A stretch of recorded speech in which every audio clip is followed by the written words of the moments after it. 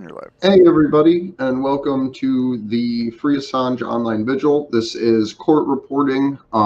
It is week 4, day 2 of the second round of Julian Assange's extraordinary rendition hearing. As always, with these early morning streams, we're going to be going through the live tweets coming out of court by the court reporters. As always, we have Mohammed El-Mazi, Kevin Gosztola, Mary Kostakidis, Juan Passarelli, and of course the Assange defense accounts. I will be putting those links into the chats for everybody. I am joined by the wonderful Steve Poikinen and Sleepy Josh. So I just want to thank them for being up heinously early, 3 hours earlier than me, to be able to do this and get this information out. So huge thank you to them for helping out, and huge thank you to the 15 people we already got watching. How are you this morning, Steve? We got almost 20 in Slow News Day as well. So thanks for Sure. being I thanks for am. being here, y'all. My coffee is strong enough that in the state of California, I have to get a permit for it, and that permit needs a permit, and then I've got to take a 3-day class in order to prove that I can safely handle the coffee. So you have to have better training to make coffee than police officers do to handle There's guns. enough like when you make really strong coffee and you can like see the oils on top of it. There's almost enough oil on the top of my coffee to warrant a U.S. invasion. So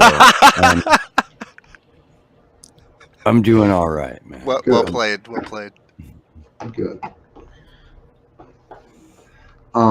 So I'm going to kick us off with Mo. We have Marine Baird is the next witness to testify. We are awaiting the arrival of the defendant, Julian Assange. Marine's experience is... Hey, Rob Juno saying we've got a bad echo. I don't know where that would be coming from, because the only sounds in my headset, my microphone's up here. Is it better? Sleepy Josh? I'm not hearing an Or echo. Rob? I'll kill. Let us know in the chat if it's still happening. Yeah, can you guys hear us, or are we echoing real bad? Jack Sith says he's not hearing it. Okay. I'm not hearing it on my end, and I'm Okay. on my headset. That's now. I've got 3 people saying they've got no echo. Maybe it's just maybe you've got 2 tabs open, Rob. That's what I was going to say. Rob likes us enough to watch us twice. Well, let's jump into the coverage then. Yeah. Marine's experience is in federal corrections beginning in 1989 as a case manager for the Department of Justice, Federal Bureau of Prisons, where she worked for 28 years. In 2009, Marine was appointed to the position of warden at the Federal Corrections Institute in Danbury, Connecticut. And was later promoted to the warden of the Metropolitan Correctional Center, the MCC, where Jeffrey Epstein didn't kill himself, in New York City. There, she was appointed as the senior executive staff by the United States Attorney General, and within 2 years, she was transferred to the position of greater responsibility as the warden. The United States Penitentiary in Marion, Illinois. As a warden, Marine was responsible for the leadership and direction of 300 to 350 staff members and approximately 1,200 to 1,500 inmates. During her tenure as warden for 7 years, she was responsible for staff development in various specialized inmate housing units, including High Security Management Unit, which was mainly housed international terrorists who were assigned maximum custody. Sorry. The judge entered the courtroom, and ex-warden Marion Bard is sworn in by way of an affirmation. She has experience of dealing with people under special administrative measures and is familiar with them. It is likely that he will be subject to SAMs during the pretrial Julian. Everything that I've read from the U.S. Attorney's reports indicates that he will be subject to special administrative measures. And I believe this is where the question and answering kicks off. I'm not sure who's questioning for the defense right now, but they will get the first 30 minutes of cross-examining. In his case, national security ones for this reason. Those subject to special administrative measures spend 23 to 24 hours a day in their cells. The question, were they permitted to communicate with other inmates? No, not at all. Do they have any recreation? What recreation were they permitted? They had the opportunity to come out of their own cell and into another cell we considered the recreation cell. There is no exercise. Recreation cell. Right? That's where I want to go.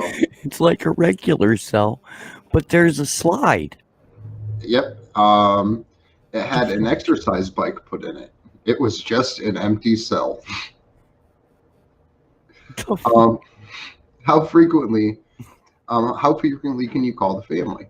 The answer, one phone call a month to an approved family member for 30 minutes or two for 15 minutes. All mail coming in or out of Sam's assigned inmate is screened before it ever gets to the recipient. It sometimes takes a couple months, maybe longer, before an inmate can receive mail. It is not necessarily free-flowing. Phone calls are always monitored by an FBI agent in whatever language. Inmates had to request the call 2 weeks before so they could set it up and arrange for an FBI agent to be available.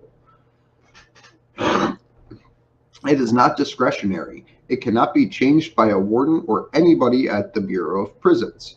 It is more of a directive. It is black and white. There is no gray area with special administrative measures. If someone is put in pretrial for terrorism or a different type of case, they would be subject to the same measures. Special administrative measures are what it is. Save of being a stage 4 cancer patient from radical medicine, save of being a stage 4 cancer patient with radical medical care. They would be housed at the ADX post-conviction, Baird says. Everybody had the same cell, the exact same thing in the cell. There was no difference, Marine said. Having been a case manager myself, I can tell you, nothing will happen at the unit review. The case manager has no authority to make any changes. Every case manager that I know would not go out to fight to have SAMs changed for any inmate. It is just way above their pay scale. If anybody's going to challenge they're using my favorite term. Right. If anybody's going to challenge special administrative measures, a warden with the Bureau of Prisons does not have the authority to make those changes, and then they will have to exhaust their remedies before anything will make it to court. Very, very few have ever approved for any reason. And I'm assuming that means changes to SAMs. So over on Assange defense, there's a little bit more context to it. And I have 4 more tweets. Can I run through these real quick? for sure. Okay. Fine third gear though. I'm trying. I read really slow, especially at 5 o'clock, 6 o'clock in the morning. So now they're reviewed every year, but I do not remember ever being part of that review, and I have never seen anybody in SAMs removed. Marine says, I agree that it is not supposed to be punitive, but the consequence and results are very much punitive. Feel like they are punitive. It is more isolated than what you would refer to or other people would refer to as restrictive housing. Someone is alone and does not have contact with any staff member who passes by. The correctional officer doesn't engage in conversation with the inmate. The other staff members only have an obligation to make rounds once a week, others to make rounds daily, and that doesn't always happen.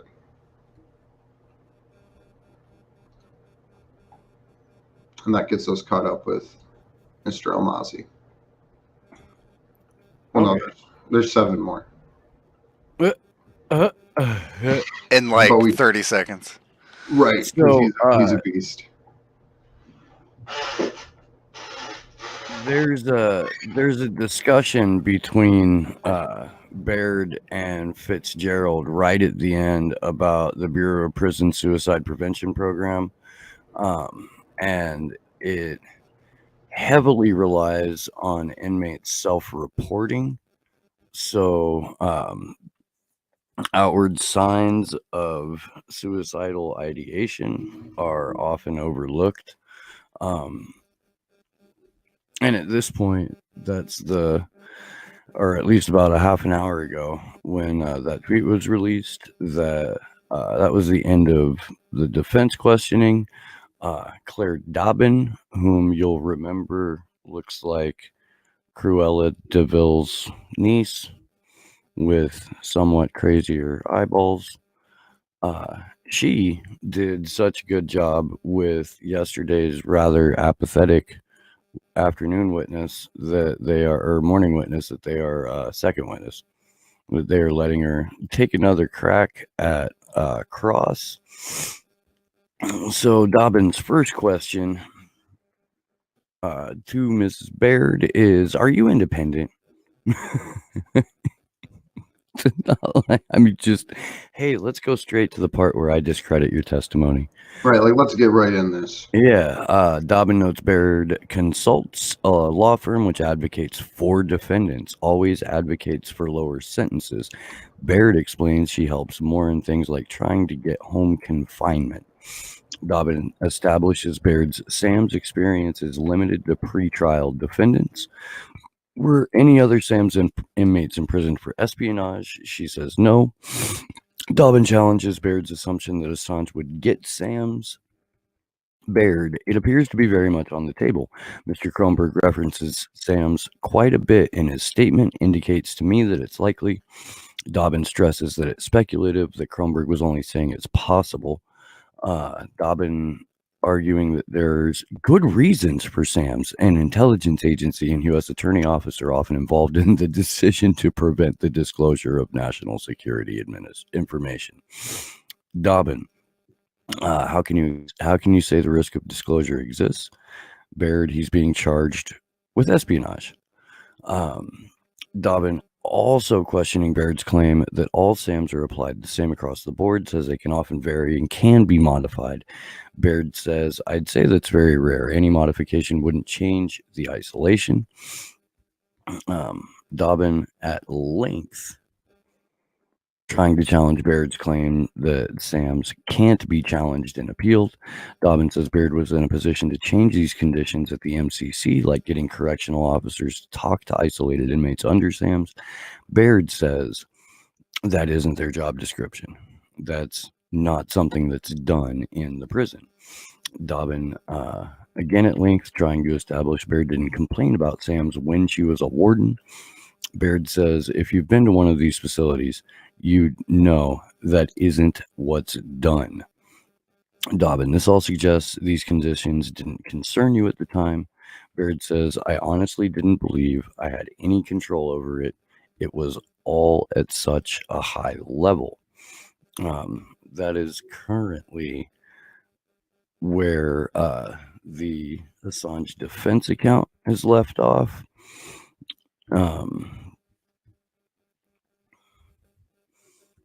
We don't have anything from the good Kevin for about 10 or 11 minutes, but this is just reiterating what we've already talked about. There is a nice quote here from Baird that Kevin has put up. It says, SAMS is not a policy. It's not discretionary. It can't be changed by a warden or anyone in the Bureau of Prisons.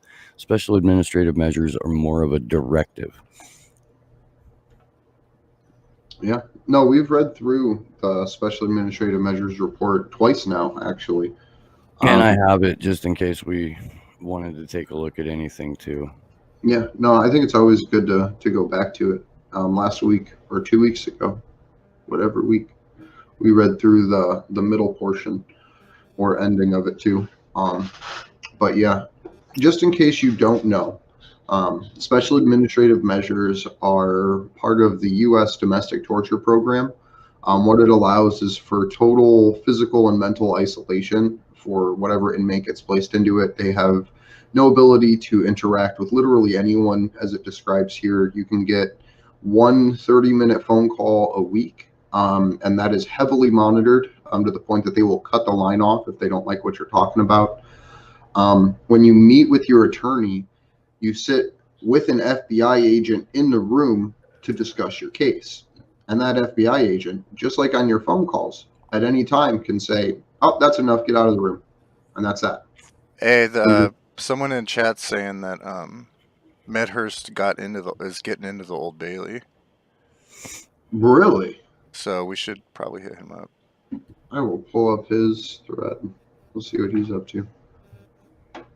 Thank you, Huzzah, for the heads up.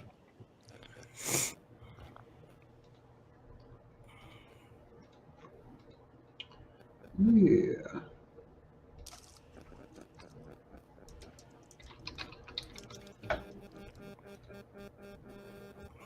Let's see. Yep, his last tweet as of 2 hours ago, so 4:19 a.m. my time, says, I'm about to go in for Julian Assange's extradition hearing. I will be going live later today to report on the case proceedings. I am in London at the Old Bailey. It started with the I'm in London at the Old Bailey part, but I read backwards. So, thank you, Richard. Tonight, I believe we have David McBride joining us for the vigil, which will be super exciting. He's one of my favorite Australians. One of. There's about 3.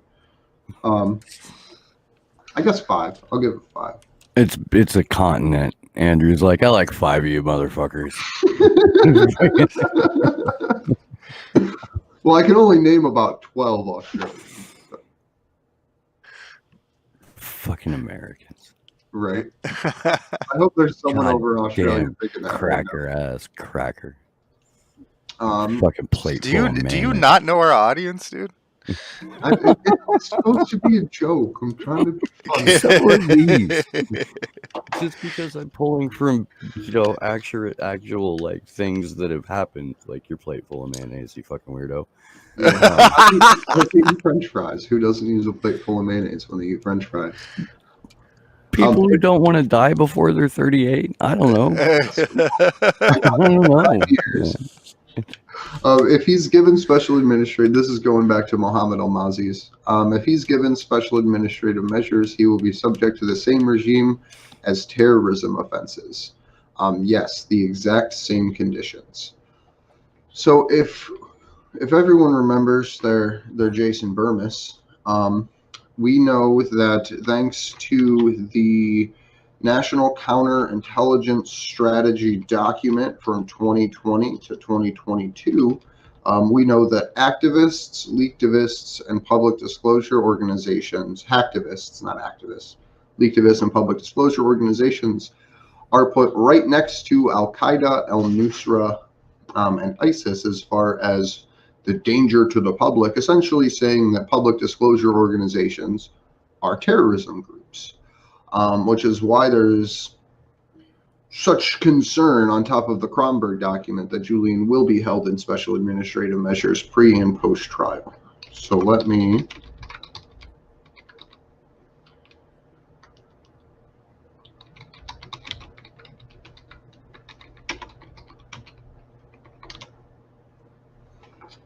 find this fun little document here.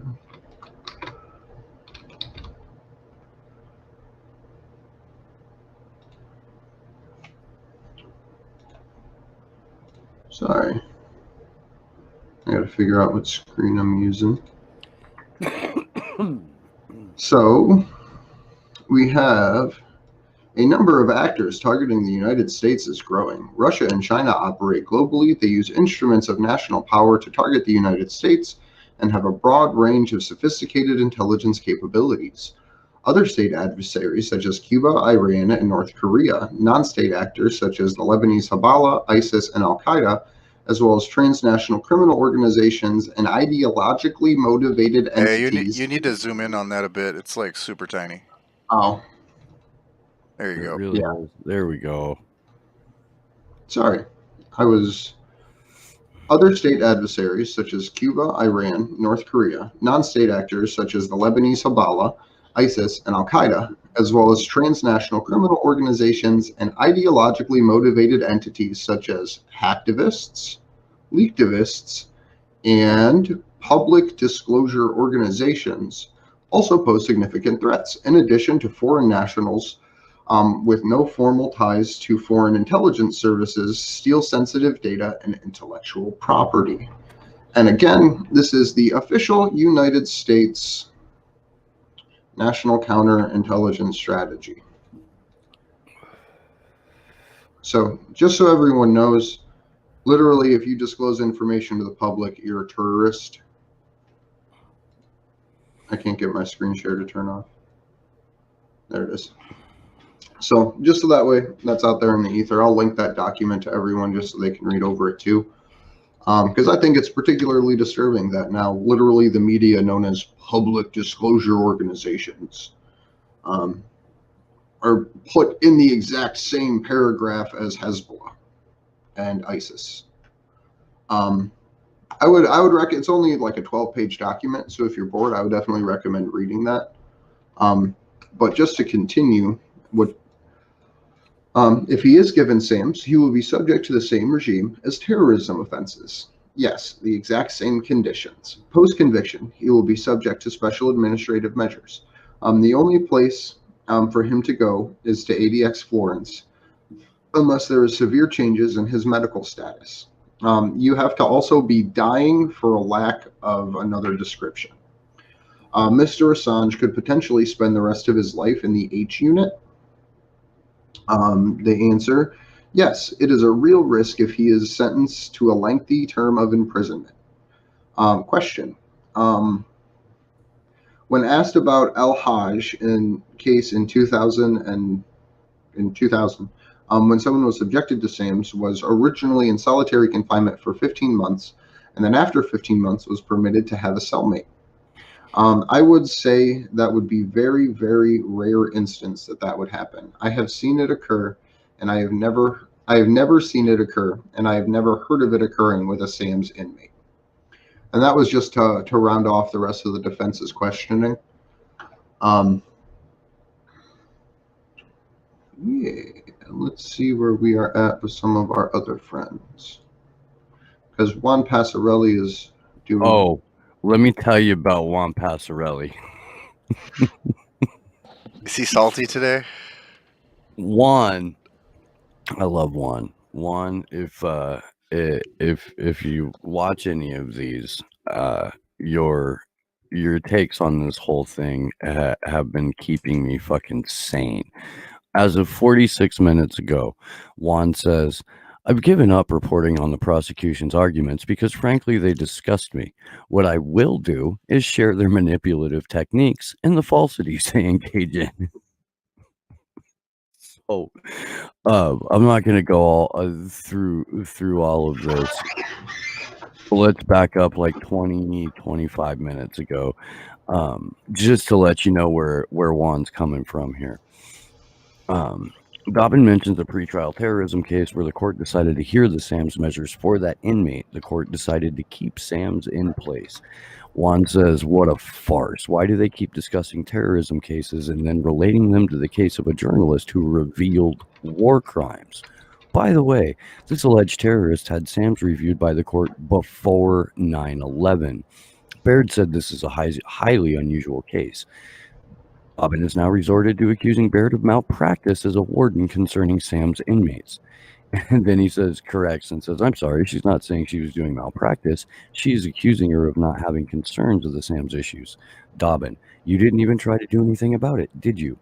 Baird, I honestly didn't think I could do anything about it. So that's where Juan's at this morning. And really, wonderful. Bless him for it. I just, oh. Good. I like that. Yeah, Juan is my fucking anger translator. No, dude. He's like my little fucking port of sanity in this entire shitstorm.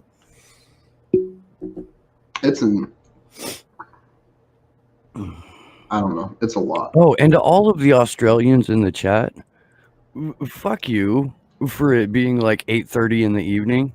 Oh my God. I just want. I mean, I love you guys, but it's just mean to point that out in my chat that it's like.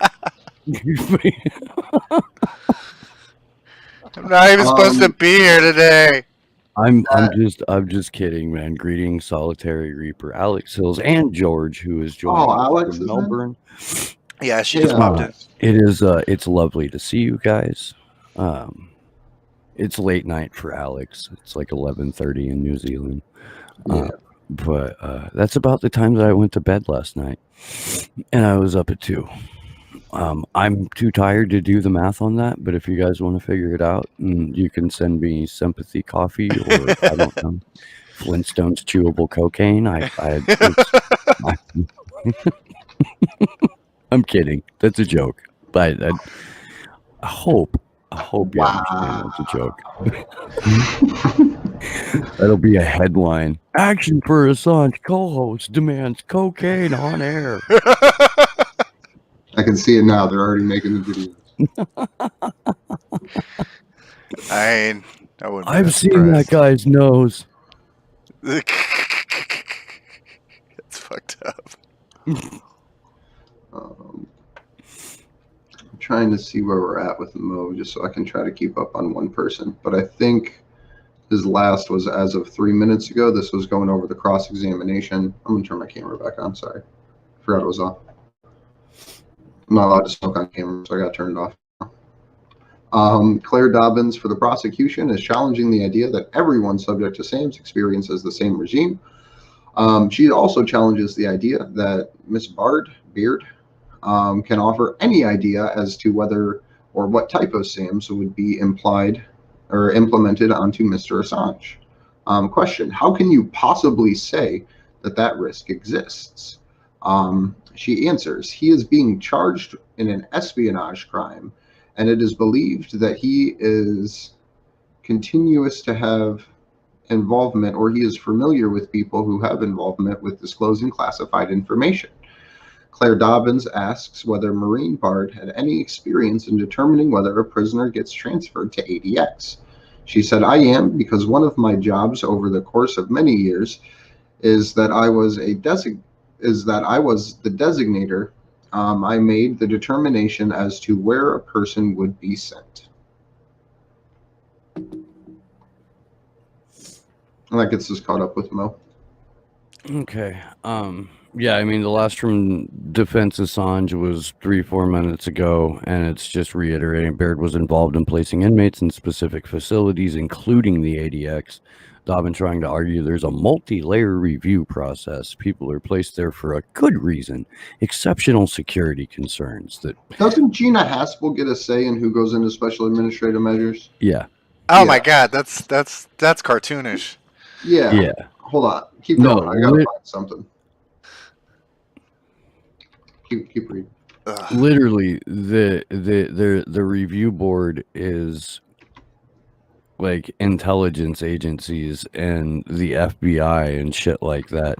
And the reason that they're trying so hard to paint or to put in the judge's mind the connection between terrorists and Julian Assange is because of the simple fact that they need to treat him like one. Oh my God, I just got sent an image by someone on our Discord. I gotta send it to you, Steve. Okay. Oh God, you're gonna die.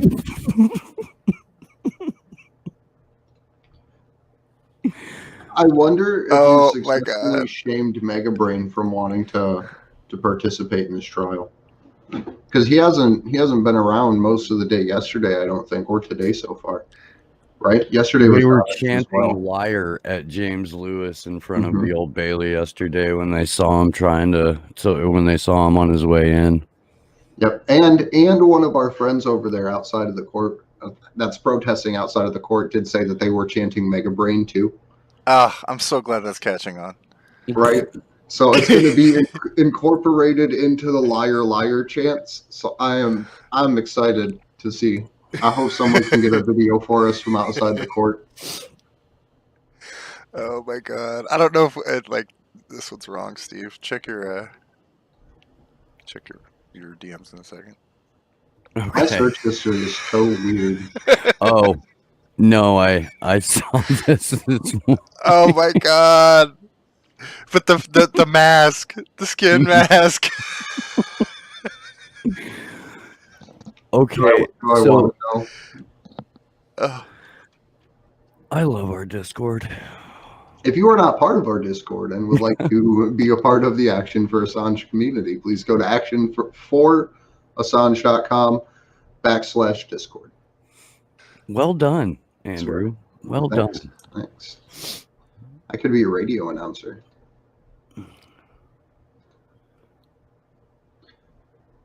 Let's see. What's Mary Costaquitas doing? Did you say you could be a sports announcer or a radio announcer? Radio. Okay. You gotta have that, like, you gotta have traffic and weather down. Yeah, see, I can't make my weather change. And we're on the 20s right now. It's 3:40 a.m. Coming to you The live from the temperature top is 77 degrees. Expected high of 109. is it gonna be that fucking hot? I don't know, dude. It was like 104 or 105 at my job site when we left yesterday. I'm gonna go look and then probably weep.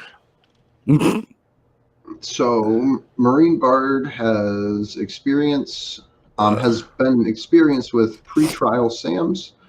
She says terrorists and drug traffickers that I recall, referring to the type of inmates held in them, and none accused of espionage or national security cases in my time there.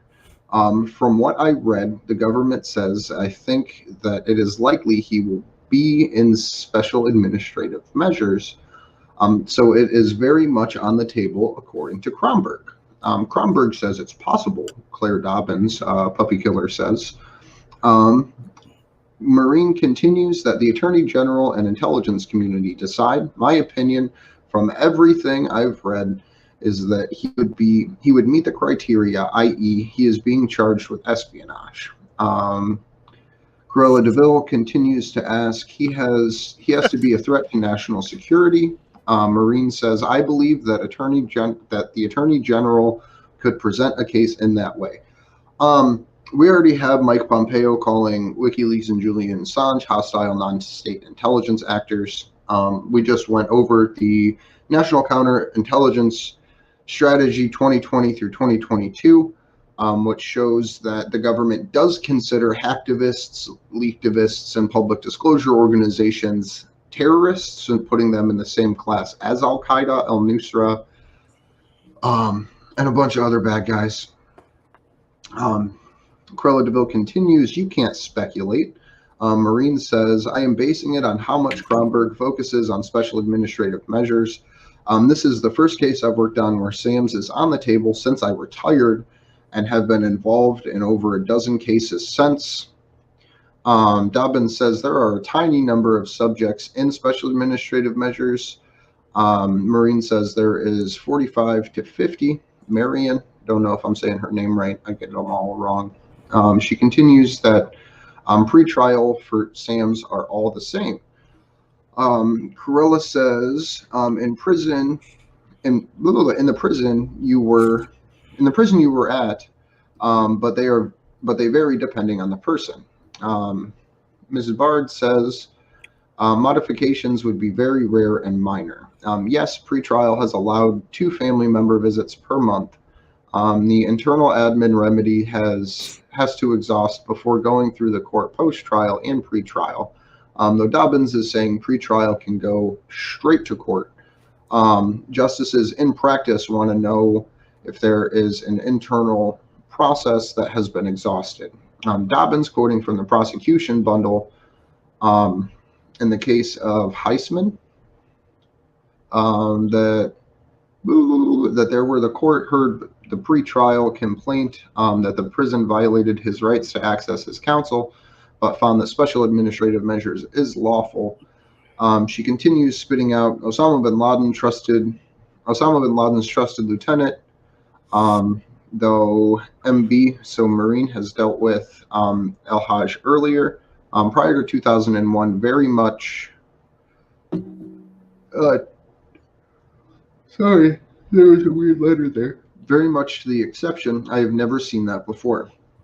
I can keep going with this if you want, or if you want to pick it up, or if we want to check somebody else. But she has a couple more tweets out in the last 20 minutes or so. I'm just referring to other cases. Which she? Mary Kostakidis, Yeah. as of about 20 minutes ago, 25 minutes ago now. Okay. So just jumping down a bit and reiterating what we've already gone over. Baird. That's Baird, Andrew. Baird. Baird. Like and a D. Baird. Like beard, but different. That is not inaccurate. Is it Troll Andrew morning today? I think so. It doesn't hurt my feelings anymore, though. It shouldn't, man. It shouldn't. It's out of Tough as love. nails here. And how can you be sad with a plate full of mayonnaise next to you at all times? That's exactly what I'm saying. Fuck, man. I haven't even fucking. For anyone who doesn't taken know, my daily when we were in- microdose yet. when So we were in DC, I had some French fries that I was eating before one of the morning shows, and we didn't have any condiments in the house, and I love mayonnaise. So I put a bunch of mayonnaise on a plate, and I meant to throw it away, but I left it on the stove, and now everyone makes fun of me for eating a plate full of mayonnaise. Just to put that in context. Let's also put into context how much mayonnaise you bought when lockdown started. We're really gonna go there. no, man, no. That response says pretty much everything. It does. It does. That response is enough. Thank you for that, by the way. So 14 minutes ago, Mary Kostakidis, Dobbin reads that inmates are evaluated. There are reviews of those being considered for ADX, screening out seriously mentally ill. Mary editorializes that she has already been through this with Sickler.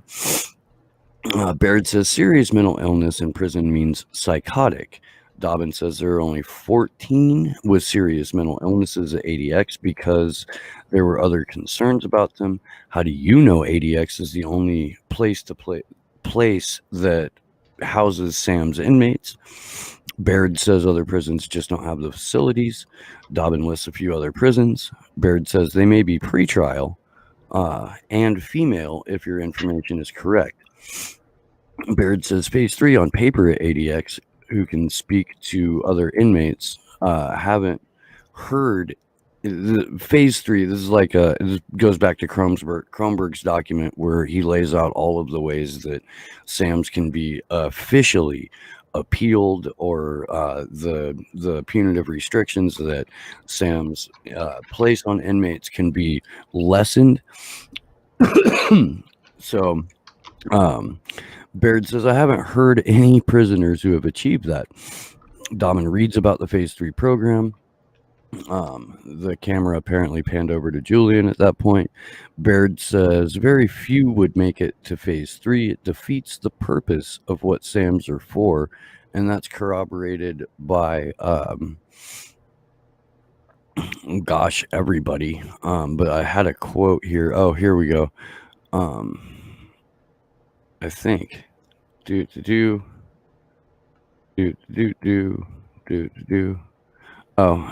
defeats the whole purpose of special administrative measures in order to allow inmates under special administrative measures to talk to other inmates, because isolation is the whole fucking point of the special administrative measures. So Dobbin just really trying to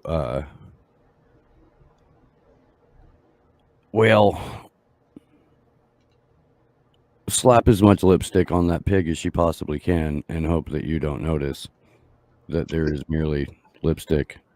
There's no amount of lipstick that can be put on a torture program that makes it okay.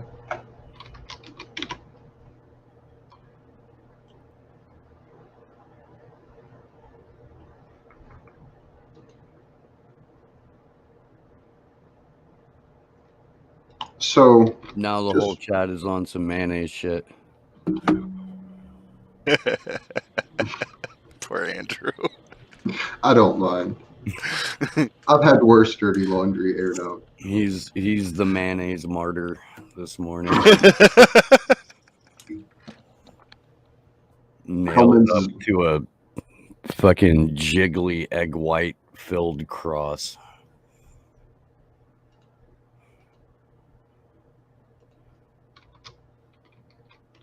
So, just so everyone knows and we can be on the same page with it, I know a lot of you know, but every morning Julian Assange is woken up at 5 o'clock.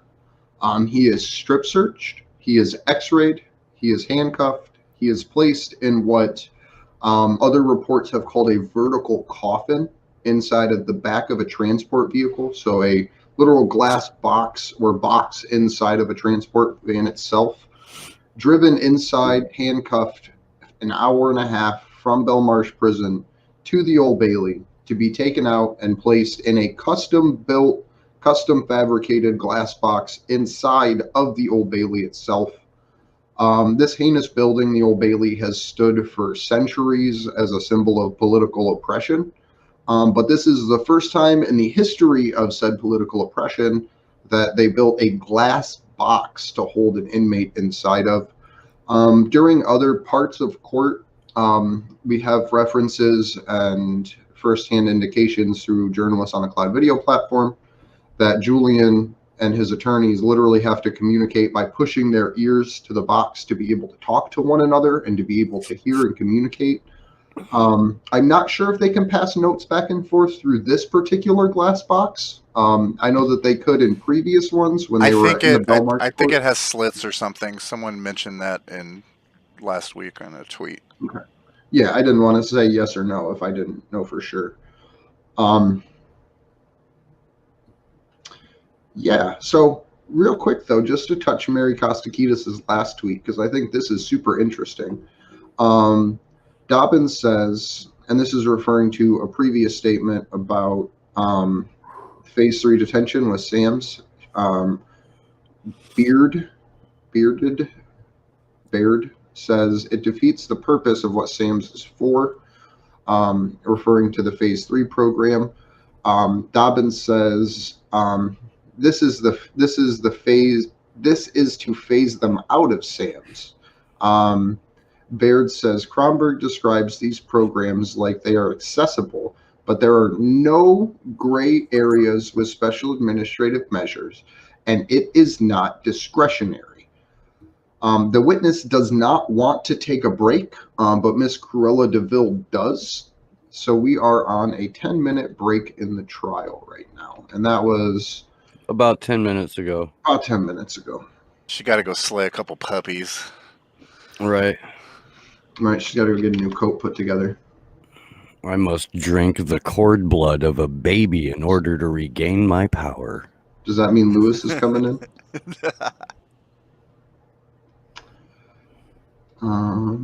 I feel like we haven't shown much love to Kevin this chat, so I'm going to see where he's at.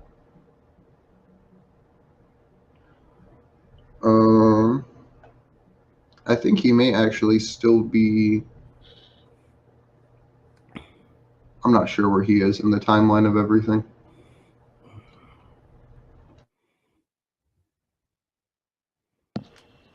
I believe he is back.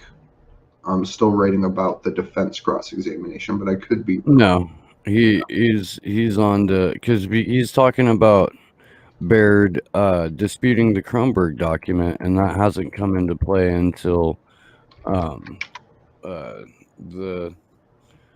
world's most cerebral barrister to ever cerebe in a courtroom started her cross-examination.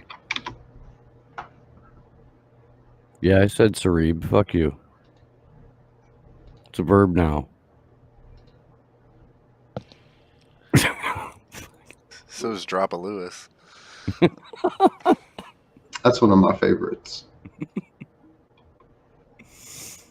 Oh, man.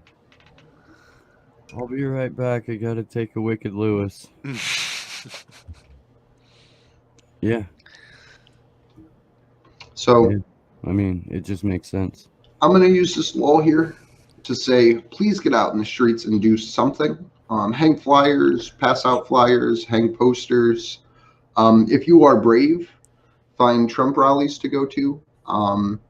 Pass out information there, issue specific about Julian Assange, and particularly the large rallies that he is putting on, simply because it is such a grandiose event that if you can get, I don't know, 1,000 flyers or 1,000 posters passed out into the audience, that's going to make a big difference.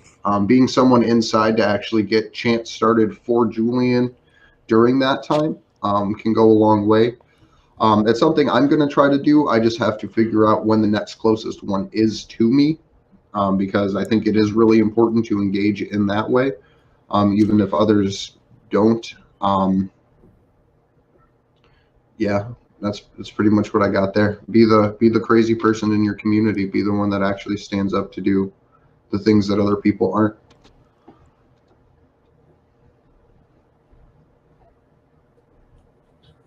So I think we are still on that 10-minute break right now, but we do have 2 new posts out from Mo, so I'm going to read those just to keep everybody up to date. Miss Dobbins asks Mrs. Baird if she encouraged her staff to speak with SAMES inmates. She said no, that she tried to lead by example and could not demand that of them. That's not something the warden does. I may want them to do that, but that does not mean they are in a union. If I told them they had to confer with inmates, they would say it's not in their job description. And that's true. It's not in their job description to give psychological comfort to an inmate in solitary. It's not. It's flat the fuck out not. And there isn't a corrections officer on the planet that goes there to strike up a friendly chat with one of the inmates. Yeah. And this, oh, we got an echo from somewhere. It stopped. This to me sounds very much like a Nazi trial. Like not that Baird is doing a bad job as a witness or explaining special administrative measures or anything like that, but she's literally saying the Nuremberg line, we're just doing our job. We were just following orders. Yes, so that's, yeah. If conditions were we see worrying, Grandpapa in Argentina.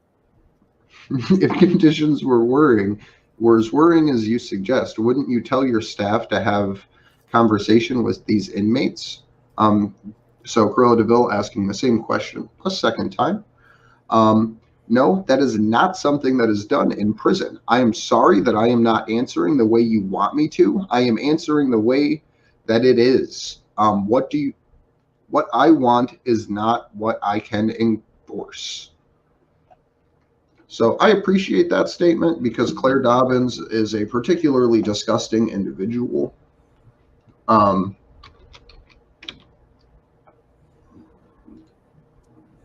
Did I? Because I put up a picture of Dobbin yesterday, but I don't think I saved it. If you Google Claire Dobbins, it pops up. So Kevin Gostola, I think he's just getting into the cross-examining now. He says Prosecutor Dobbins is cross-examining former Warden Maureen Baird. Oh my God.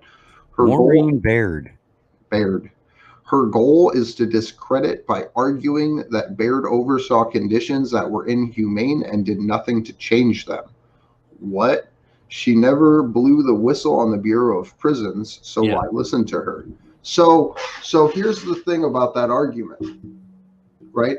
If she did blow the whistle, wouldn't Cruella DeVille just be arguing you have a bias because you're a whistleblower? Yeah. So that argument, she already tried that. She jumped right in with the cross, asking if she was basically like an advocate or an activist, because she'd done some consulting at a company that does advocate advocacy for defendants. Like, warden of Manhattan Correctional Center, for however many years she was warden there, did consulting work for an advocacy firm, and that is immediately where Dobbin went at her with the opening salvo of her cross.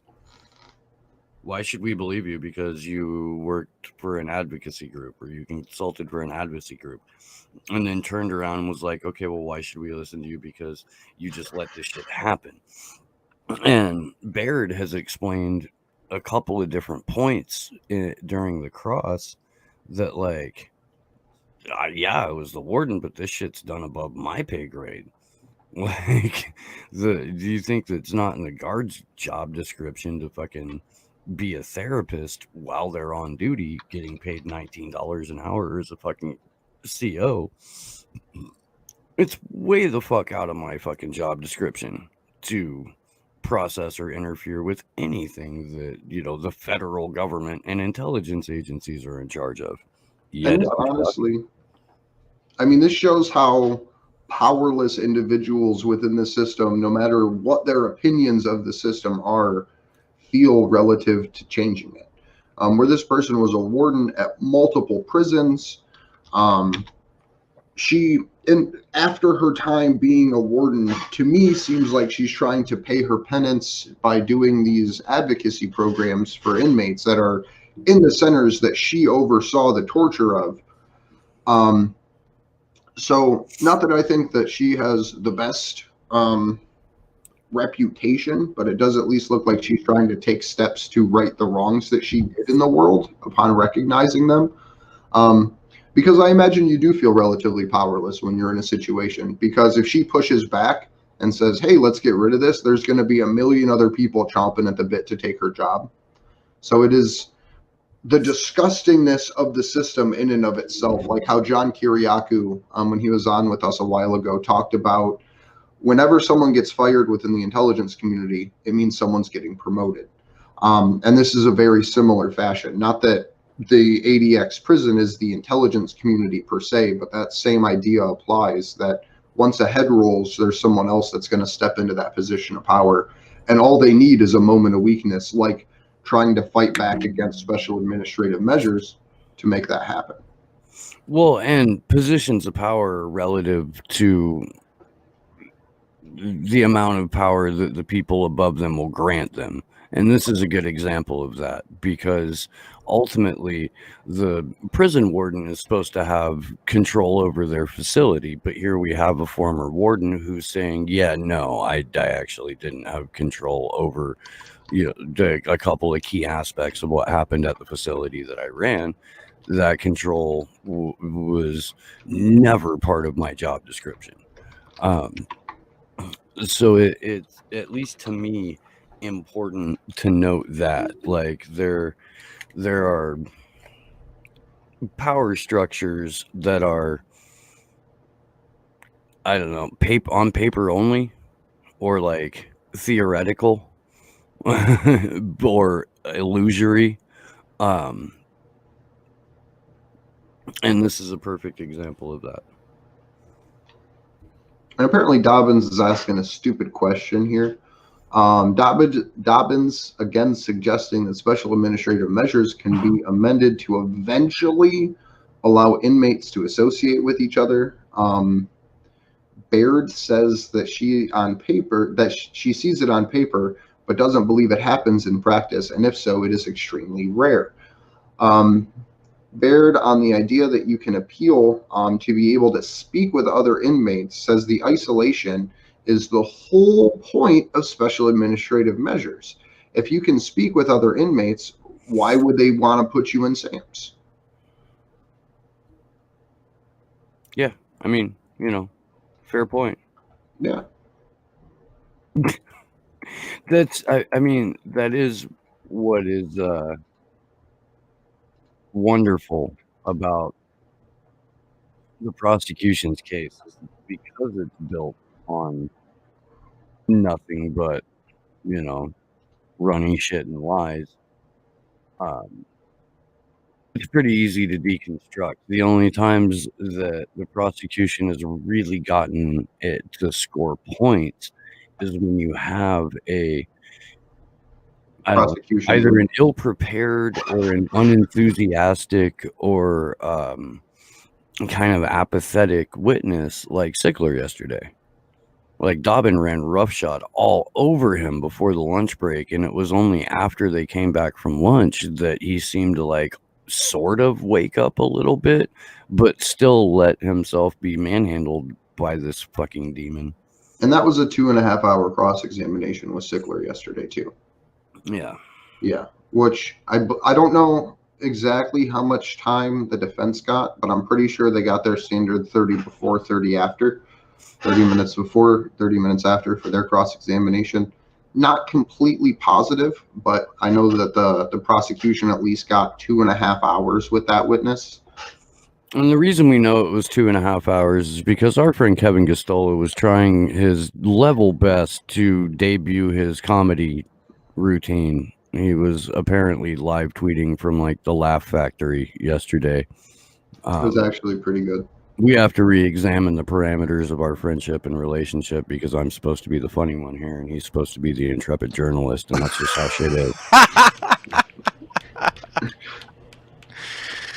Yeah, he was funny as fuck yesterday. Yeah, no, yesterday's quote, Baraster pauses to check on how much time the prosecution requested for Sickler. They asked for 2.5 hours. The judge checks the time. We've been going for only an hour, or we've been going for an hour and a half. There's another hour of this excruciating cross-examination. I love you, Kevin. Yeah. It's the definition. What he's doing is the definition of taking one for the team. Yeah. Kevin does a great job. He's been up relentlessly every single day. He's an hour behind me, so he has to be ready to go to hop on the video link. I believe at what is his equivalent of 3:40 in the morning. Yeah. Which is painful.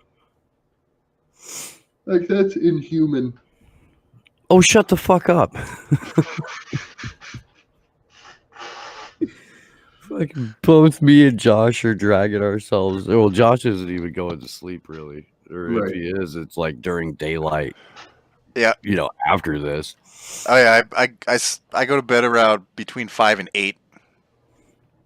I have an alarm that goes off at a couple of minutes before 2 and a couple of minutes after 2, and at some point I usually like shake the sleep off of me long enough to start my kettle.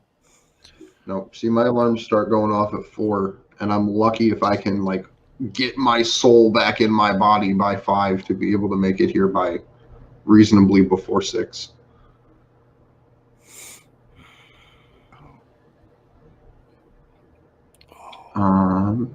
So 5 minutes ago, we have Juan Passarelli. Dobbins, Cruella DeVille reads a statement from the Department of Justice declaration that they were subject to the step-down program. She works under the assumption that we should trust the U.S. government's word at its face value. So I think their argument's dead. The prosecution pointed out that the figures she was reading from are not people who are under SAMs. So even while Dobbins is trying to make this heinous argument about why she should lock people in cages indefinitely and the U.S. has done nothing wrong and should be taken as every word is gospel, Fitzgerald says, you're not even talking about the same thing.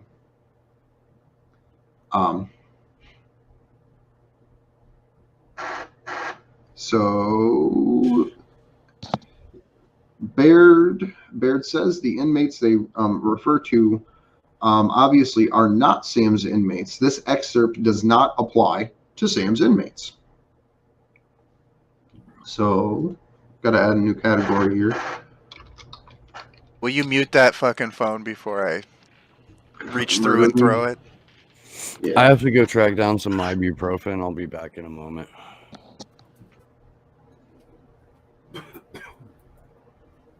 I got about 20 to 25 minutes before I got to hop off here. But we will later today, I believe, at the top of the 10 o'clock hour Eastern time, which will be about the last hour of court, probably about 10 to 10:30. Adam Kokesh is going to be popping in, so we're super excited about that.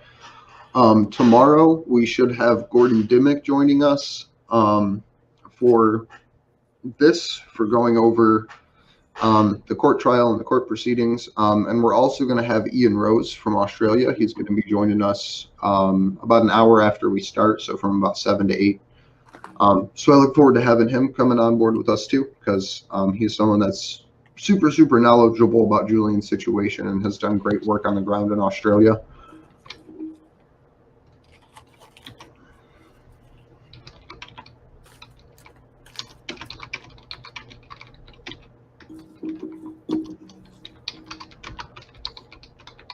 Oh, don't worry, Fredward. I'm never too far away from a bottle of ibuprofen. Like once I turned like 35, they started showing up in my work truck and on my desk and in my room and shit like that. Like I didn't know it was a prerequisite. So we have someone in chat asking, are there any stickers or poster templates to print locally? Yes. Absolutely. Yes, there are 2 files I'll drop in the chat for you, right? 2 links, 2 files I'll drop in the chat. One is Somerset Bean. Those graphics are very, very wonderfully well done. They are very colorful. So if you do not want to print in color, I do not recommend using these. Some of them do come through well in black and white, but you'll just have to thumb through to pick which ones do. We also, let me pull up the Google Drive. I also have some of the ones that I made up personally about a year ago that I've been hanging up and take to actions and things that we do. And I will link these, but also if you make your own flyers or posters and you want them to be able to be printed in mass, because that was my problem. I didn't want to have to keep remaking the same posters over and over again. There is an application you can use called Cam Scanner. It lets you take a picture of something and turn it into a PDF. So if you make your first, let's say 10 posters, you can take pictures of them, turn them into PDFs, and then print the pictures of those posters at print shops. Kind of seems like cheating, but it makes it really, really effective to be able to put out large amounts of posters. I just linked to the Google Drive. It is open for anyone to view. And this just has a bunch of the different posters that I personally made and that I hang up and take with me to when we go to events. So there are those in there. And honestly, it's really not hard to make your own posters. You can go and buy, like if you have a Dollar General around you, you can go and just buy a stack of 5 pieces of white poster board for about $1.25. That's generally the cheapest way to get large laminated sheets of paper, is going to Dollar Generals or Family Dollars or whatever is similar Dollar Trees to you.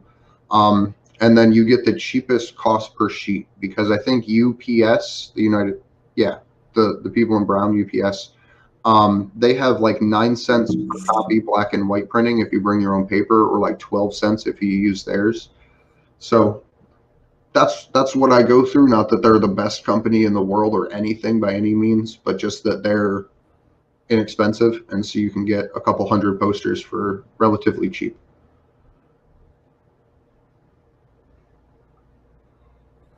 And I'll put the name of the app in the link too, or in the chat. It's called, again, Cam Scanner.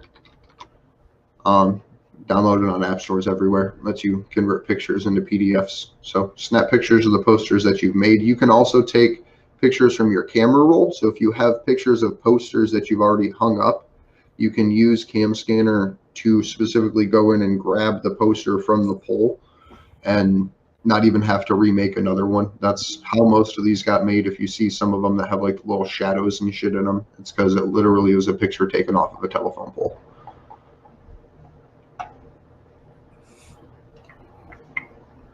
Let's see.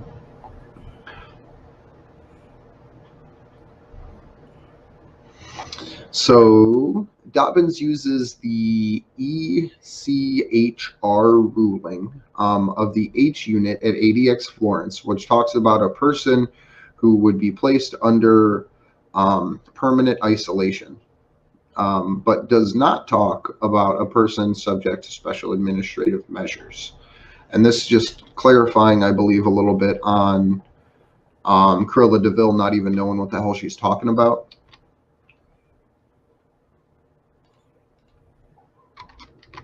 Relating to trying to conflate isolation, standard isolation, which is terrible, with special administrative measures, which is worse. Dobbin tries to again refute Baird's concerns, not knowing the statistics of people in the H unit. Let me see. Dobbins is trying to establish that inmates in the H unit at ADX Florence in Colorado have the potential to get off of SAMS. Spent far more time on this than the argument that he might go there. So there, from what it sounds like, the U.S. prosecution, led here by Cruella de Vil, QC Cruella de Vil. I don't know if she's actually. No, she's not a QC. No? Okay, I thought she was. We did this whole thing. Yeah. Oh, you were already gone, I think. Yeah. Yeah. Do you want me to find no, the picture of Nikki Dobbins? was explaining all of that to us yesterday. I was actually listening. I kind of remember now. Now that I got it wrong. Let me pull up this Cruella's little sister here. Genuinely impressive. The Chambers UK 2020 extradition. This is my favorite right here. Called upon whenever there's a naughty legal problem, because she's one of the most cerebral barristers doing this type of work. And I would like to point everyone to her cold, dead eyes. It's a little disheartening. But all the accolades.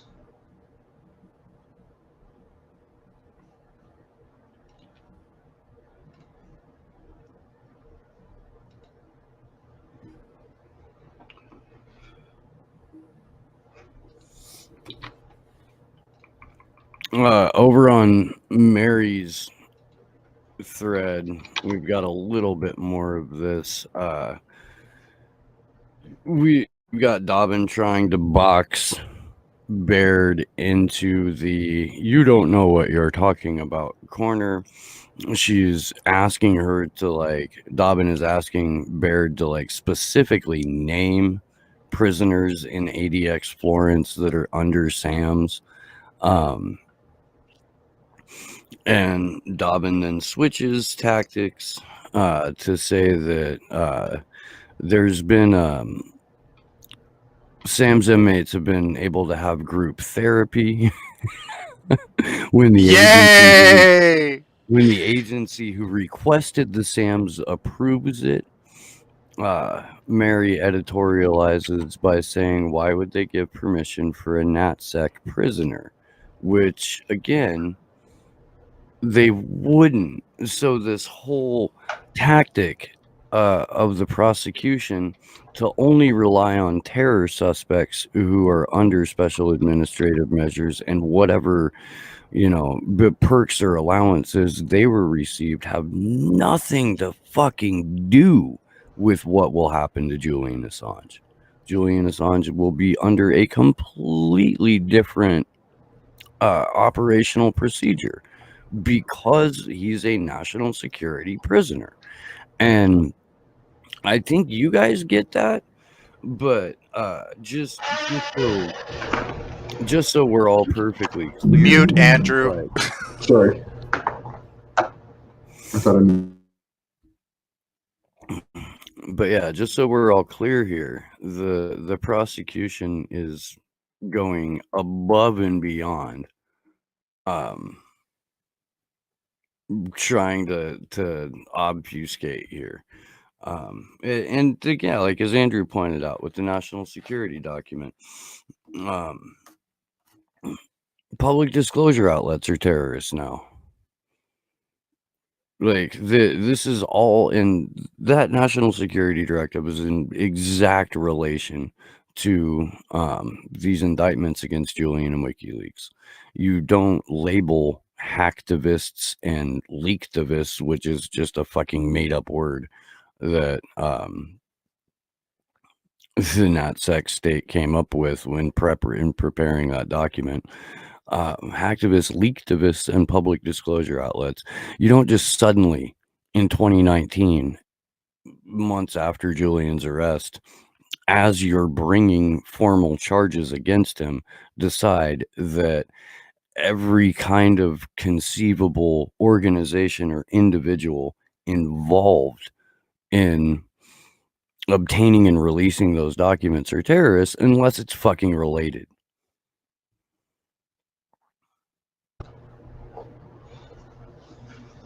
So I want to continue here with Kevin Gostola. This is his thread as of 16 minutes ago. He was just getting into the cross-examining, but he did put out a bunch of different tweets here. So Prosecutor Claire Dobbins is cross-examining former warden Maureen Baird. Oh my God. Her goal has been to discredit her by arguing that Baird oversaw conditions that were inhumane and did nothing to change them. She never blew the whistle on the Bureau of Prisons, so I listened to her. Dobbins asked Baird how she can say that risks related to the espionage exist for Assange to be placed under special administrative measures. Baird says that he is being charged with an espionage crime, and it is believed that he continues to be involved with people who will disclose classified information. Dobbins disputes this notion, saying it is not about concerns, that there have to be good grounds for designation. Baird says, yes, I believe that they could make that argument. Dobbins questions the argument. Baird says the United States Attorney's Office could present a case that he poses a threat to U.S. national security. Baird says that she is surprised that the U.S. government has responded to this case, mentioning Sams as often as they have. She was surprised they didn't say we don't have any plans to present him or apply for Sams in this case. And to catch up with our final tweet here, Dobbins says, all they have said is that it is possible and speculative. Obviously, it depends on the evaluation later on the bottom or later on down the line. I don't know where the word bottom came from. Baird says, really unusual to even make a proposal in many cases. So Dobbins saying, like, no, he's just talking about it, like he's just bringing it up in friendly conversation inside this 368-page prosecution document, to which point Baird says, like, you don't just bring up Sams. Like, that's just not a thing you mention without doing. Eric Cullen, thank you for the super chat. And guys, if you have any questions, man, go ahead and throw them in the chat. We're or at least I'm here for damn near 4 more hours. Just shy of. Is Kendra Jordan in today? I just sent her a text a while ago. She had retweeted the stream link, and I don't know if she went back to sleep after that or if she fucking dragged her happy ass over to the coffee maker. I don't know. Because I'll hang out as long as I can. I'm just going to have guys showing up here in about 10 minutes. Well, yeah, no, I get it, dude. And I can run this on screen solo with the help of the faceless Sleepy Josh. Huh? I was moving content into the new site. I was spacing. Wow. By the way, Josh has done an awesome job getting a new site going for us. It is not ready to launch at this exact moment, but it will be soon. So I just want to have everybody say thank you to Josh for working so hard on getting that going. Thank you, Sleepy Josh. So You're we have welcome. someone in chat referring to Claire Deadeyes Dobbins It is Dobbins. There is No, it's Dobbin. Her name's Dobbin. Dobbin. There's no S on it. You're right. There's never been an S on it. At least he's not calling her Dubins anymore. Right? Right? So That only took me 2 weeks to not do. That was fun. So if we can get back to Maurice Beard's testimony, Andrew.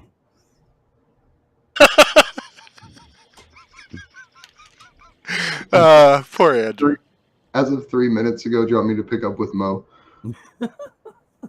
Sure. There is an extensive back and forth as to whether people subject to special administrative measures in theory or practice post-conviction can engage in group participation. SAM's inmates are not entitled to group participation. Ms. Baird says repeatedly, Ms. Baird has repeatedly insists. Dobbins challenges the quotes. Dobbins challenges this assertion and quotes the Cunningham statement. I'm not sure what the Cunningham statement is, but we will figure that out. And he continues with his last tweet as of 3 minutes ago. Early during the cross-examination, Dobbins put it to Baird, these conditions do not cause you that much concern at the time, and it is only now that you are being asked to provide evidence in these proceedings. To which Baird says, they did cause me concern. I had just convinced myself that they were okay. So I just want to say thank you. Even if this person did oversee a torture facility, for at least coming out now to talk about it. Because this court trial, what she is doing here is essentially, in a way, whistleblowing. It is putting her personal reputation at risk. It is putting her at direct odds with the Justice Department, the Bureau of Prisons, Gina Haspel herself, who's running the CIA, that gets to have a say in how SAMS is imposed. So I am sad that this person ruled over a torture facility and that they exist in the first place, but I am at least happy that in this moment in history, she's willing to speak up about it. It doesn't justify the things that she did, but it does speak to the fact. Uh-oh. I'm echoing. Josh, Yeah, you What? might need to mute. I'm already muted. How are Wow. you talking? Weird. That's totally weird. So why won't you give Margaret Bloom a pass, Andre? I mean, it's not that she does or doesn't get a pass. with you, dude. I'm Okay. fucking with you. Like that's a deep question for this Man, early you- in the morning. Man, you're a dick this morning, Steve. What did Michelle Brown ever do to you? Oh my God.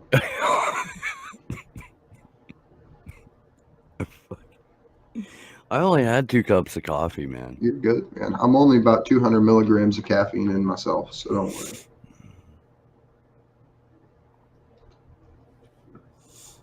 Oh, wow.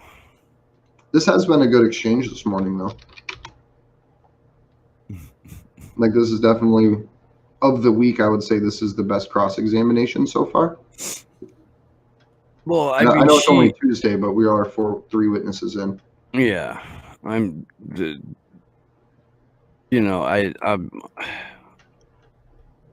not celebrating the prosecution's performance or anything, but fucking Dobbin just tore up the witness yesterday, really trying to fucking level this woman. Let's see, Eric Cullen, I'm sadly behind in the trial. Where would you put the likelihood of Assange being arraigned convicted as of right now? If the world works the way it should, I think that everything here, all of the questions that have come out by the judge in regards to like the political conditions and the conditions that Julian will face when he's actually in trial, I would say that the only ruling is no extradition and forcing the U.S. to appeal. But that's not necessarily how the world works. When we had Tarek on Saturday, he was talking about, I believe it was the presumption of extradition that's in the U.S.-UK extradition treaty. that you're not guilty until proven innocent. You are extradited until stopped. Yeah. Especially if you've got a 96% conviction rate that we know about. And we only know about it because the people at Declassified UK like relentlessly went at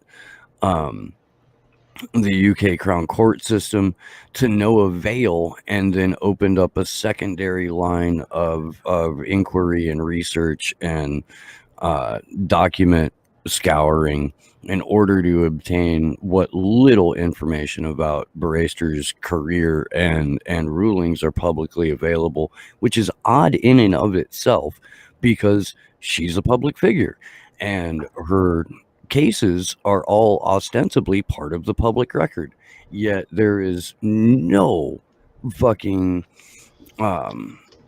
public access to her rulings. And to test this theory out, Mark Davies and god damn it, what's his name from Declassified UK?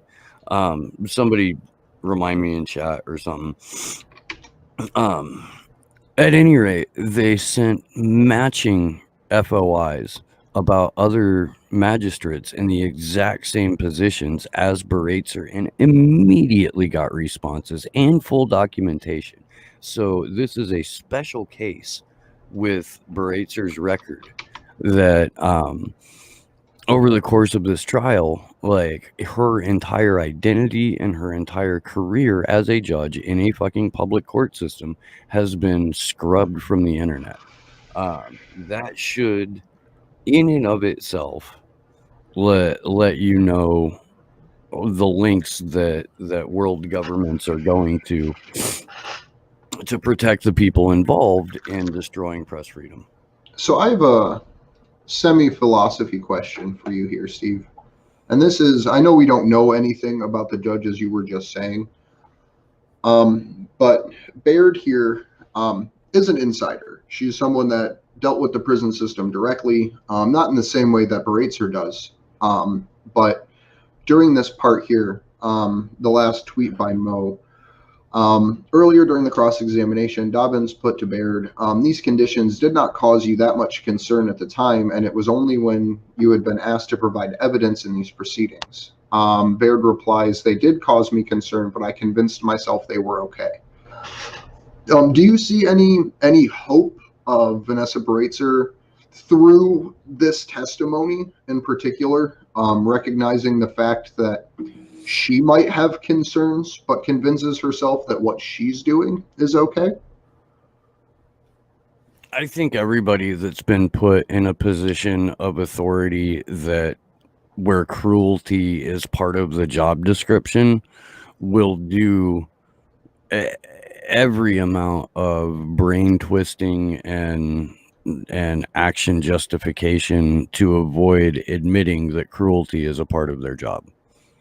And that people can get very, very comfortable being a quote unquote like jailer. All you have to do is look at the Stanford prison experiment in order to see how this plays out.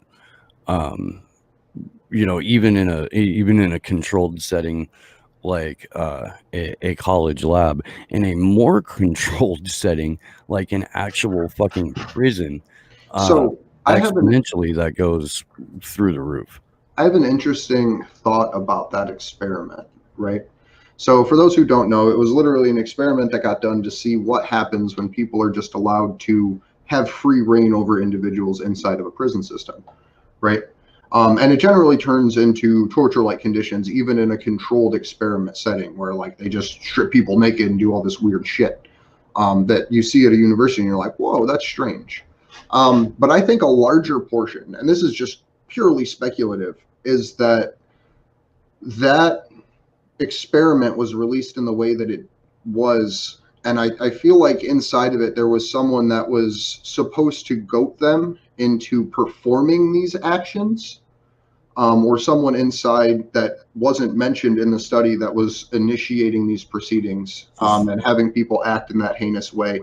And the larger thing with that entire case study isn't the fact that humans will just naturally act in disgusting and inhumane ways. I think it is that humans can be pulled to it if there is someone that they don't know is in the room that wants that to happen because of submission to authority. So I think that it's more of an experiment to see if people will accept the idea that humans are pre-inclined to act in heinous ways, instead of using it to say, well, wasn't there just an individual in that room that used their perceived authority to make people behave in that way? Essentially the intelligence community argument that like people aren't naturally horrible, but when there is someone that infiltrates an organization and tries to make them horrible, that there is a chance that people follow, listen, and behave in the way that that person wants. That's just Okay. I mean, That's I just my feel 2 like cents we're on that talking about experiment. multiple different things here. Well, it's to tie it all back in, because I think that that experiment was heinously flawed. But I also think that they didn't really release everything that was going on there, because I don't think that humans, given no other stimuli to behave in that way, would. It is when there's an authority applied that people generally Yeah, if you start acting introduce in a people heinous to manner. a power structure, people are automatic. Look, man, a prison is a centralized power structure. Centralized power structures breed corruption and violence. And when your centralized power structure is quite literally like one of the, I don't know, one of the constructs of state violence to begin with, and the people that you're employing are coming there to uphold what is in their mind an extension of state, of maintaining order within that structure of both state violence and centralized power, then the most violent and most corrupt people are likely to rise to the top of that, or at least rise to a place of enough prominence where they can use their own influence to abuse the inherent corruption inside a centralized power structure. I agree with that. So I got probably about 5 minutes here. I'll milk it as long as I can, but we have 4 tweets from Juan Passarelli here, or 3 tweets in the last 4 minutes by Juan. Baird says, when you are working in the system, one suicide is too many. Corilla DeVille says, is the suicide prevention effective? Baird says it's usually good. Corilla says, you say that there are programs that are viable. Baird says there are programs, but it is not always viable programs. Baird continues that Assange would not be allowed into the autism spectrum programs. Mr. Kronberg says that this is in the 6th consecutive year of decreasing in the prison's population, which is, I believe that's the autism program they're referring to. And note that the U.S. has the highest population of inmates in the world.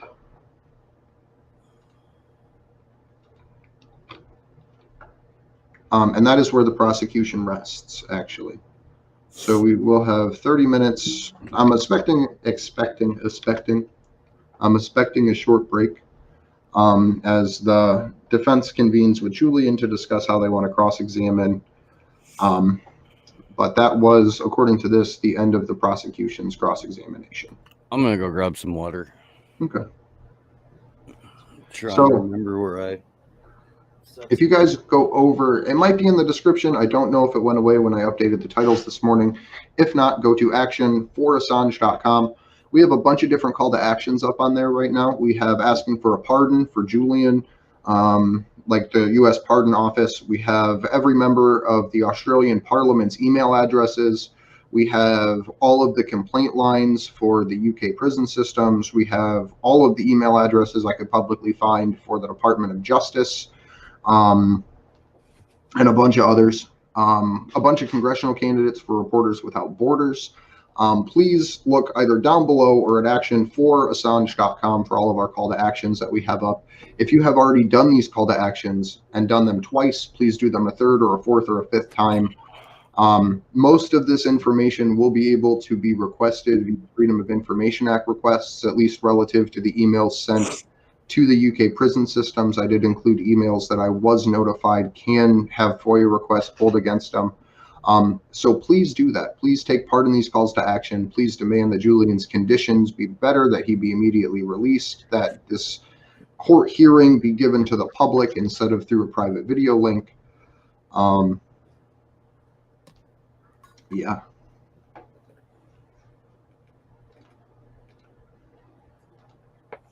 Are you back with me, Steve? Sounds like you're back with me. I believe so. Okay. Yes. I got nervous for a second. Yeah. I think I'm here. Right. That's the best all of us pretty much get at this point. Right. Right. I mean, I could be wrong about that. I could be.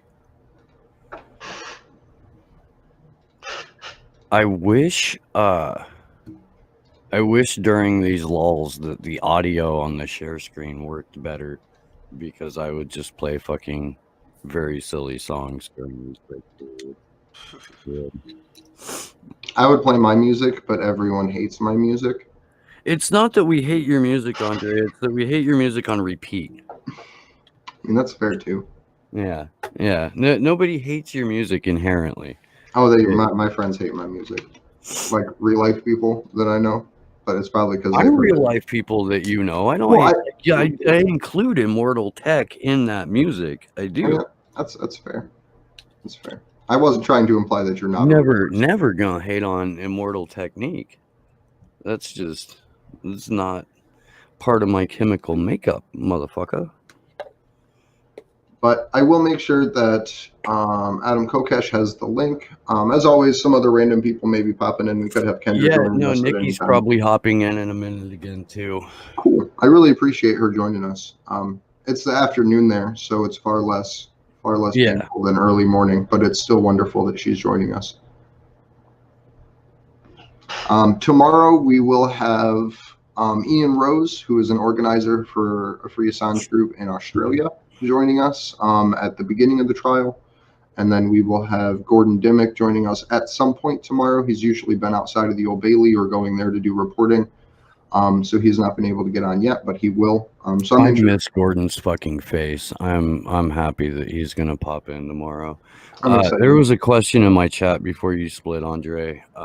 What do we make of Chelsea being free for now while Assange is being tried? I think it's two different situations that are linked by the WikiLeaks grand jury, which was dismissed. So to run through the timeline, and I'll try to do this as quickly as possible, and I'll start with when Chelsea was first released in 2017 by President Obama's commutation. A commutation is different than a pardon. A pardon says, hey, we're sorry you didn't do anything wrong. These charges can't be brought against you or used in court again. A commutation just says you get out of jail. In so many words, there's a lot more to both of them, but that's the so many words argument. Chelsea was free for about 18 months after that, after she was released after almost a decade in federal detention and military detention. She ran for office at that time. She did a wonderful job. And then she was returned to jail. Not under the same charges, but under the WikiLeaks grand jury. Because she was commuted, she was allowed to be pulled in for questioning at that time, if I remember that correctly. She spent, the first time was a few days. I want to say it was under 60 or 70 days in jail. They let her out. It was like 58 days. Yes. They let her out of jail for about a week. It was under 14 days. And then they took her back into jail again. I think that they were torturing Chelsea. I think they were saying, hey, this is a taste of freedom. Do you want this? All you have to do is talk. And she said no. And so they brought her back into jail. And then she continued to not talk. And they let her out and said, are you sure you don't want this? And she said no. And so they put her back into jail. Well, what they didn't say, are you sure you don't want this? They said, are you ready to play ball? Right. You know, like, yeah. And look, man, Chelsea has had some of the But to finish it off real quick, after that second time, right after she was out for 18 months, went back in for about 60 days, was out for 14 days, they put her back in for a year and then started fining her $500 a day after the first 30 days and $1,000 a day for 60 days thereafter, to the point that she was the only citizen in the United States that has ever been fined in such a way. It's usually reserved for corporations to be fined like that. And then after literal 365 days in the Alexandria Detention Center, she was released again. And within 48 hours, the world crowdfunded enough money to pay off her debts, and then continued to raise money to be able to give her a sustainable living. So I think they were literally just trying to torture Chelsea to get her to confess on Julian, or lie would be the better term. And she didn't. And I'm fucking super proud of her for not doing that. It is something, and I don't even know if I deserve to even say I'm proud of her because of what she's done compared to what I've done in my life. But she is a very, very, very honorable and powerful and heroic person for what she's done and put herself through simply for the cause of justice. So I thank her for that. And I think she deserves every accolade in the world at this point for what she's done for exposing not only the crimes, but then staying principled and not breaking under U.S. pressure to lie about this situation. And Eric, if you go to sparrowmedia.net, I believe, you can read some of Chelsea's statements over the years about the grand jury process. Maybe tomorrow we could do that in a lull. We could read through because it's super long, but it's really good. Read through the different portions of that. I'm really not into super long reads at 4 o'clock in the morning, my friend. No? Are you sure? Are you sure? Not off in the middle of that shit. I also recommend reading Jeremy Hammond's statement on the grand jury, which is relatively and comparatively short.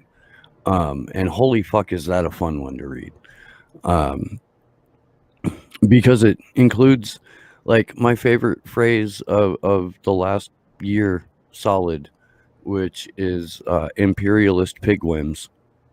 Mm-hmm. Yeah, that's great. A keeper right there.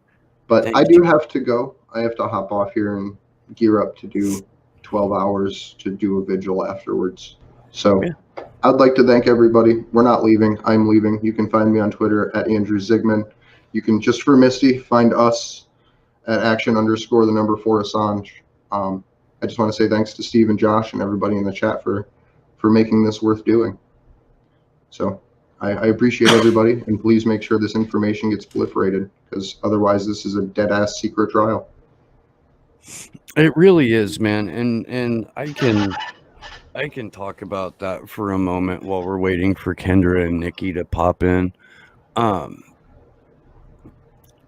Early on in this process, but like as it was getting started and the week prior, Action for Assange was given credit by Her Majesty's prisons for the work that we had done in order to hey Nikki, how's it going? Oh, hi. Hi. But I'm in the middle of a story. Sorry, and I will bring you in. But at any rate, we had successfully petitioned the Her Majesty's prison to get the cloud video feed in the first place for the NGOs that were supposed to be allowed to observe the hearing. And of course, as we now know, on day one of the hearing, Vanessa Baraitser denied that access to the cloud video feed for organizations like Amnesty International and Reporters Without Borders. And now, in order to observe even parts of the hearing, Reporters Without Borders has to do like, hey, can we have your seat for the day, for the very limited number of people that are allowed inside the Old Bailey during this process. On day one, Christian Ramsden, who's the editor-in-chief now currently of WikiLeaks, delivered a very powerful statement about the secretive nature of this trial and the irony involved therein, because it is such a vital and important and giant press freedom trial that will in fact decide the future of journalism going forward. So the nature of how in the dark everyone is being kept by these proceedings and by the methods surrounding these proceedings should be enough to have people being like, why the fuck can't we watch this? Like, hey, wait a minute, that doesn't make any sense at all. If this guy's as bad as you say he is, then why aren't you showing us, your version of justice? Why aren't you proud of what you're doing? If you're hiding in shame like this, maybe the defense is onto something.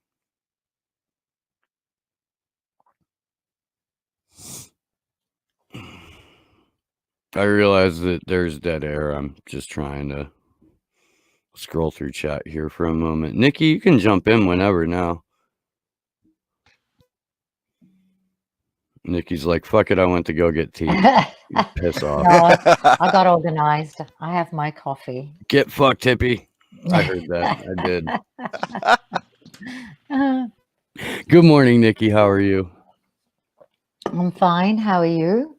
I'm delirious, I believe. Yeah. Yeah, Okay. them fucking over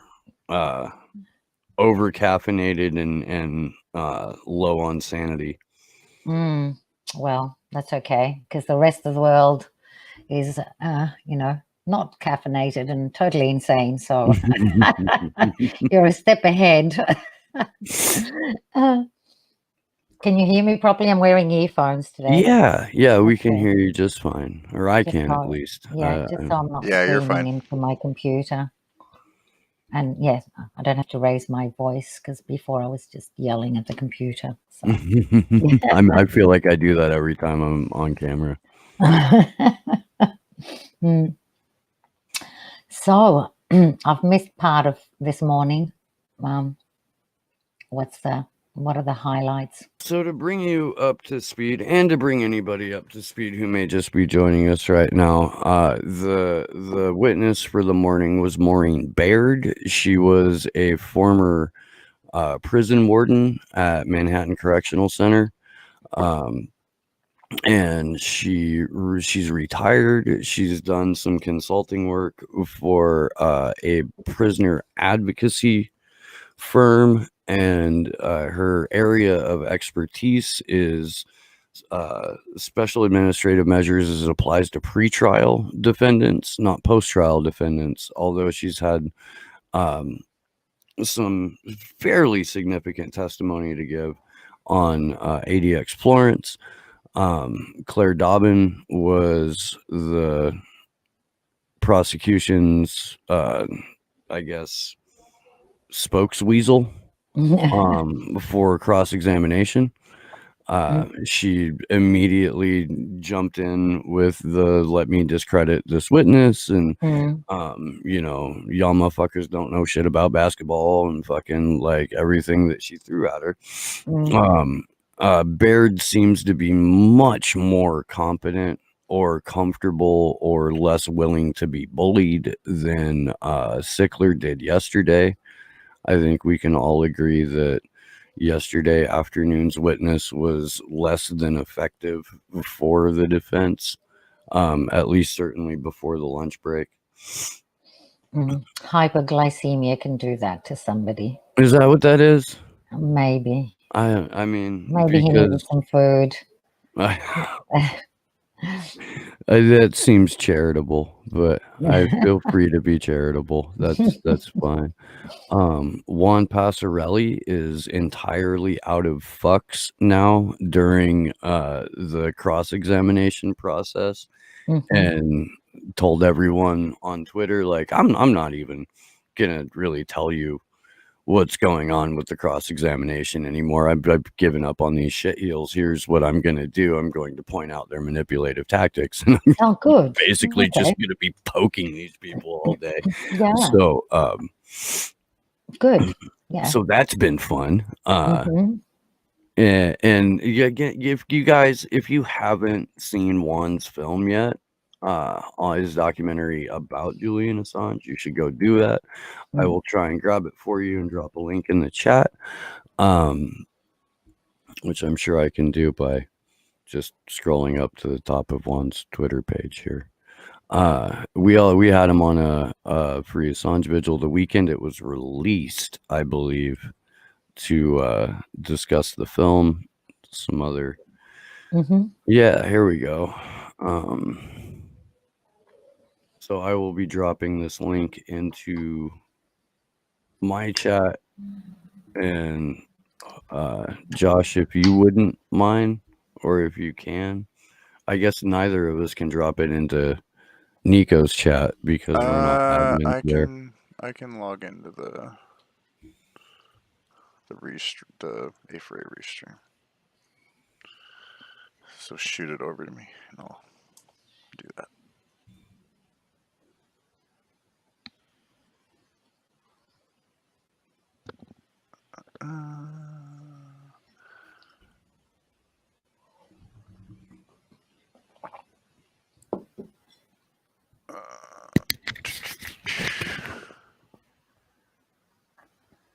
Where is the chat?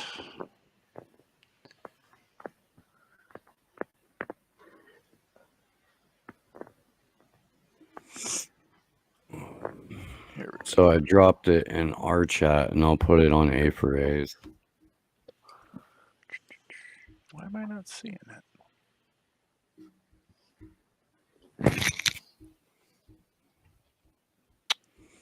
What did they just do? I think they kicked me off the YouTube chat.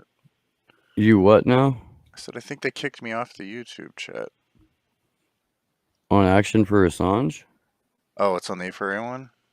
It's on the A4A one. I had their chat open, not my own.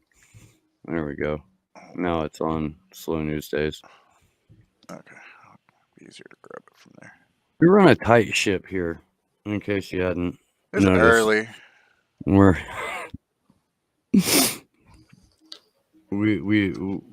lucky if we're firing on 3 out of 4 cylinders on any given day. I'm gonna be perfectly honest. As long as the right cylinders, right? And the right target. Yeah. Oh, nice. This is I think this is a peer. Oh yeah, it's a PeerTube instance. Nice. That's cool.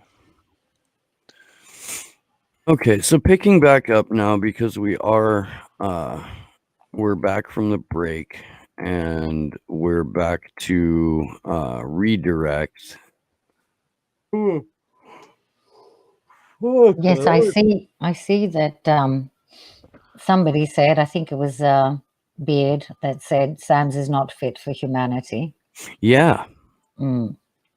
Yeah, she's given, from the few tweets I have seen, she's given fairly damning evidence against the whole system.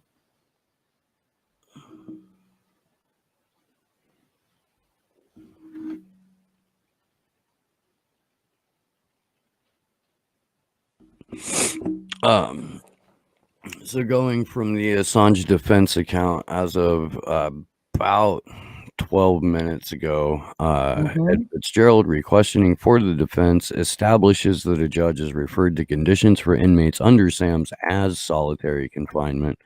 The defense establishes that Assange's conditions could be indefinite. Also, that suicide risk is higher in pretrial detention and in solitary confinement. This is a reiteration of yesterday's testimony and testimony from last week during the medical portion of all of this. Baird confirms that CIA and the Department of Justice Office of Enforcement Operations would be involved in the decision to place Assange under SAMS, and that AG William Barr would have the final decision. So we've got, it's good. Julian Assange's, whether or not he would be placed under special administrative measures, are going to cross both the desks of Gina Haspel and Billy Barr. And now we're on lunch break. Yeah. As of 1 minute ago, we are on lunch break. Did you read Alex McCurry's article in Consortium News? I haven't had an opportunity to do that yet. Yeah, that's an excellent article that everyone should read if they have a chance. It summarizes. We can probably pull it up right now during the break. Yeah. I sent it to you, I think, by in a mention, maybe in a mention. Yeah. Consortium News. Let me see if I can.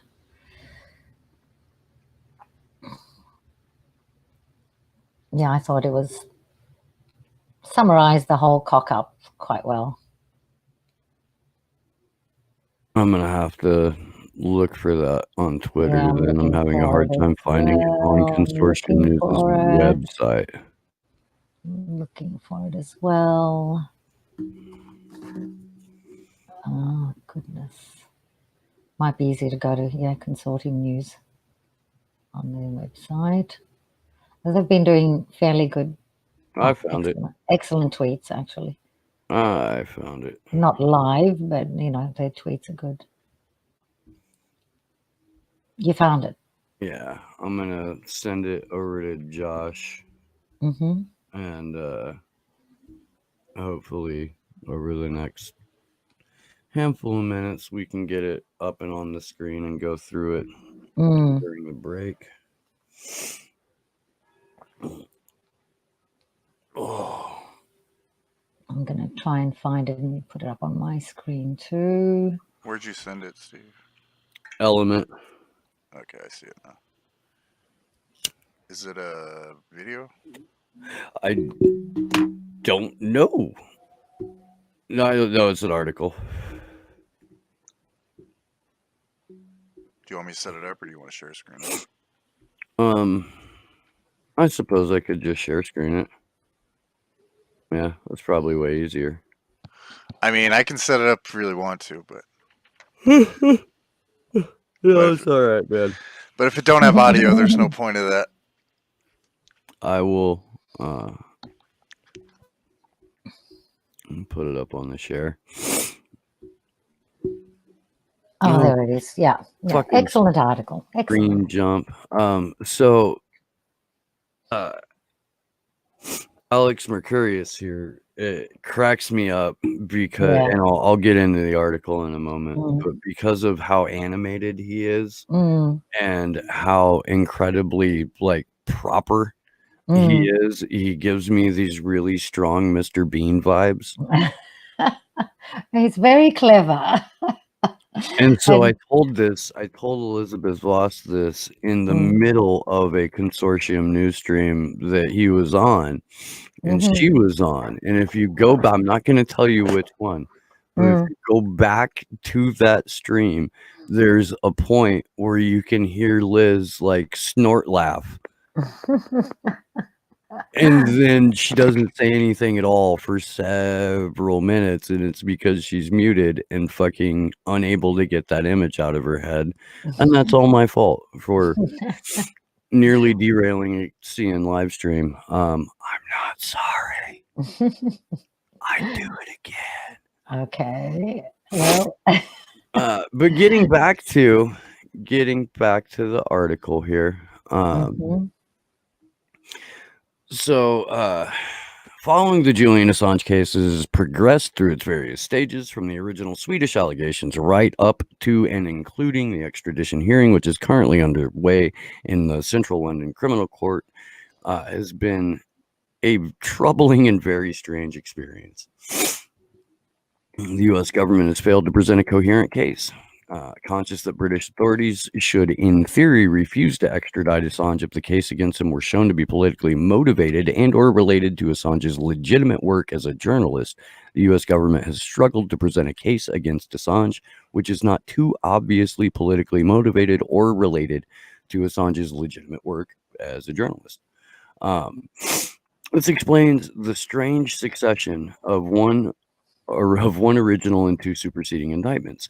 The U.S. government's first indictment was based on what was supposedly a simple allegation of computer interference, supposedly coordinated in some sort of conspiracy between Assange and Chelsea Manning. This was obviously done in an attempt to dispel the idea that the request for Assange's extradition was politically motivated or was related to Assange. We're going to be saying this a lot in this article, aren't we? Assange's No, legitimate it's work as okay. a journalist. Yeah, you can. That's, Yeah. it's 3 times in 2 Mm. paragraphs. I would imagine it's going to Yeah, it gets better. raise itself again. However, lawyers in the U.S. had no difficulty pointing out the inchoate. Okay, sure. Facts of the alleged conspiracy between Assange and Manning, whilst both lawyers and journalists in the U.S. and elsewhere pointed out that the facts in the indictment, in fact, bore all the hallmarks of an action by a journalist to protect the source.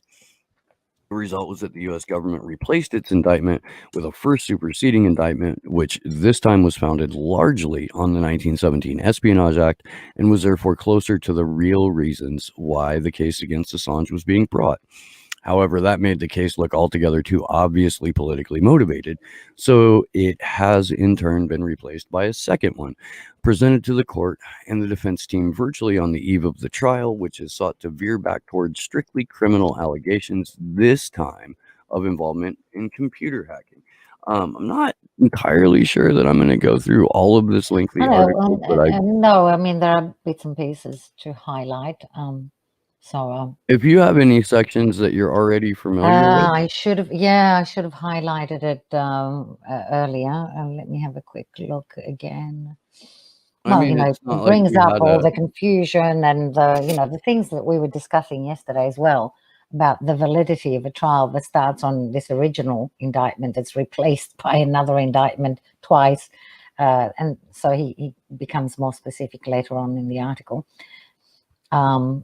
But I don't know where I can point you to directly right now. And so, perhaps searching for the interesting bits to highlight might take too long and might bore the audience. I think it's a really good article. So if people want to have a look I threw the link in the chat. Yeah. And I'll jump down through the article here a little bit because generally the summation is something that Alex does well. But yeah, this is a fucking book. Well, unfortunately, he's a very good analyst. I think Alex is a really good analyst, and in order to reach a conclusion, one has to show the steps, and so I think he's done a very good job of showing how surreal this trial is. But okay. In summary, and in Alex's opinion, there's still a chance, however small, that Breitzer will decide the case in Assange's favor. If she does not do so, then I would have thought, based on what has happened over the course of the hearing, that Assange will have good prospects on appeal. More encouraging than what has been happening inside the court, where the outcome remains very much in doubt, where the prospects must be considered problematic, to say the least, is what has been happening outside. And that's where I'm going to stop the share screen. But we can definitely speak to what's been happening outside of the Old Bailey, because these are our friends that we talk to like pretty much every day. All of this, and they've been doing just some wonderful actions and demonstrations and being appropriately irreverent in terms of the coming dystopia that we all face should Julian Assange be thrown into a black hole for 175 fucking years. Well, did you see the Channel 4 News went to interview Wei, and they brought up the rape allegations again? No, I didn't see that. Yeah, they did it again. They just won't stop. Somebody should tell them that this is a violation of Julian's human rights again. They're still portraying him as a rapist when, there's been no charges. The case was dropped. There's evidence of conspiracy between the UK Crown Prosecution Service and the Swedish Prosecution Authority. It's most likely a stitch-up, and in any case, there were no rape complaints filed by the so-called Well, we've got the emails that Niels Melzer obtained in his investigation of this.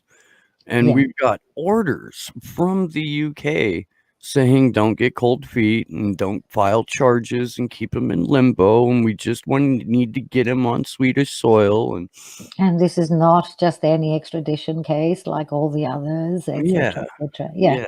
No, there's lots of evidence that there was a conspiracy between those two departments, but it's it's worrying that the mainstream media continues to breach his human rights, and in fact, Niels Melzer specifically spoke about a breach of human rights when you continue to portray someone as a rapist when there's been no conviction, no charges, no conviction. You know, it's malicious. It's not just, it's defamation, it's malicious. There was a GoFundMe set up to start an action for defamation against The Guardian for the Manafort story. And I don't think that I don't think that took off. I don't think enough money was raised. And plus all these other events happened straight after that. So the lawyers were overtaken by, more urgent matters at the time. But yeah, these are things that need to be dealt with. So at some stage, there has to be defamation suits directed against The Guardian as a paper, as a media organization, against Luke Harding and David Lee. Hi, Kendra. Hey guys, how are you? Good How are morning. you? good morning. Good morning. I didn't mean to interrupt. No, it's fine. No. We're just talking about how Julian should take defamation action against papers like, God, it's amazing we call them papers, rags, like The Guardian for the Digital Manafort fish wrap. story. I'm so sorry? glad you guys were talking about that because I was wondering about that the other day. Why not start some of these, countersuing, or I mean, not countersuing, but just suing. Yeah. Well, they did have a GoFundMe account, but then soon after that, he was shut down, arrested. The GoFundMe, I think, started in December 2018, and then everything else kind of took over, and it wasn't on the top of the priority list, a defamation suit. Plus, I don't think they raised enough money to go ahead with the defamation against The Guardian.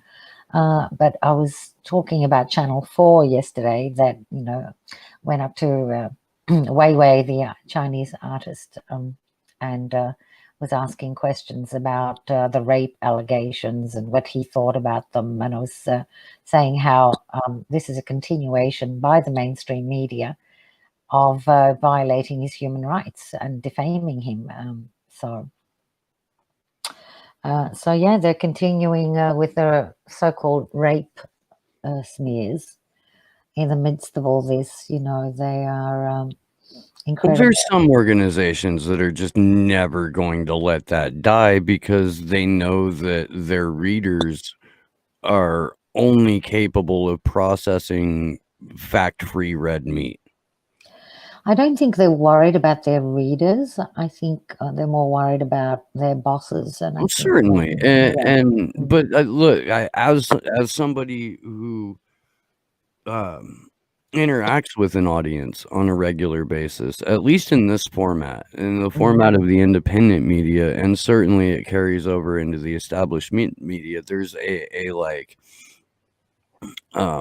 unintentional, I don't know, sort of like guidance that goes on. And with some content creators, and I'm going to do my damnedest not to just say anybody's name because I said I fucking wouldn't. I don't know if they're lying.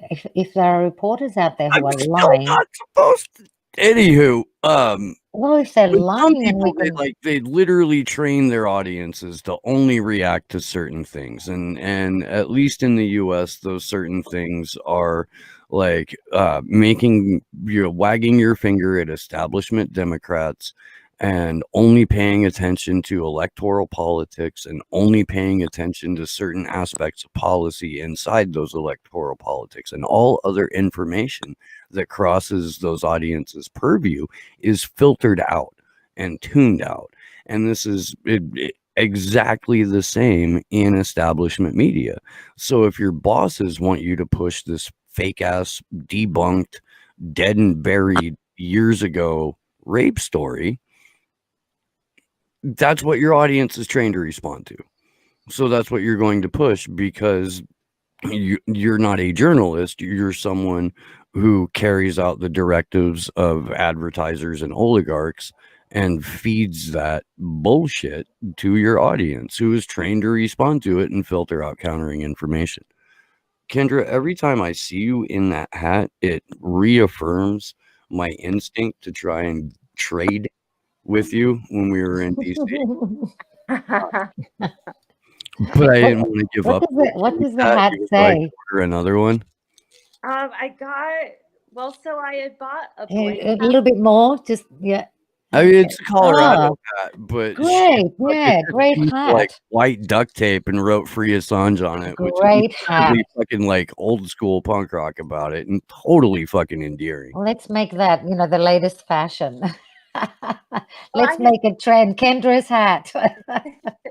It's funny because we had got, for DC, we had got a ton of whistles, so I had ordered a bunch of whistles and then also a blank hat, and I was going to write "Free Assange" on it. So this was, it got stolen off my porch, unfortunately. So like right before DC, so terrible timing, but we were able to make it work with this one. So Yeah, maybe we should make lots of those hats, and lots of duct tape, make them and thought distribute them. about even a white T-shirt, writing on like all of my clothes, because that's like so frustrated that people. That's a great idea. I mean, you can get indelible ink, those felt pens with indelible ink that doesn't even go in the wash, and so people can make their own Free Assange T-shirts. One thing I was going to ask you guys, since you were, about it before I popped in, is, I had two thoughts. One, that it would be really hard. It must be difficult to bring sort of litigation to a media organization. And I don't know if that's, obviously The Guardian would be one that they could really, focus on. But then I wondered too, is it just so scattered all around that it's difficult to, bring a case against people? But then two, I was wondering, there has to be some sort of something we can do about this propaganda. I mean, because it's so harmful. And the government, I was just wondering, the government released basically its own propaganda by that press release, by saying hack, when that wasn't really what it was for. And I was just, I don't know, it just stuck in my mind where I'm like, we have to somehow be able to do something about this. Well, yeah, on a legal basis, there are several actions, but I don't think there's any money, and I don't think the resources exist. Even from lawyers who are, working, as volunteers, you can't start a case and not follow through on it. So, for the moment, yeah, the main problem is this current extradition hearings. So I guess it's just not on the priority list for the moment, and we'll see what happens when he's released. And I will say when he's released. That's right. Yeah. Right. But yeah, from our point of view, all we can do is keep we can be the gadfly that stings. That's what we need to be. We have to get people to awaken in one way or another, and our only means at the moment is other alternative media, social media platforms. We need to be everywhere in small numbers and great numbers. Yes. I feel much better now that I changed my lighting a little bit. It's the little things. It is. Yes. Oh, yes. looking good. Even a small pebble can start an avalanche. That's what they say. Well, look at WikiLeaks. Yeah. Yeah. If you recall your Bob Marley and the Wailers, I was going to go straight into small acts there, but I don't know who I'm talking to, like in the chat. I remember Bob Marley. You I'm know, they'd old be enough like, to "Oh yeah, remember that Bob. song, fuck you, hippie."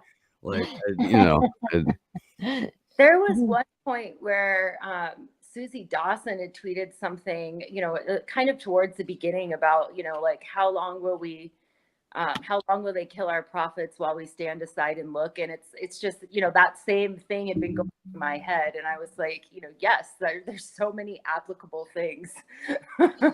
Mm.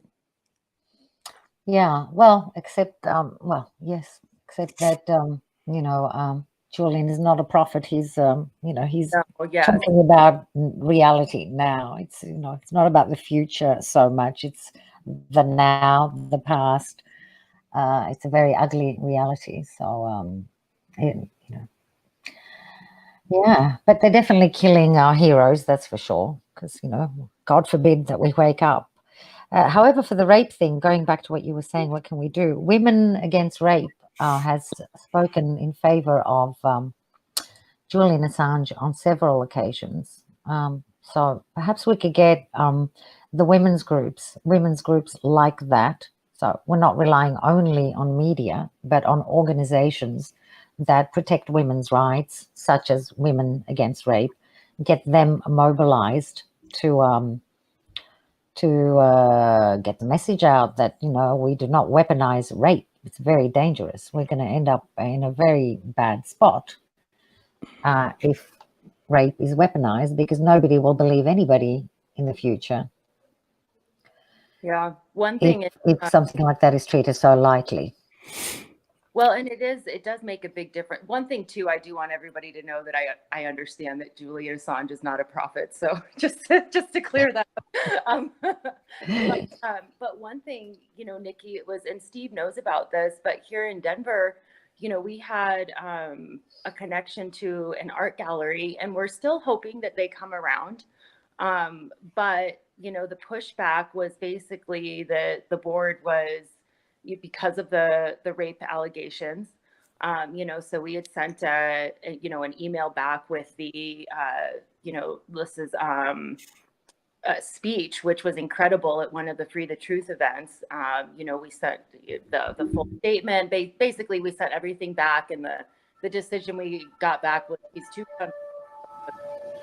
So we kind of made our own exhibit at our rally, and we're going to keep doing that, because we are going to exhibit that in Denver. That is going to happen. Yeah. Well, the situation about the allegations is covered really well by Neil Smelter in his letters to the Swedish government. So if they're hesitant about holding an event, you could also send them Neil Smelter's reports, letters, articles, and we do need, I think, to mobilize women's organizations, associations. And so Women Against Rape was one of the original sponsors of our DC events, and okay. I think Andrew still has an email contact for one of the people there. If you want to follow up on that, Kendra, I think we need to. Him. Because the director of Women Against Rape, speaking up for Julian Assange, makes pretty fucking, bold statement as to the false and spurious nature of that particular stitch up. Oh, sorry. I was there was that great article too that had come out that a lot of people signed on to, just, about that weaponization that I think, again, actually, that Susie had written. And yeah, she did. She wrote an excellent article. Yeah. So because I relate everything to, Bill Hicks and stand-up comedy in general, because it's my only fucking vehicle for processing information, and not, just choking random people as a result of the shit that I know.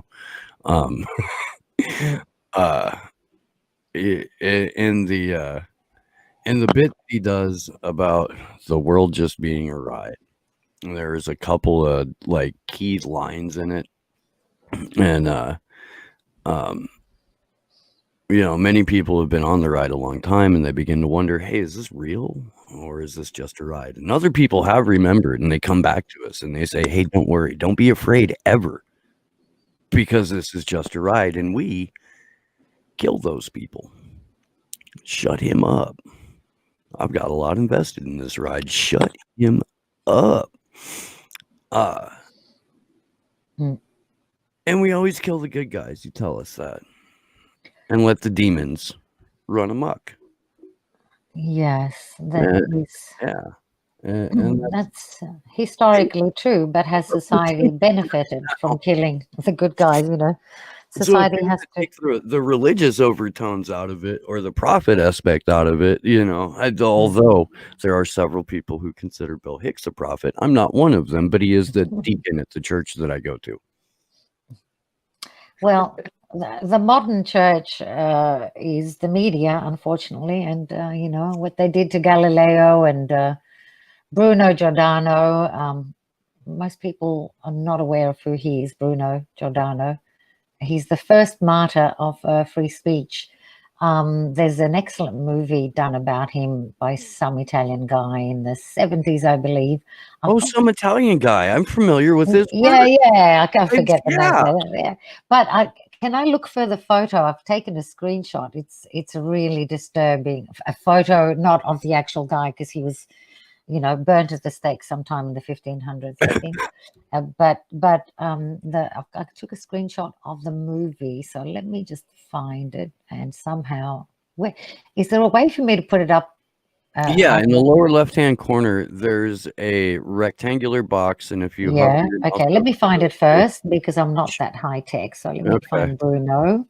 Have you either read the book Good Omens by Neil Gaiman and Terry Pratchett? No. Okay. Well, so I dump my brain out at the end of every day, because otherwise I won't sleep. And my method for dumping my brain out is grabbing a book that isn't that's not a nonfiction book or a research book or something like that. And both Neil Gaiman and Terry Pratchett have created incredible fantasy worlds and alternate universes and things like that. And Good Omens was actually turned into I believe a TV show there for a minute. There was a point where like 3 of Neil Gaiman's books were like all #1 TV shows because everybody's ran out of ideas and nobody hit up Neil for some reason, who's had a lot of them. At any rate, Good Omens is about Armageddon. And it's about the 2 principal characters are an angel and a devil who have known each other since the literal beginning of time, and the relationship, if not outright friendship, that they develop by dint of being stuck in the same place for millennia. So there's some incredible fucking just little moments in there. I don't even know why I brought that up anymore. I'm fucking sorry. Did the thing come through? Because I had a point to that. I did. Like I had a whole thing that related directly to it. I was gonna tie Bill Hicks in with it as well. I'm fucking. I'll come back to it. You'll remember it. Okay, it's a really good book. I recommend it.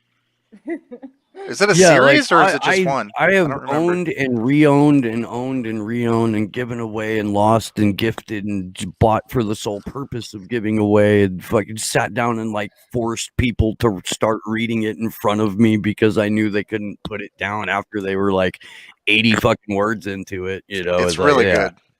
It's really good. Steve, I sent it to you by DM because I don't think I managed to do the screen share. I'm so glad to hear about this person who I didn't know about. And you just want the screenshot? Yeah, if you can put that up. Okay. Well, it's a screenshot from the movie, not the actual guy. Yeah, he's a very interesting guy. They call him the martyr of free speech. Okay. But it's a shocking image. Yep.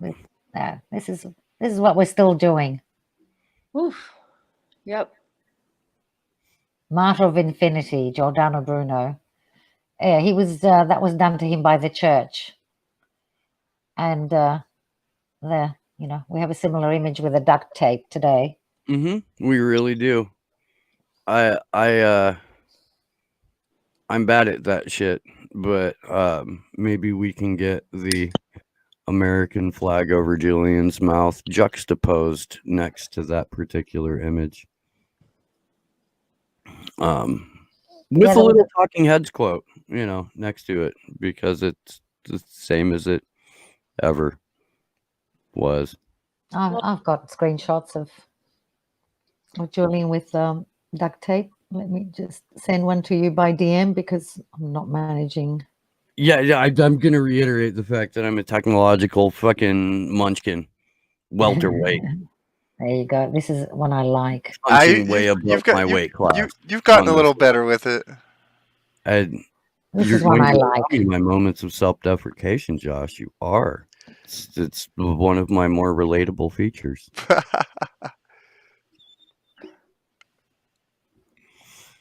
Did you get it? Yes, I think. I don't know. I haven't checked. Yeah, I did. I got it.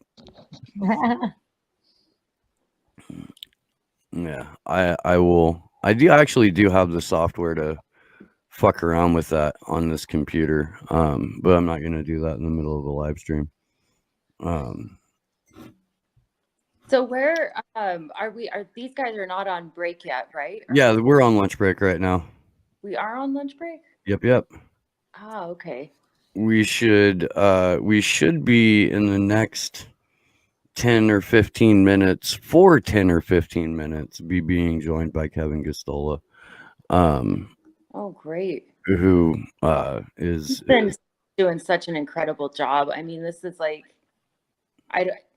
Nikki, have you ever tried to live tweet anything? To live tweet. Yeah. Shit, I can't even do that shit, and I'm not trying to keep track of cord at the same time. Oh yeah. Mohammed Al-Mazi, dude, Mohammed, that guy like can pump out like 10 tweets in like 8 seconds. It's Mo, he really, like, because he's got a legal background, I guess his shorthand game is strong. Yes. Maybe he gets it a bit faster. And You know what I mean? Because I'm not saying that the others don't get it. I'm just saying if you're legally trained, yeah, you get what's happening yeah, faster. no, I'm because- yeah. that's what I'm saying. Yeah. No, he's got a background in the law, so he doesn't have to. Yeah. He doesn't have to listen as hard because he already understands the language. Yeah. So he can go faster, and it's easier to follow in many ways what he's saying because he's not lost in the confusion. I really appreciate everybody's different. Of course. It's like there's always just so much. Somebody will catch something really well. Someone will catch something Yeah, else. yeah. That's why I wanted Mo and Tarek on the vigil on Saturday, because they're having very different identical experiences. Yeah. And I really enjoy it when people go through the same thing and have a completely different way of viewing it, and then it just helps you form a more complete picture of exactly what's going on. That's why we're going with like 5 to 7 different accounts when we're covering. Well, when Julian was in an appellate court, I can't remember which one, for the Swedish extradition case, they allowed 90 journalists to follow. 90 journalists were allowed to follow the case, and it was live streamed or something like that. Yeah, they had it was a 14,000 public hearing. that was a public hearing. 14,000 people watched on the first day alone. Now, that was done properly. This, 8 years down the road, and they have all these technological problems. They're talking about open justice, but closing the court essentially to most. It may as well be taking place in Spain in the 15th century. Yeah. Or Yeah, 14th they're century. getting the, When the Inquisition actually was. Maybe it was earlier than that. Maybe I'm I not, don't know. I don't know the exact years. Well, Yeah. we could look up, Wikipedia and Bruno Giordano. They can't get it too wrong, right? Sure. I don't believe.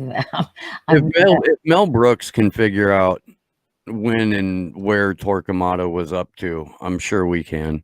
Yeah, I'm just Not going that I'm to saying look I'm at the smarter time. than Mel Brooks, but I'm probably smarter than Mel Brooks. Okay, so no, I wasn't too far out. He was born in 1548 and was killed, burnt at the stake in February 1600. Okay, so he had 52 years of heresy.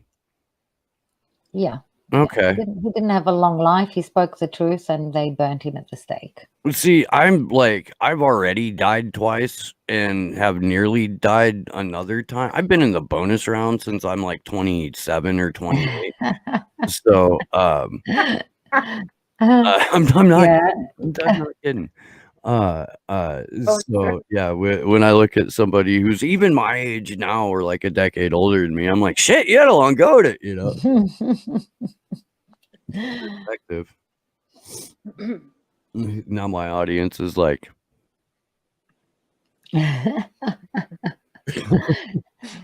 long fucking stare. Like, what did that guy just? You what? Never mind. Let's go back to. This is Steve with no sleep. That's what this is. Oh. Mm. I mean, it's not like I filter my thoughts in the first place. The microphone is still right side up and in its proper place, so I think we're okay. That happened once, dude. Once. Okay? Like.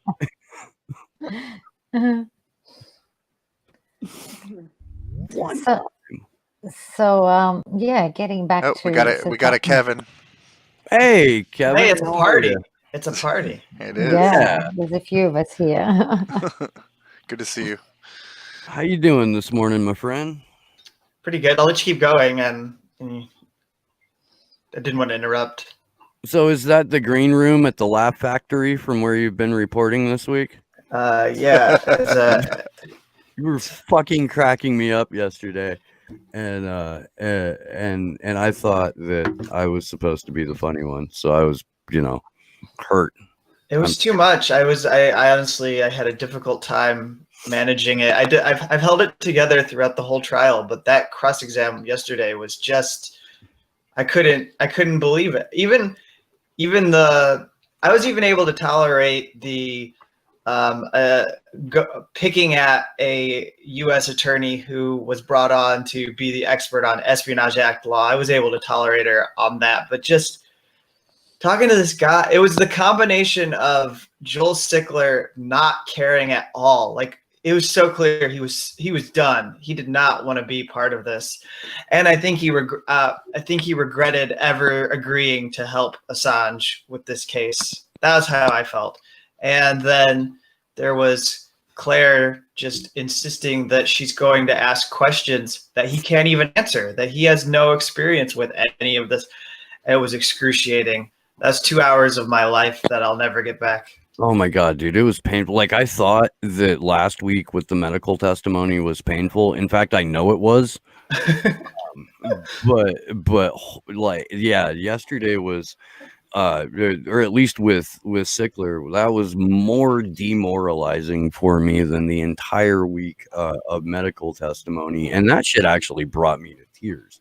Like, Sickler didn't, but fuck, dude, it was just like, okay, can we get rid of this clown, because he doesn't want to be here any more than we want him here at this point. Yeah, it wasn't clear to me, it wasn't clear to me that he was actually helping the case at a certain point. And you can't really do anything about it. The prosecutors are going to get as much time as possible, but I almost was wondering, all right, don't even come back with questions, defense. Just let it go. Just say goodbye. Yeah, no further questions. No, we're done. We'll clean up the mess during closing argument. We'll clean it all up. he seemed to have like a moment or two of fight in him when they came back from the break yesterday. Or at least like he was, briefly done being bullied, but then he just rolled back over and showed his belly again and said, Yeah, that no, was it. that was it. But today's good. Today is a lot less tedious. Today, it's even as offended I am. I mean, my takeaway for today was that we have a former warden who has gone on to try and do some good in the for people who are caught in the system. She's willing to go take the stand and testify in extradition cases and other federal cases on behalf of defendants to try to help them navigate the prison system to get better sentences. And she's being blamed like she did something wrong. Like she had to sit there for a whole half hour, 45 minutes and be attacked by this prosecutor for not being a whistleblower, basically. I mean, it's just absurd. And this is the system that they're representing. But in order to hide what it actually does to people, they have to attack a woman who is in her professional life now dedicated to challenging things that she used to. She admits she was complicit. She even said, the words that I heard when she was put under this pressure was, I had to tell myself this was all okay. Yeah. To me, that suggests there's some trauma that you now look back and these people were just stuck in these cells and it was inhumane. And so now you're doing something that you can help, you're doing something so you can look at yourself in the mirror in the morning and feel good about yourself, that you're not a horrible, evil person anymore. Yeah. And this prosecutor comes at her and tries to make that a negative. No, I have respect for anyone who tries to make it so their medicine cabinet is not how they go to sleep every night. Yeah. And, we've had that often. There's a lot of people like that. And there's a lot of people who have benefited from WikiLeaks documents who were able to speak out, and say, like, I was part of this stuff. I mean, Ethan McCord in the Collateral Murder video is somebody who's known to have spoken out. And he said, look what I did. Look what I did over there. I saw this video and now I'm talking. But, we wouldn't discredit him because he was involved in all of that. We say, good job on you to admit that you did something that you shouldn't have been doing. Well, and had she been a whistleblower, then they could have turned that around as well. Well, that proves that you're biased. Yeah. You're just against the system. Yeah. So yeah, you're right. That's a good point because they play it both ways. It's both. You're biased if you only do work on defendants. The other thing that I've learned from following this case is the institutional belief that if you've done only work to represent defendants, then you must not be credible because defendants are always lying. We're supposed to believe that anything that happens with people who are accused of offenses, any experiences they have in the system, they're all just exaggerating them. It's not true. None of this is happening. And that's the way they acted yesterday with both of the witnesses. Do you think the witness today has done a better job handling that? Yeah, I do think it's been much better because she seemed to hold her ground. And while she still admitted that she didn't know what some of this stuff was, that she still was able to stay on point. So when she didn't know unfortunately for Joel Sickler yesterday, the weakness of his testimony was in when he didn't know anything that they were talking about, he would just throw up his hands and give up and hope that, this cross-examination would be over. And I don't think anybody, we hear that it's going to be 2.5 hours. And I think later on during it, he realized there was still an hour left and that this wasn't going to end. But I do think at a certain point in his testimony, he probably thought, if I just shut up, she's going to stop talking. She's going to stop asking questions. So I'm just going to not give answers. And that didn't help him come off that well. And so today, what Maureen Baird did to maintain some of her credibility was if she didn't know the question, she would at least still maintain, she'd still keep coming back to the talking point that she had in her submission that were the things that were important for the judge to focus on, which was good. So for example, without being like vague, because we can talk about specifically what she said, she would be asked about this so-called 3-step program kind of thing that the prosecution has talked about, that if you're in special administrative measures, you could, if you're in good behavior, you could start to get some, and she even said, it's like, well, you could get an additional phone call, or she says you could get this. But the third phase is that they might allow you to have physical contact with inmates. And she says, well, for that to happen though, it even says you have to modify SAMs. And in my experience, as somebody who worked in the central office where we were placing prisoners into facilities, and then also when I was a warden, my experience is that it's just unusual. It's really unusual for anyone's SAMs to be changed if they are put under the designation. So yes, they have this, but she also said it's not really a program. It's kind of like just there. It's almost like things that they can do for SAMs.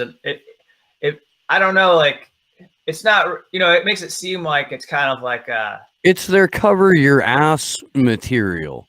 Yeah, but you know how like we have like if you were gonna try to quit drinking, you might have like a program that you can have, like a 3 or 5 step program to move away from that.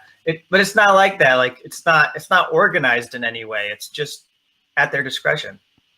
Right, and they're not going to give you bad coffee and cigarettes in a Supermax prison because your means of getting rid of your protection. Oh man, that's terrible. Oh, man. Right. They're not going to do that. No. But I like this witness. I think it was a good score, if you can call it that, for the defense to find her and have her invited to take the stand, because I think what she brings is something that previous witnesses were missing, which is she's been on the inside. So yeah, it was her and who, I can't remember the guy's name, but the U.S. Army Cyber Command guy, Patrick Eller, that's right. Yeah, who we had last week on Friday. I mean, his testimony was, I mean, that was gold. That was, I mean, you get somebody like that who has that experience, who will not tell you to, go fly a kite for, like that is a great person to have, because, he's a U.S. military guy. He could clearly despise Julian Assange. And I said, I think in my commentary, I said, this is a guy that would have been asked to review the evidence or work on the computer evidence in Chelsea Manning's case. And now he's testifying for Assange. It's great. So do you know who's coming up this afternoon? We have somebody named Lindsay Lewis. They've referenced her. So these are kind of like last minute witnesses. This is an interesting part of the story. If as we follow the process of how all of this unfolds, they were blindsided with some of these submissions by the prosecution about the state of the U.S. prison system, things that Gordon Kromberg that they were going to lean on Gordon Kromberg saying, and they needed their own. It was clear they needed their own people to challenge what this assistant U.S. attorney has been saying over and over again, because it's not true. The thing that I was most focused on yesterday was the whole talking through the doors and the windows. To me, that's one of the most terrible lies that has been told to us during this extradition trial, that if somebody is in the in administrative segregation, that they can talk through the steel door of their cell to other prisoners. I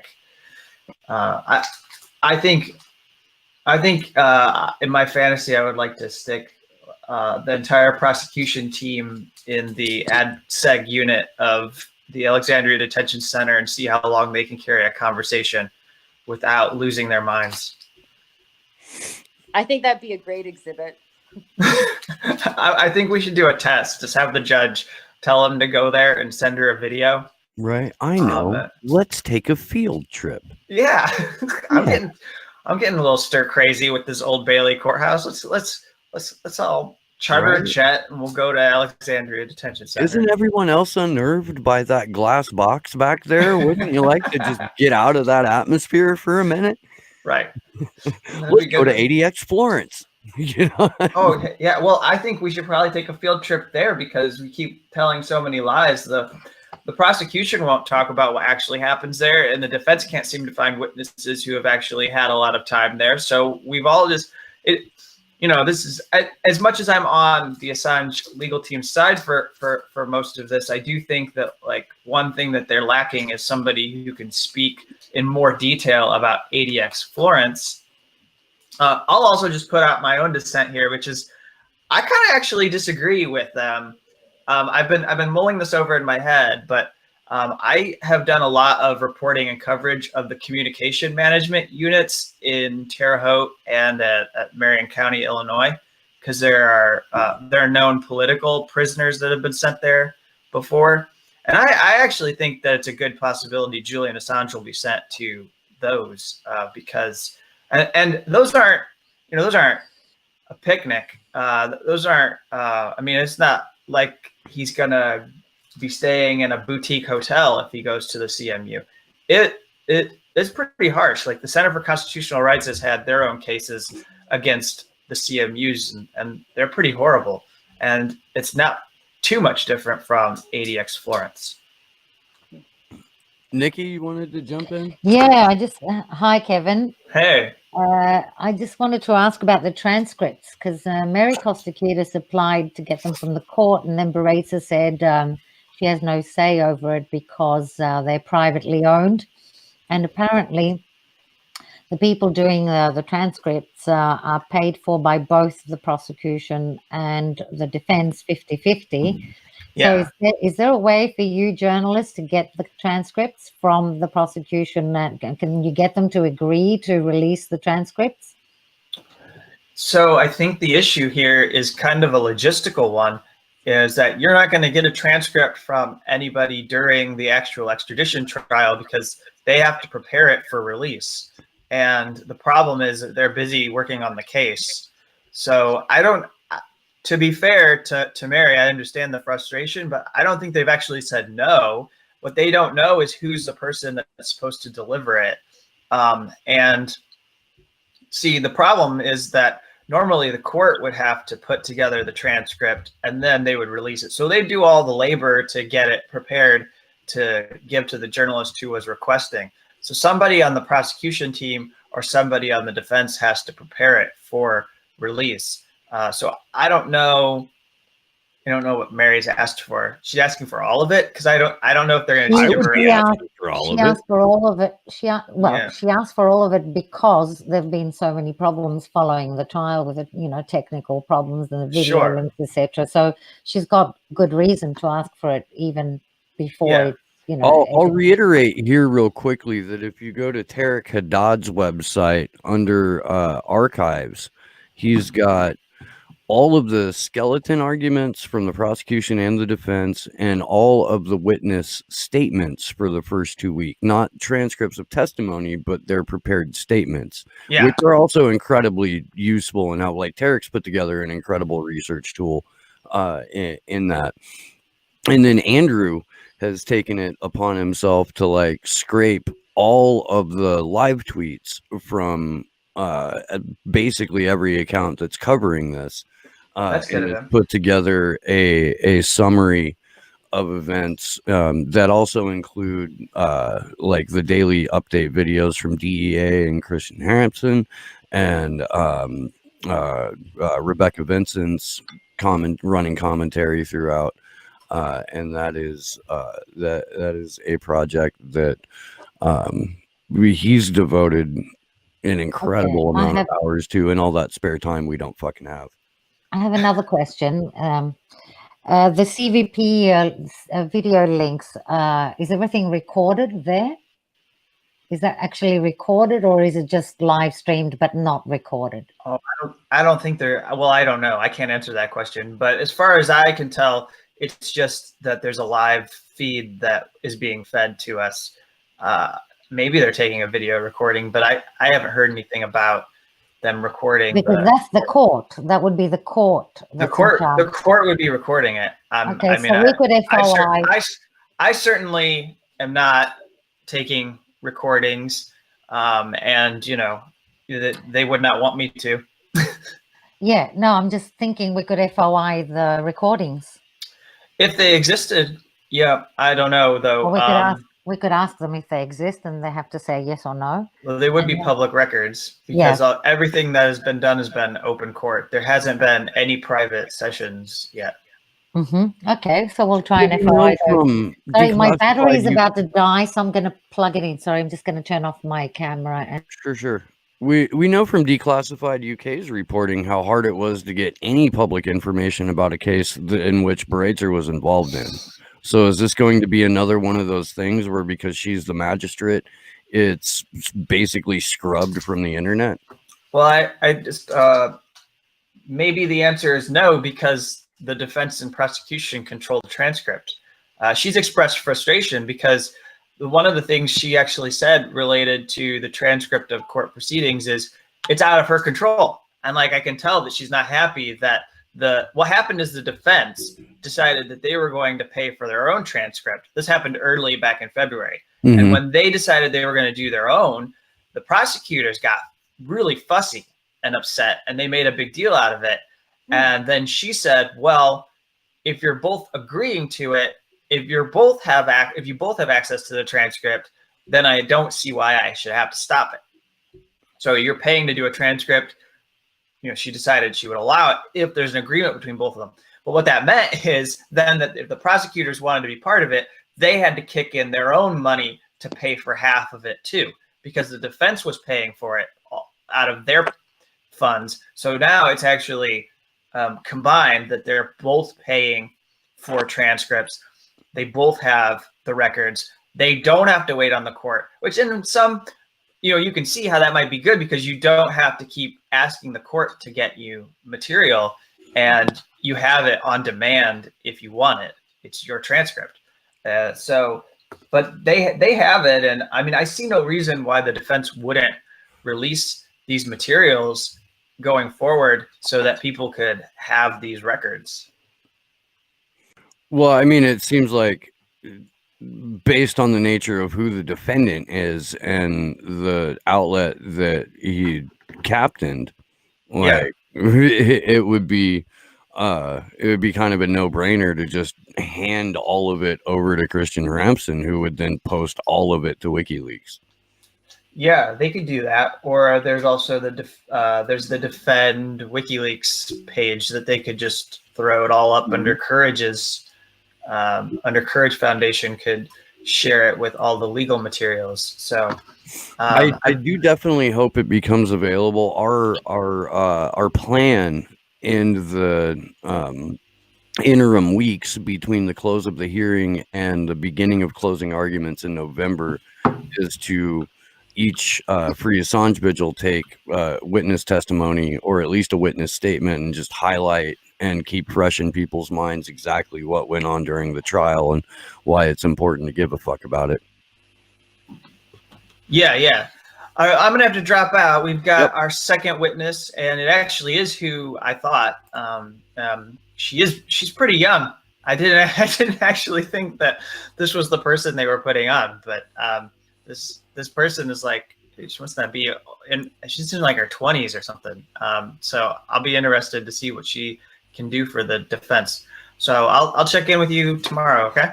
Excellent, Kevin. Right. Thank you very Thank you, Kevin. Bye. Good luck. Kevin Gostola, shadowproof.com. Please go support that outlet for the entire month of September and the month of October. All Slow News Day super chats are going to shadowproof.com. I don't know, because the lad deserves it. And also, if you are interested in what is happening worldwide with whistleblowers, Kevin and Raina Kalik host Unauthorized Disclosure, which is a podcast that focuses entirely on whistleblowers, what they've disclosed, and what they're facing as a result of it. So highly informative, very, very well done podcast, and you should check it out. Yeah. I can't do Right. that shit for my own show.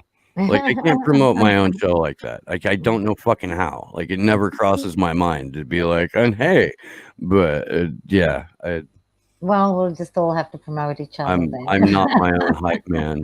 I'll But going back to pray the for sorry, Kevin all day long, but going back to the CVP video, I think it's probably being recorded. I'd be surprised if it's not.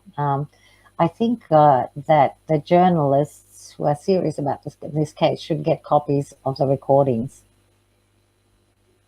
They're much more reliable than a transcript. Right.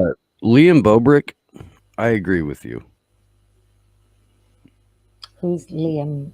He's Yeah. a lad in the chat. He's also out front of the Old Bailey, Okay. or And he has been out agrees. front of the Old Bailey. I think that's a great idea to start asking for the video now, you know. Well, 'cause- if anyone's recording it, it has to be the court, because it's Yeah. illegal for the journalists to record it, and they face up to Mhm. 5 years for hitting record on that. They Mhm. face up to 5 years for sharing their screen with anybody who doesn't already have access to the cloud video. But it's easier for the journalists to get a copy of the recording than it is for us. They could get it a lot faster than us. Right. Because they already have the access. Well, they've got special rules as well applying to them. Okay. So, yeah, for the serious ones who are watching this, they should definitely ask for the CVP video recordings because they're part of the public record. Mhm. Yeah, absolutely. Have we picked back up with the coverage yet? No, because it's still too early.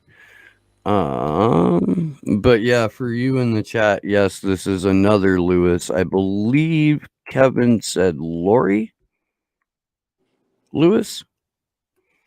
I don't know. But yeah. So, and we may get some Lewis on Lewis violence, like we had with Eric Lewis and James Lewis during the first week, and I think there was another Lewis the second week as well. Good lord. Yeah. It's Yeah, it's like a bad Abbott and Costello. it really skit. is. But I mean, you know, we have a similar situation here where we all have just collectively decided to refer to the NSA agent tasked with monitoring the chat. We've decided to nickname him Kevin, and yet we have a good Kevin in Kevin Gostola. Actually, I'm pretty sure that the good Kevins outweigh the bad Kevins, but I don't know that for a fact. I've only met a couple. I can think of one that I grew up with that was a downright douchebag. Most Kevins I know are cool. I'm bummed because I did want to ask Kevin a question, because the one thing that I am slightly confused on, and maybe you guys could help me out with this at all. I mean, there's all this argument about what SAMS is, but has there been any statements or anything from the judge or anything from the prosecution that he wouldn't be in those? Or is their argument basically that we don't know and it doesn't matter anyway? Is that Their argument is, sure, Samsor alluded to a number of times in this seminal work of fiction that Assistant U.S. Attorney General or Assistant U.S. Attorney Kronberg has the affidavit that he created. right? But they're saying Their argument basically is like, well, because they haven't been assigned to him yet, you can't say for sure that he's going to be under them. So, and because of that, we can only sort of discuss this in the hypothetical, and we're only going to relate it to terrorists who have been put under special administrative measures because it's the prosecution's aim to make sure that Baratzer is viewing Julian as a fellow terrorist rather than the nonviolent, rather reserved human being that he is. So it's just But because we're not at the point yet where Julian is a pretrial defendant. No one's been able to specifically place him under special administrative measures, and that's really like their gray area that they're going after. But the UK is not allowed to extradite somebody if they're likely to be tortured. And I think that although Kronberg said that Sam's part of the Disneyland world, there's been enough evidence led by the defense showing that it's likely that he would be placed under SAMS. So even though there's no direct evidence about SAMS, it's not a certainty, but it seems that what's been established is that there's a likelihood that he would be under SAMS, and this would be torture. So I think that's why they're leading this evidence to prove that if he's extradited to the US, he would very likely be tortured. I don't think they need to prove that it's a certainty. I think the likelihood that he would be tortured is enough. And that's where I was confused with what the prosecution is. I mean, obviously arguing that that's not the case with Sam's, but then also I think that's what I was hearing to your point, is that just sort of gray area of, well, he might not even be, we're not going to commit that he would be under that anyway. Yes, but the defense has led evidence that it's very likely that he would be. And that goes to establishing the question of, is he likely to be tortured? Right. Well, we know for, 100%. I've got a correction to make. It's not Lori Lewis. It is Lindsay Lewis. Okay. Lindsay, they just started the questioning. This is from Mary Kostakidis. Because it's a defense witness, Ed Fitzgerald is going first. So he's just running through her background and qualifications. She's a U.S. lawyer, New York Bar and the Supreme Court, and has a practice in a law firm that represented WikiLeaks in a civil matter. And that's as far as I got with this currently. But let's see if according to Defense Assange, there will be a discussion of anonymous witnesses after Lindsay Lewis's testimony. That is something I did not know. There are witnesses that are going to speak anonymously. Is it Tom for the psychopath pedophile? No, because there are no more prosecution witnesses being called. There are only 2 witnesses for the prosecution, and the last one was that Nigel Blackwood. Oh, weird piece of shit, son of a. They didn't even end up calling those little shits. So, because they're part of the 3rd superseding indictment, and the witnesses that were slated for this hearing were all speaking to either the original indictment or the second or the first or the original superseding indictment. Fuck, this convoluted, man. There weren't any witnesses that had been called to testify specifically for this most recent superseding indictment. The reason that Siggy and Sabu are a part of it is because the U.S. wants to rely on their testimony during a trial in the Eastern District, because there will be no one there to discredit the witnesses save for Julian's defense team, who will be speaking to a jury comprised entirely of NatSec people. So, Yay. yeah. Lame. Yep. Rob Juno, Lindsay Lewis, we hope you're a good Kevin. I think she's going to be a good Kevin, Rob. I do. Oh, fuck. I have too Yeah. many tabs I'm open. interested. Hey, Kendra, would it help you at all to have the Center for Constitutional Rights report on SAMs? Because I can email that to you later. Yeah, I would appreciate that. Thanks, Steve. Okay. All right, I'm I just gotta sitting- I gotta walk away for about 5-10 minutes. For sure. I'm just wondering where this testimony is going to go here on Mary's timeline, where she said, Fitzgerald, representations were made in the English courts that he would not be sent to ADX if he was extradited. LL, yes. European court and English magistrate relied on those undertakings. He was nevertheless sent to ADX. LL, yes. That seems pretty darn powerful.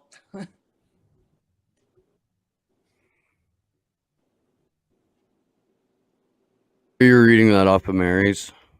Yeah, off of Mary's, and Okay, yeah. So the case that Lewis worked on was Mustafa Kemal Mustafa, who was extradited to the U.S. and he will. The only other note that we have from Assange defense on that is that Mustafa is also known as and is referred to here as Abu Hamza. Mm-hmm. And they brought him up a few times in the proceedings so far. A quick reminder that Juan Passarelli is out of fucks, and during cross-examination, his role in live tweeting this will be to point out the bullshit tactics, manipulations, and errors in the prosecution's testimony. So Juan basically keeping me sane over the course of the last month, which I have personally thanked him for, and will likely do again. Man, Julian Assange is such an amazing person. His friends and supporters are pretty incredible.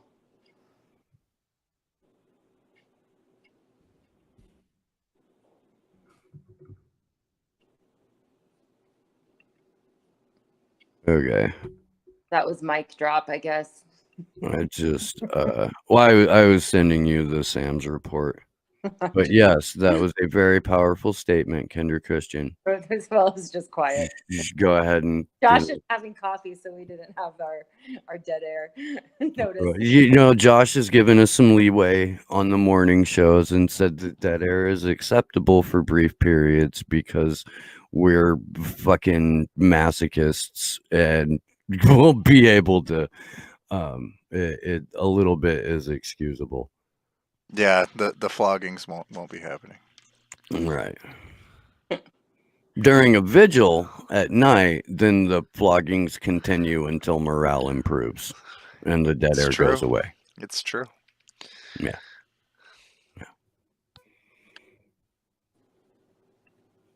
I really don't get enough credit for keeping a straight face during all of that shit. I have too many windows open. I'm just trying if there's Mary. Okay.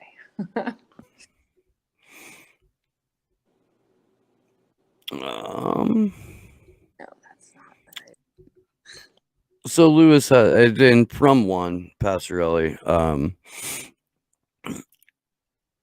Lewis has successfully defended a wide range of matters from extradition cases to high-profile cybercrime, terrorism, drug trafficking, and fraud charges. So even though, at least according to the good Kevin, She looks rather young, possibly in her 20s. She has had a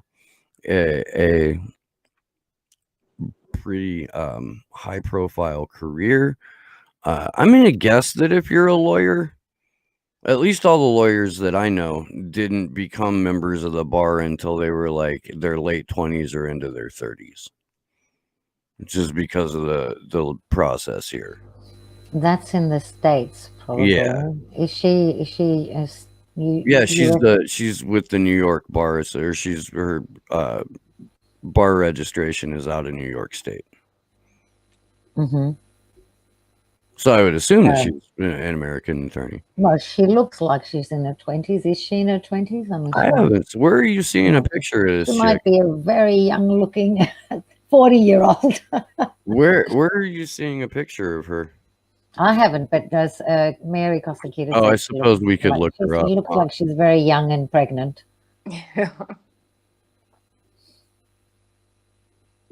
Well, you know, you don't have to be old in order to recognize the truth. Yeah, Right. exactly. Well, assuming she got into college at 18, that's what, 3 years plus how many years for the course? 5? Is it 4 or 5? It's only 3 years. Okay, so 18 and 6 plus another year maybe, what, to give it a margin. You So could- 18. So you can finish and be a lawyer at 25, I would imagine. Yeah. Rob is asking Kendra if there's any way that he can donate to Denver specifically. Oh. You should set that up, Nope. Kendra. I know. I mean, our group has been just like, donating together. That's a great idea, Rob. Yeah, well, let me get you my email. Can you email me? Denver Action, the number 2, free JA at _ squiggle strawberry. When you create all of these things, you do not think later about how long they are. And so you're typing them or trying to give them to people. It's truth. Thanks, Rob.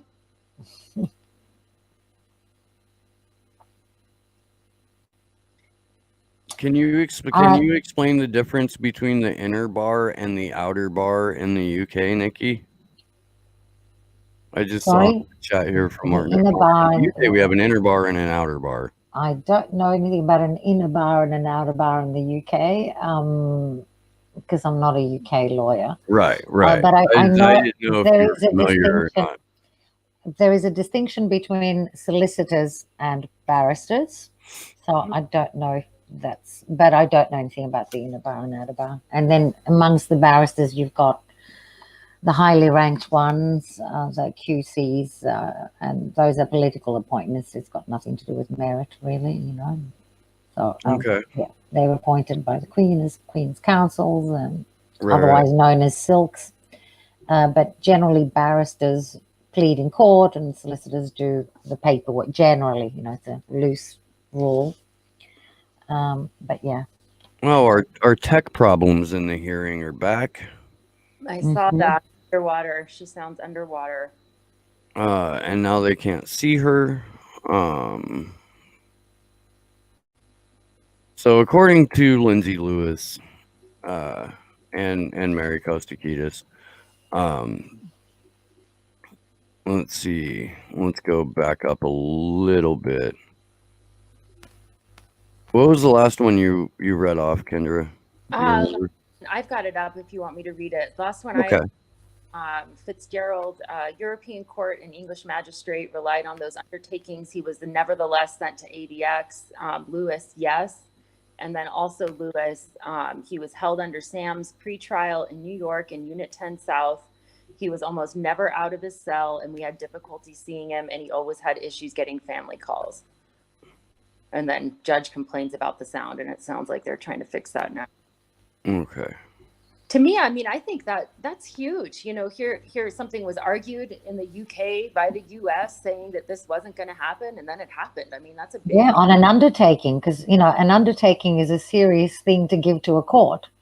You know, I mean, it has legal value.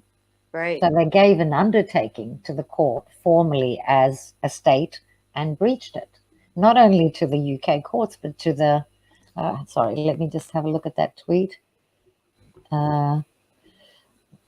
European Court and English Magistrate. Okay, so they lied to two courts, the European Court and an English Magistrate. They lied. They breached an undertaking, which is more serious. Interesting. I think Is that it in the purview of like the people who are covering it? Like it could, because Craig Murray has talked about trying to get some sort of action against Lewis. No, it's not. It's not the prosecutor who lied. I think here there's an argument by not an argument. I think who's LL? Sorry, That's Lindsay Lewis. no. I'm trying to find the other thing. Sorry, the other tweet where they lied when they gave the undertaking. Where is it? LL is the Yeah. defense It's witness. Lindsay Lewis. I'm just trying It to was find the. it was right above, 2 tweets above that one in the thread, Nikki. Yeah. The European Court, Fitzgerald. Yeah. So Fitzgerald is just pointing out that they lied, but I don't think. Well, Mega Brain hasn't contradicted that. So. Well, I don't think he's. Oh, he may be. We don't know who's running cross on this one. Yeah. Yet, Well, because they haven't. They haven't. I think he's going to have difficulty contradicting that. I don't think Fitzgerald would have said that or led this evidence if it wasn't solid. So I agree. yeah, breaching an undertaking is not good. And you know, we lie, we cheat, we steal. Right. Well, there's evidence of it all the time, but you know. So thanks to Muhammad Almazi, we've got this a little bit more. Some of the Okay. Opening defense examination of Lindsay Lewis going on.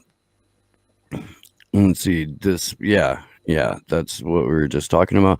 Abu Hamza was held in near solitary and pretrial detention upon arrival in the U.S. After he was extradited. There was no interaction with other prisoners. Calls were not always honored.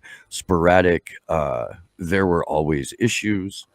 And that was with the phone calls. The calls were sporadic. They had, made up the same thing that's been happening to Julian while he's at Belmarsh. And lawyers also had difficulties accessing him.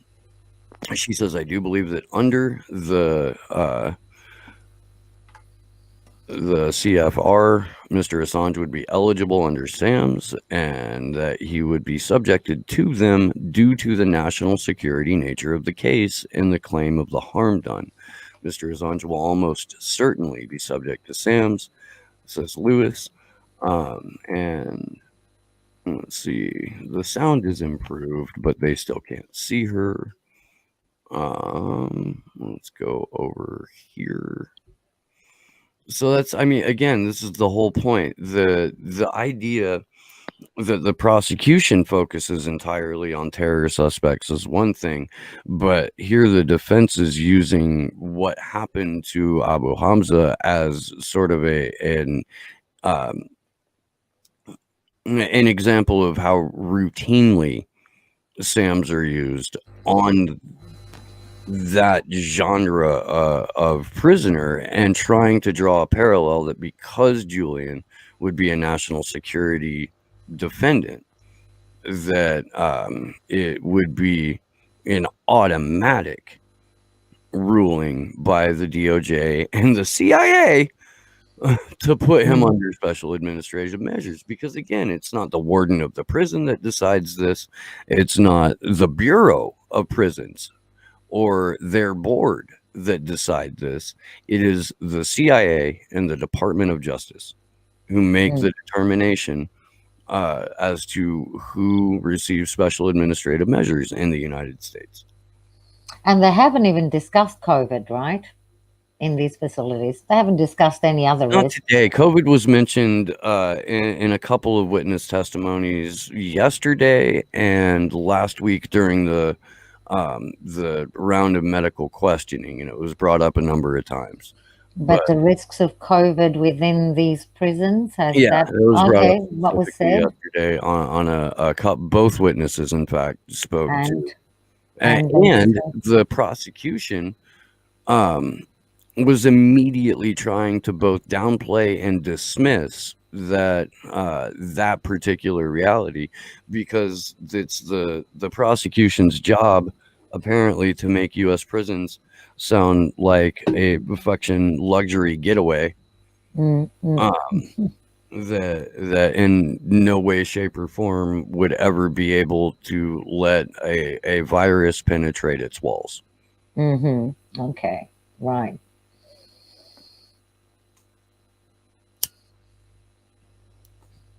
They must still be having, I wonder, sound issues or.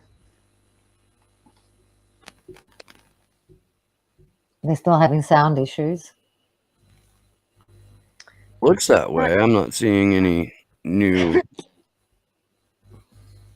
tweets out here from at least the accounts that I've got open. I really want the recordings from the CVP. That's what I'm thinking about. Yeah, I don't think that we're getting those recordings, but I'll take the transcripts as a consolation prize.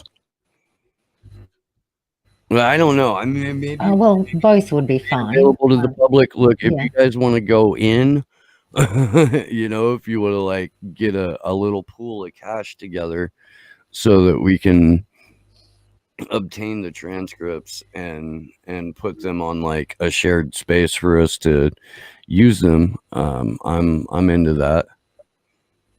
That'd be great. Well, if we can get them, we should definitely publish them. But I think that the prosecution will probably object. I have a feeling that they and well, they're paying for half of it, and so they're privately owned. So so they're privately owned on a 50-50 basis by both sides. That was not a good idea. It should have been. They should have either each had their own transcript provider. But yeah, anyway, I'm not sure how it works now that they're privately owned. I'm not sure that one side can publish without the other side chucking a fit. But they should definitely be published because this is a public trial, right? So there's no reason why. Right now, and I should have an answer. If not, in the next hour or so, certainly later today. Well, and I would hope not, because they're both, it's almost like they're both just purchasing it. So you wouldn't think that the other can determine what one. Do you know what I mean? Like, hopefully the other side, one side cannot determine what one the other does. Depends. It depends on what they agreed upon when they decided to share the costs, because they might have said, well, one cannot publish without the other, or so it just depends on whether there is an agreement. I imagine that since both sides have lawyers, that there was a written agreement as to how this property was going to be handled in terms of publishing, at least. Right. So yeah, it'd be interesting to find out whether the defense is able to allow for the transcript to be published. All right.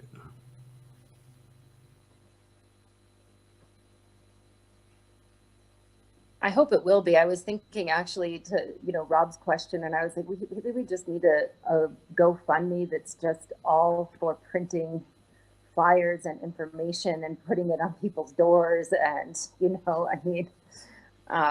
This would cost a lot of money to get. No, but that's, I mean, the thing is that Mm.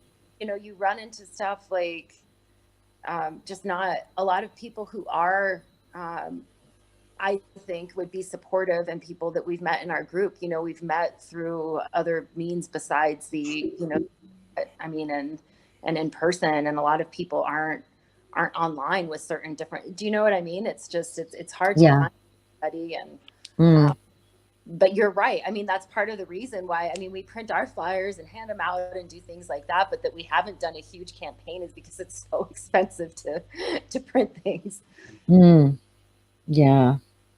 Well, I mean, as I said on other vigils, one of the good things about all of this is that a lot of the dirty laundry about the torture and the war crimes is back in focus. So, if the U.S. government was trying to hide this and hoping it would go away, they're really fucked up. I mean, it's right back there in their face.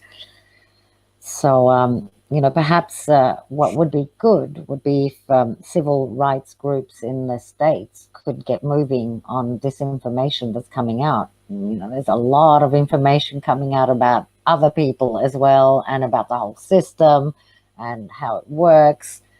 So really, even if the mainstream media refuses to report, other organizations have the power to look into this and make noise and get the alternative media to report. At the end of the day, what should happen is the mainstream media should be squeezed out of existence for not reporting, for misreporting, for lying. This is a great opportunity to squeeze them out of the way. I mean, that's fair. That's essentially. I think that was the original idea behind citizen journalism and independent media. We've moved pretty far away from that. Well, when I look at the Grey Zone Project, they do excellent work. And I was watching on Twitter, Aaron Mate, who put up something about the OPCW and the ambassador, the American ambassador in Germany, and one of the OPCW guys. Sorry, I forgot his name. Who had who spat the dummy, rightly so, on camera, saying to the ambassador, if you want to take me on, you come with me with your technical experts and facts. don't just put out your opinions. Come and get me, but with facts. And I thought, oh, good on him, brave man. That's what we need. We need more brave people to, if you want slap to, these bozos out of the way.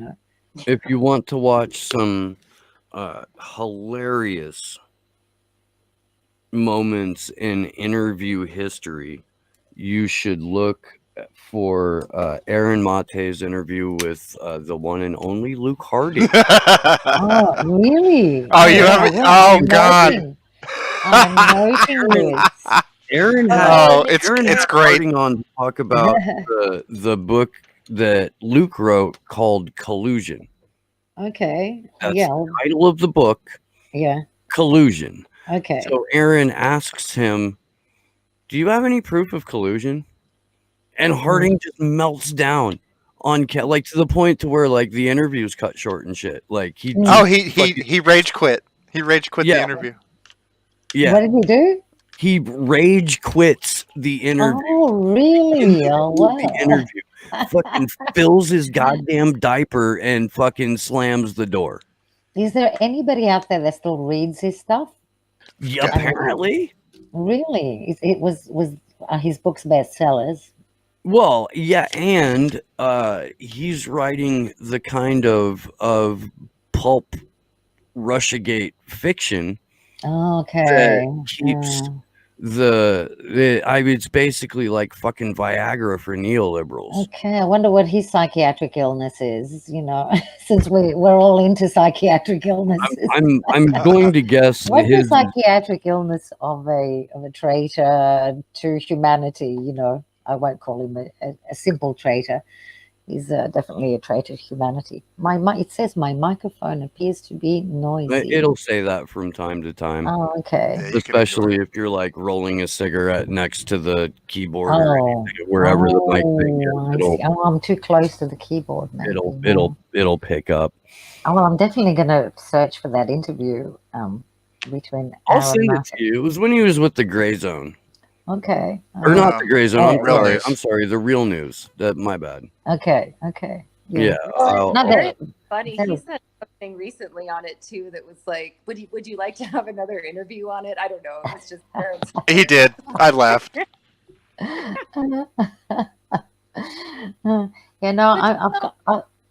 was going to say I've got my list of journalists I trust, and the Grey Zone, all of them, they're fantastic. As individual, Mary Kostakidis is fantastic. Who else? Definitely Declassified, Matt Kennard and Mark Curtis. Great. So there is great journalism out there. Yeah. What's the US going to do? Lock up every one of them as well? Who are they They'll going to go after try. next? I mean, they cleared a lot of jails by letting out inmates that had COVID. Mm, I mean, We've got a lot of empty malls. Yeah. All kinds of places that are just ready-made dissident internment camps. Mm. And we've got Agenda 21 and Agenda 2030 that specifically outline the use of those facilities as dissident internment camps. Well, maybe the real dissidents should, I don't know, get rid of those camps in one way or another. I don't know. I won't give them ideas.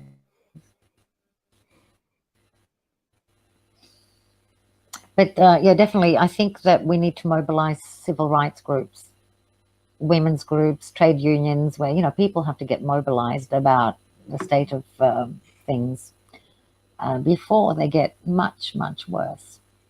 well, it's been really, I mean, I don't know, a year of lessons, but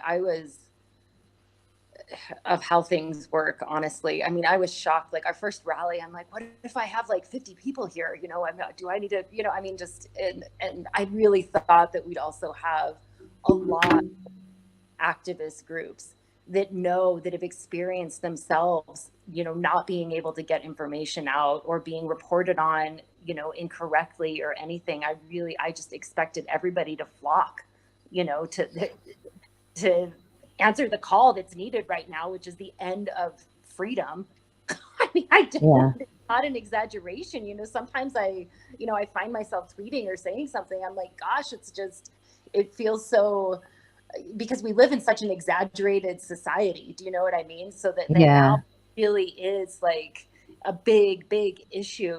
People are used to hearing this language that's thrown around about free press and things that nobody really means it. And here we are.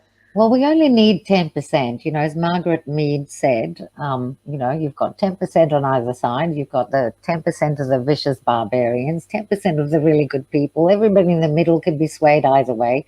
And we just need to find the 10% of the good people.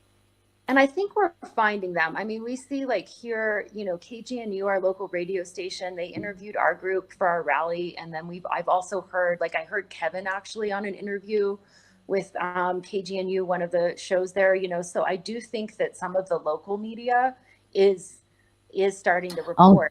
Yes, local media is the way to go. We go small, local, and then we build up, definitely, because, nothing works from top down. It's got to be bottom up, grassroots, local, small, and we expand. That's the way to start the avalanche, with the little things. So that's a good way. Your strategy is great. It's a good way to. We've got some more tweets from Mary. Okay, right. Now, apparently the sound issue is worked out to the point to where they've continued the defense examination. Fitzgerald says, describe the conditions under which Hamza is held. Is he permitted to associate with other prisoners? Lewis says not at all. There are long-term physical and psychological effects. Mental illness is not a bar. You have to have a very serious mental illness, and even if you are psychotic, you will remain there under SAMS. Unless they deem security, or as they deem security is a problem and there isn't anywhere else to put you. Whatever the Cunningham privileges are not available to Abu Hamza. If you are in H unit under SAMS, you don't benefit from Cunningham. I'll have to look up what that is. She says this is Abu Hamza is frequently moved from cell to cell, and that has been made public, so I can say that, but otherwise I can't speak about it because of restrictions on me. Fitzgerald, as the lawyer of someone under SAMS. Lewis, yes. Julian, and Lewis continues, Julian Assange would be held under SAMS at ADX, and then this is one of those cliffhanger tweets that Mary likes to put out. There we go. And the follow-up is most inmates are completely alone for many years, with a visitor or call generally once a month. Difficulties getting family visits for him, ergo is again Hamza, ergo his young grandson who shouldn't present a security problem. And then her sound cuts out again. So and I dropped the link of the Center for Constitutional Rights report about special administrative measures into the chat. I will do that again. This is the PDF with the full report. Actually, you know what? I'll just go to the website because it'll give you more than just that. Here's all of the documents related to this. And I'm going to go around the channels that I at least have moderator or owner access to drop this. I can't do that on the MCSU network, but I will get a hold of Nico later and make sure that if he doesn't do a full episode on it, that he at least makes it available to his audience. Yeah, I did a vigil partly with Nico on the day that Julian was arrested with Vivian Kubrick. We had an emergency vigil on that date. So I remember. Yeah, Nico House was there, Gordon DeMac, and a few other people. But yeah, the main people that were on when I was on were Nico, Gordon, Vivian, who else? A few other people. Yeah, that was a day to remember. Yeah. Gordon should be joining us tomorrow. And I'm looking forward to that. We're supposed to have in about 40 or 45 minutes, Adam Kokesh should be jumping in briefly. It's going to have to be briefly because I've got to go to fucking work. I know, me too. I'm going to have to skedaddle here pretty soon. Well, I'm going to look at the response I got from the Crown Prosecution Authority. They did respond to me, but, you know, I looked at it quickly. It looked like bullshit, so I thought, I'm too angry, so I'll look at it tomorrow, the day after. One must never respond in a huff. That's true. Certainly have learned lessons from that the hard way. So yeah, well, No comment. At least I got them to respond quickly because they wanted more time.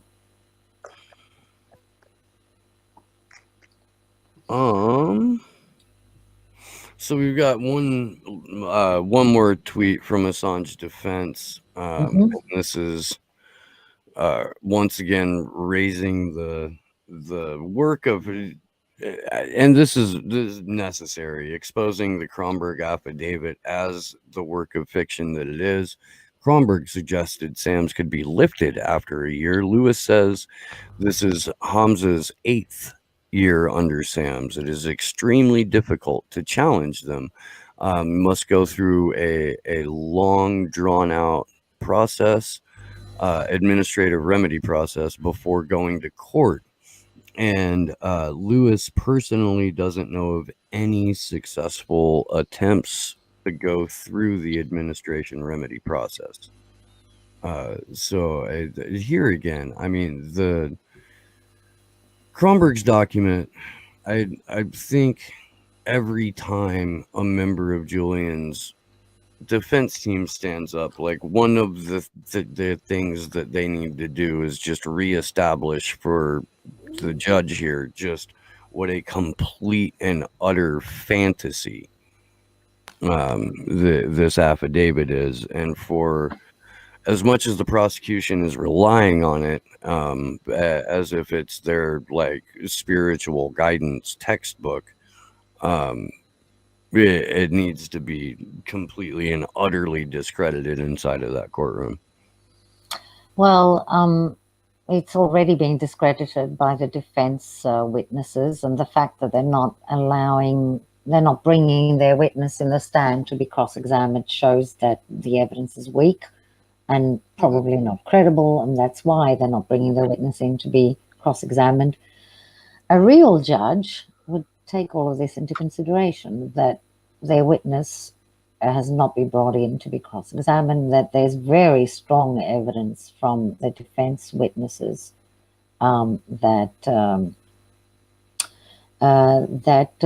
Julian would very likely be tortured in one way or another in the US. And also, I think the groundbreaking, the big bombshell was that they have breached an undertaking given to the European Court and the UK Court.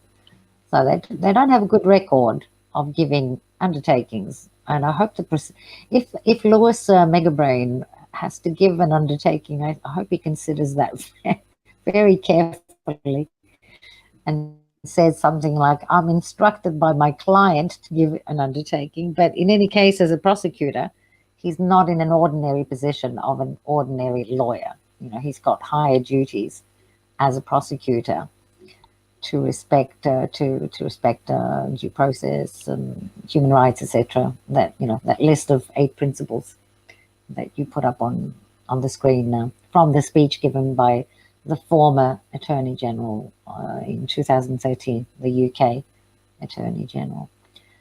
So I think the prosecutors will have to think long and hard about what undertakings they may give on behalf of the US in this trial, given that they have these extra duties. Isn't the burden of proof on the prosecution anyway, you know, to prove that this isn't, you know, that he it's not a normal it's not a normal criminal trial. Nope. Because it's an extradition hearing. I would have to think about before I say anything. But it's not an ordinary criminal trial where the onus of proof would be on the prosecution. I think in this case, because the presumption is for extradition under that stupid agreement that the UK has with the US, there's a presumption for extradition, and there's a whole mess with the extradition treaty of 2003. The extradition Act of 2003, which again is very favorable to the US, and the extradition treaty of 2007, which expressly excludes political offences, and the prosecution has been trying to argue that the treaty shouldn't be taken into consideration. They're trying to, yeah. Well, I think it's a stupid argument because it's, you know, as Craig Murray says and others also, the Extradition Act is an enabling act. It enables a treaty, once it's signed and ratified, to come into effect. Therefore, of course, the treaty, because you can't have a new act every time the terms of a treaty change with the country. You're not going to, have a new act every single time. So you've got one enabling act, and then you can change your treaties afterwards as many times as you like. Do you know what I mean? I mean, that's the logical way of thinking about it. Otherwise, it just wouldn't make sense that every time there's a new treaty with one country, you have to change your entire, amend an act all the way, or, well, I suppose they could amend an act, but anyway. I think that the treaty is a legal instrument that must be taken into consideration, and it clearly excludes political offences, and we are clearly in that context. So that's another thing to that I imagine will be considered. I'm not sure what the closing argument will be about that aspect.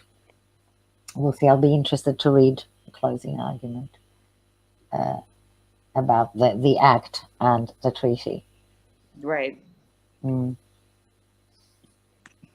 Yeah, it's surreal, as Alex Mercury says.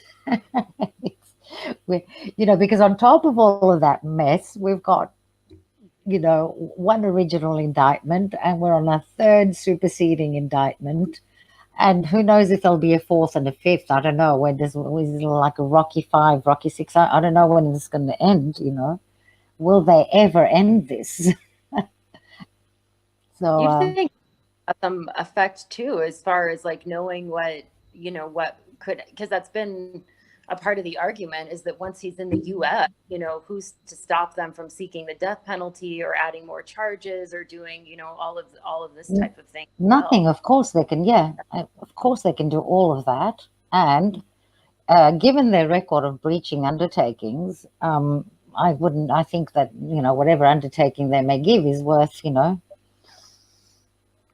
So last week, or 10 days ago, week and a half ago, Felicity Ruby over on or through Popular Resistance published an article called Kafka on Acid as a description of this trial. And it's a very well written article. I'm going to go ahead and throw that into the chat right now too. I had originally wanted to cover it on a vigil, which we may end up doing tonight, just because it's so well written.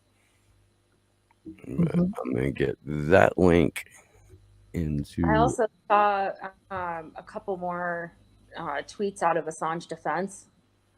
Do you want me to read? Please. Yeah. Okay, so Lewis says the restriction Sam imposes on lawyers too means she can only discuss Hamza's case because some of it is in the public records. That's the last one where we ended off. Lewis confirmed Sam's conditions: extremely limited communication with the outside world, no interaction with other inmates, solitary confinement for sometimes years at a time. Kromberg suggested Sam's could be lifted after a year. Lewis says this is Hamza's 8th year under Sam's. Extremely difficult to challenge Sam's. Must go through long, drawn-out admin remedy process before getting to court. Doesn't know of any successful admin remedy attempts. Right. Let's see. Judges in El Hague case referred to the first 15 months of his detention as solitary confinement. Lewis confirms this is the right term to use.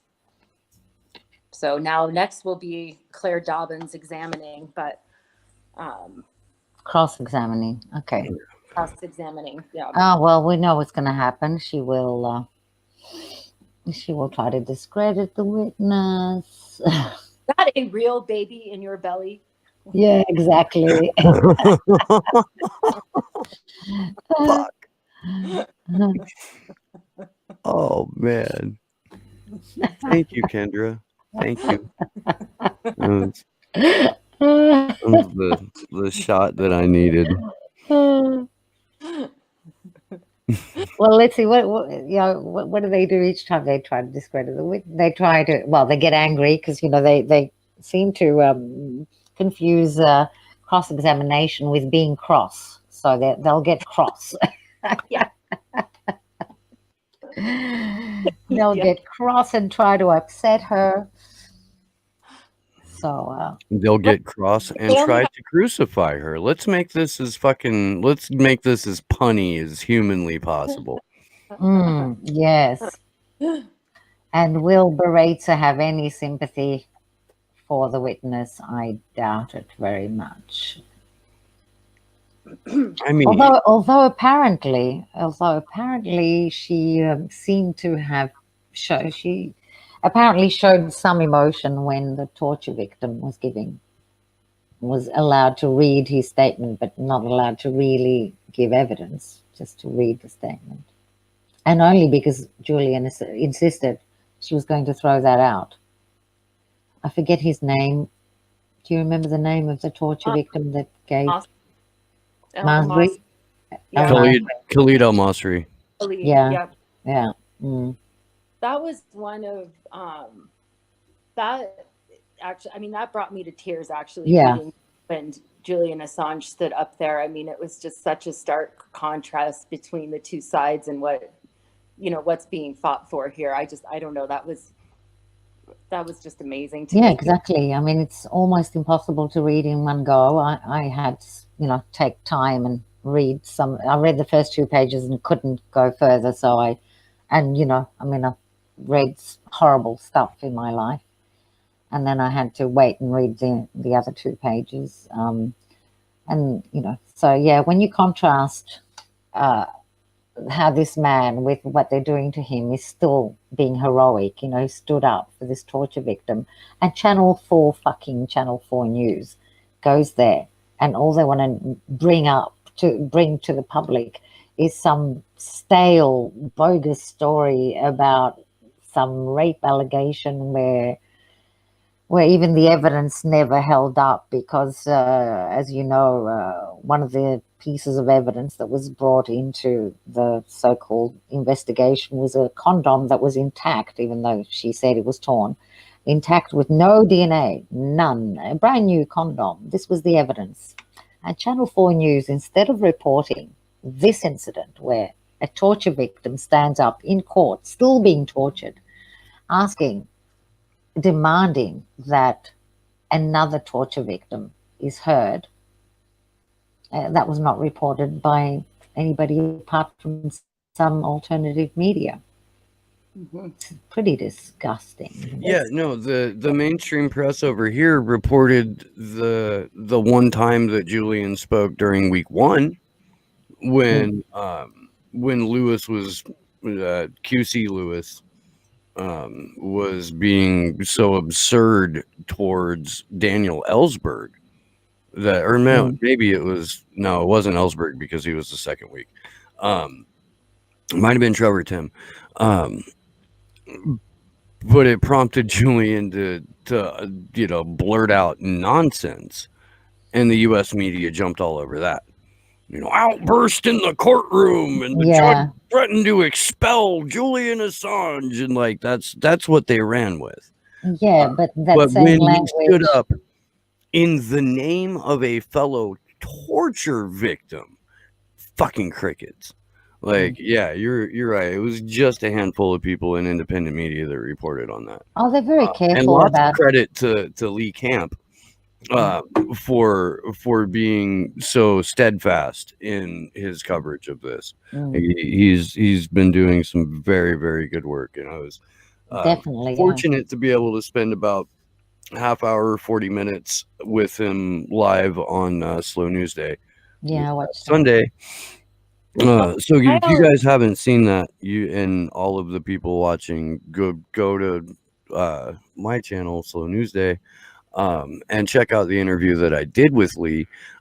We discussed in pretty good detail the amount of algorithmic censorship that is centered around this trial, to the point to where you can't put the reason that these videos are titled Press Freedom on Trial and don't say Julian Assange's name anywhere is because they will be even more buried than they already are by sheer use of the words Julian or Assange in the title, the tags, or the description. That's why he called his own show "The Man That Cannot Be Named." And yeah, I think it's a very clever way. I realized I saw Lee Camp underneath "The Man That Cannot Be Named." I thought this must be about Julian, and apparently that particular video went well. We got a lot of traction. Whereas if you're right, if you put, Julian Assange freedom, it'll be buried somewhere in Cyberland. So yeah, we have to find a way of getting around those algorithms. The man that cannot be named is good. Right. No, and this is something that, like, I've had conversations with Nico House going back almost a year about how to use tags in a video, and I never fucking do it, and I should, because he knows what the fuck he's talking about. He worked for a company that did internet marketing and shit like that, so I should be listening to him. And I do. I'm fucking short on the follow through on that, at least on my own channel. Well, when you do the crowdfunding or whatever you do, you should. Sorry. What, Kendra? Sorry, guys. I just was going to say bye. I got to jump Okay. Well, great seeing Kendra. you. And Bye, Thank you, Kendra. bye. Now I was going to say, when you seek out funds or whatever, one of the things you can seek out is human resources, people that can help you out with marketing. Do you know what I mean? Things like that, or other technical things. So sometimes people can't donate money, but they can donate time and skills, and it's a whole new ball game with Assange stuff though, because I think Gordon used to actually do that stuff for a living, and like, okay. so he kind of knows how to get around a lot of that stuff. And man, he's getting off YouTube just because his channel's so freaking oppressed. He doesn't get any new subscribers, like, ever. Like, and since he mentioned Assange's name. Yeah. It's crazy. Yeah. The day that he went on air and read the letter that Julian had written him back from Belmarsh was the day that YouTube decided he would never see another subscriber. Yes, but he can get around YouTube. Look, I think YouTube. Oh, he's going around it. He's gonna, he's gonna be doing like a podcast. It's just he's not gonna rely on YouTube anymore. As an ad revenue source, because he's trying to eat. He's still gonna cover Assange. He's made that pretty damn clear. Well, I think at the end of the day, YouTube is going to kind of, shoot themselves in the face, not just the foot, because if they keep doing this, people will get around them. They're not the only provider on the internet. So there are others that are popping up everywhere, and they're more, they're more freedom of speech. So. I mean, even the one Passarelli thing, that's on a PeerTube instance, I realized. I was like, oh, shit, nice. So, I mean, it's... A lot of people are going to these alternative, PeerTube, DTube, other tubes, YouTube is, they're not gods. They may think that they're the only thing that's available, but, technology moves fast. People move fast when they realize they're being conned, and people will find they will look for their journalist, and they will find him somewhere else. If I'm following a journalist and I don't see him on YouTube or her, I will find them somewhere else. I'll look for them. Yeah, for sure. And I think Gordon has enough now. He's got enough of a public, his own public, where he can do this. He's not unknown. Oh yeah, for sure. So coming out of the Assange defense account, we have begun the cross-examination of Lindsay Lewis. Dobbin is recounting the details of Abu Hamza's terrorism convictions, asking Lewis to confirm each part, presumably to implicitly justify extraditing him and detaining him at ADX Florence. Dobbin then recounts his subsequent legal issues, requested new trial, filed appeal, and asks, was he able to do all this while in ADX Florence? Lewis says yes, but with significant difficulty, and says that Dobbin is being dismissive of the substantial differences and difficulties in working with lawyers under special administrative measures. And this may be rehashing some of this for the people who are watching right now, but it is worth reiterating that when someone is in the U.S. under special administrative measures, there is a gag order placed on their legal team to where the lawyers themselves face jail, criminal prosecution for even discussing the fact that their client is under special administrative measures. There was a point in the defense's questioning of Lindsay Lewis, where she had to say, okay, well, I can answer this part of the question, but I can't answer the second part of the question because I'm this person's lawyer and I am subjected to, these limitations in my speech because my client is under special administrative measures, to the point to where when she meets with her client in person, there is an FBI agent who sits in the room with them. That's fucked up, y'all. Yeah. Did you say before that they're not even allowed to say that they're under SAMS in the first place? Is that what you said before? Yeah, they're not allowed to go hold a press conference and talk about special administrative measures and the fact. But are they allowed to say we are under SAMS? That's all they get to say. That's all they get to say. Okay. Yeah, they don't get to go into any details. They can only describe it broadly, and not as it applies. It's so weird. Like, they can describe what special administrative measures are, but they can't relate it to their client. And they can only be like, there's publicly available material on SAMS if you go to blah, blah, blah. But they don't get to go into any details. They don't get to tell people that they have to conduct lawyer-client meetings in the presence of a federal agent.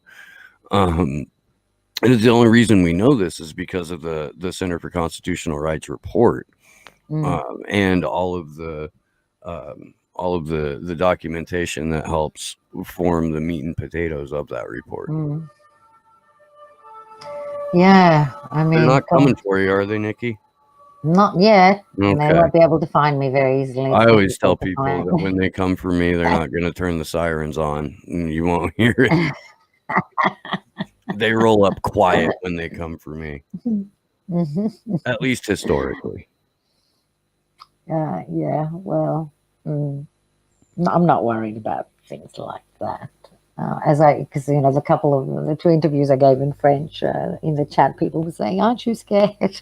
They'll come and get you." I said, "For what? For telling people what the law is, the law that they passed." I'm just telling people what their laws are. We may want to discuss this while we're waiting for more to roll in from Cross, Nikki. Yeah, sure.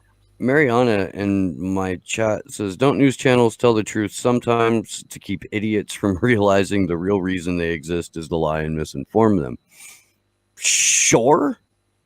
I mean, there's always going to be a nugget of accuracy in any given report, unless it's like about Russiagate or what they're calling Bountygate now, which a month or so ago, that was 2 unnamed sources say that Vladimir Putin himself is offering bounties to Taliban troops if they oh my god, yeah, kill U.S. soldiers, and it was a thing that the U.S. media just picked up and ran with, and they were like, oh, it's over, to the point to where a sitting fucking senator, Tammy Duckworth, even after it was exposed that this was all built on shit, she's still tweeting about how come the president hasn't said anything about Bountygate yet.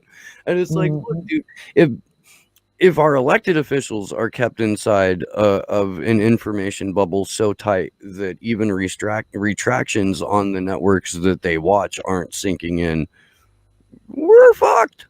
Well, successful lies must always rest on some truth, So, of course, whatever they build on a daily basis has to have at least something that holds, Well, since 2012, we've had legal propaganda on our airwaves. The modifications to the Smith Modernization Act, signed by Barack Obama in the National Defense Authorization Act of that year, 2012, states that propaganda is fair game on U.S. Airways, and here's Michael Hayden, or here's James Clapper, or here's retired General what's his nuts to come and Yeah, we tortured some folks, and we'll torture you too, folks. And that's all, folks. yeah. Now, the other thing I wanted to, maybe we should bring this up. The Nobel Prize is going to be attributed soon. I think it's on the 9th of October. So, yeah, Julian has been nominated for that prize for how many years now? I think 8 or 9. And so far, it's only the war criminals winning it. Yeah, well, Julian himself said the mark or measure of service to humanity is no longer a Nobel, but an indictment under the Espionage Act. Yeah, I think he's right. And was it ever? I mean, have they ever given it to somebody who actually did do something good for peace? I'm trying to remember. Mahatma Gandhi was nominated several times, never got it. Kissinger, who's a war criminal, got it. Obama got it in the hope of him bringing peace, and he definitely didn't bring any peace. I'm waiting for them to give it to Trump or Bush. Mm-hmm. Yeah. They've forgotten Trump. I think they should give it to Trump. I think George Bush should get a Nobel for his artwork. No, for peace. For peace, Right. definitely. There was some fucking idiot that was either trying to play coy or was just completely like living in a fantasy world. And so Adam Kokesh is trying to get in, and we'll be on shortly. Yeah.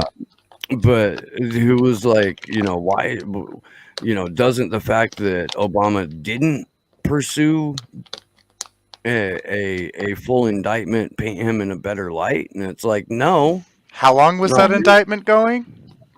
Or how long was that grand jury going? A decade. Yeah, that's a little longer than 4 years, people. Yeah, it was a 10-year-long grand jury. There was a secret sealed indictment, and that indictment was handed directly over from Obama's Department of Justice to Jeff Sessions, and that the skeleton arguments in that sealed indictment became the original U.S. indictment against Julian Assange, which was then modified and expanded, of course, with 2 ensuing superseding indictments. But it's been interesting to watch the arc of them too, and I think this is something that Alex, God, I can't pronounce it. How do you pronounce his last name again, Mr. Bean? Mr. Bean, Mercuris. It's a great name. Okay, what Nikki said. Mercuris. with the Anglo pronunciation. Let me cracker it up here a little bit. Mercuries. Dude. I'm sorry, Alex. I'm not. I do it out of love, my friend. I do. I promise. I do it out of love. But one of the things that he noted was the shift in angle of attack on these indictments and how the evolution of them and what they're, as the U.S. realizes which parts of their arguments are falling apart in front of them, then they have to issue another indictment to sort of like scramble, their way back above into a defensible or attackable position. And that's even played out just in these last 3.5 weeks, where at the beginning of the hearing, it was, this isn't an attack on journalism because Julian Assange isn't a journalist.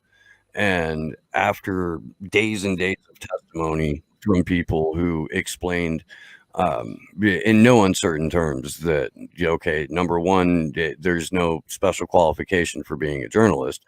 Number two, every activity that WikiLeaks is engaged in is consistent with activities that you would find in journalism. And oh, by the way, there's an entire, bookcase full of journalism awards that both Julian Assange and WikiLeaks have won. Then they went from, okay, so he's a journalist, but the U.S. gets to prosecute journalists now. We decided that that's a thing that we're going to do, and that journalists can be hemmed up under the Espionage And Act. they specifically talked about the New York Times. Yeah. And then it came out that, okay, well, that's kind of, what do you call it, fascist. And they had to backpedal from that line of attack. And they're like, well, he released the name of informants, and that's why we're going after him. And Lewis spent days going, well, no, there's all of this stuff in the indictment. None of that really applies. It's just these specific charges right here about releasing the names of these informants. That's the only thing that we're focused on. And then it came out that if anybody released the name of informants, it was David fucking Lee. And so now they're like, fuck it, we're just extraditing him. We don't really have a reason anymore. But you can't prove that we're going to do the special administrative measures things. So, just give us the fucking guy, and we'll not talk again. And that's their argument at this point. Yeah. And I think that they kind of forgotten about the superseding indictment, unless I'm wrong. I mean, has anything happened with the third superseding indictment? I imagine they're not going to lead evidence under the first superseding or the second superseding. I don't even know what's in the third superseding indictment. So in the third, hey, welcome to hello, Adam Kopesh. How are Hi, you, sir? You look chilly, buddy. It's just been an interesting morning here in Gardenia. But thanks for having me, man. It's an honor to be invited to be a part of this. And as always, I'm grateful that there are people willing to put in the time and the effort to stay with a case that's of the importance of this. Yeah, since you're on the West Coast, you can certainly feel the extreme sleep dep and pain that Sleepy Josh and I have been putting ourselves. We're up at like 2 to get ready to come on at between like 2:45 and 3 o'clock in the morning for these, and I'm gonna have to hop off here in about 20 minutes because I got to go to work for another 8 hours, and then I'll come back and do the vigil tonight, and then maybe get a handful of hours of sleep and wake up and do it all over again. But fuck, dude, every time I start to feel sorry for myself, I'm like, there's a guy at the Old Bailey who has to sit in a fucking glass cage, who had to get, strip searched and then put in a vertical coffin as a transport vehicle to be brought to the glass cage so that you can watch a show trial play out that will decide not only his fate, but the fate of investigative journalism going forward. And then I don't feel so bad about my sleep debt. Well, it's not just about him, but a big part of what they're doing is trying to do is not just control him, but send a message like, oh, you're going to challenge our authority. You're going to expose us. Well, guess what? And I think what you guys are saying back, and I'm honored to have a smaller role even in the message that the people are sending back to government about Julian, to say, no, when you do something that important, we're not going to forget you. And I've been on both sides of this. Just yesterday, I interviewed my friend Brandon Robb, who I met when I was doing Adam versus the Man in 2012, because he was disappeared almost. It's a small exaggeration, but FBI agents showed up to his house because of Facebook posts and had him committed to a psych ward against his will, and they were gonna just commit him and force medicate him and do horrific things. And because his family was there and called attention to it, and I was there when I had the bigger platform to take it to the next level, because of that. He was let out within a week, and I've been on the side where I've gone to jail for sometimes for intentional civil disobedience, where it's like, no guys, it's cool, I meant to do that, but then I've been to jail when it's like, shit, I don't know what's going on. Can you guys keep an eye on this case? And I've had those situations where I'm obviously I've never done anything. I don't think as significant a contribution to humanity as what Julian Assange has done, and I've never quite faced the threat. But I think I'm uniquely aware of those dynamics and what it means to have that support on the outside. Is the difference between going crazy or not sometimes, or giving up because if what it's one thing to be an activist and fight for a cause that other people don't understand, but to go to jail and to say nobody gives a damn about me being here, like, oh, there's no point. So for humanity to be able to express its appreciation through support for those who are being persecuted unjustly for their activism, it's really a critical message, and there isn't a better case than Assange's. And to that point, I need to send out love and support and undying gratitude to all of the people who have been showing up in front of the Old Bailey every single day to just raise fucking hell about this. And it's been so uplifting and entertaining to watch. There have been some moments of high hilarity, and also just incredible amount of solidarity between the friends, family, and supporters of Julian Assange. And every time you see a picture of like John Shipton and Craig Murray with their arms around each other, it's like, okay, well, at least they know that they have each other and that there are people who really are giving a fuck. Have you been able to keep up with the hearing much, Adam? No, not directly. I rely on people like you. Okay, fair enough.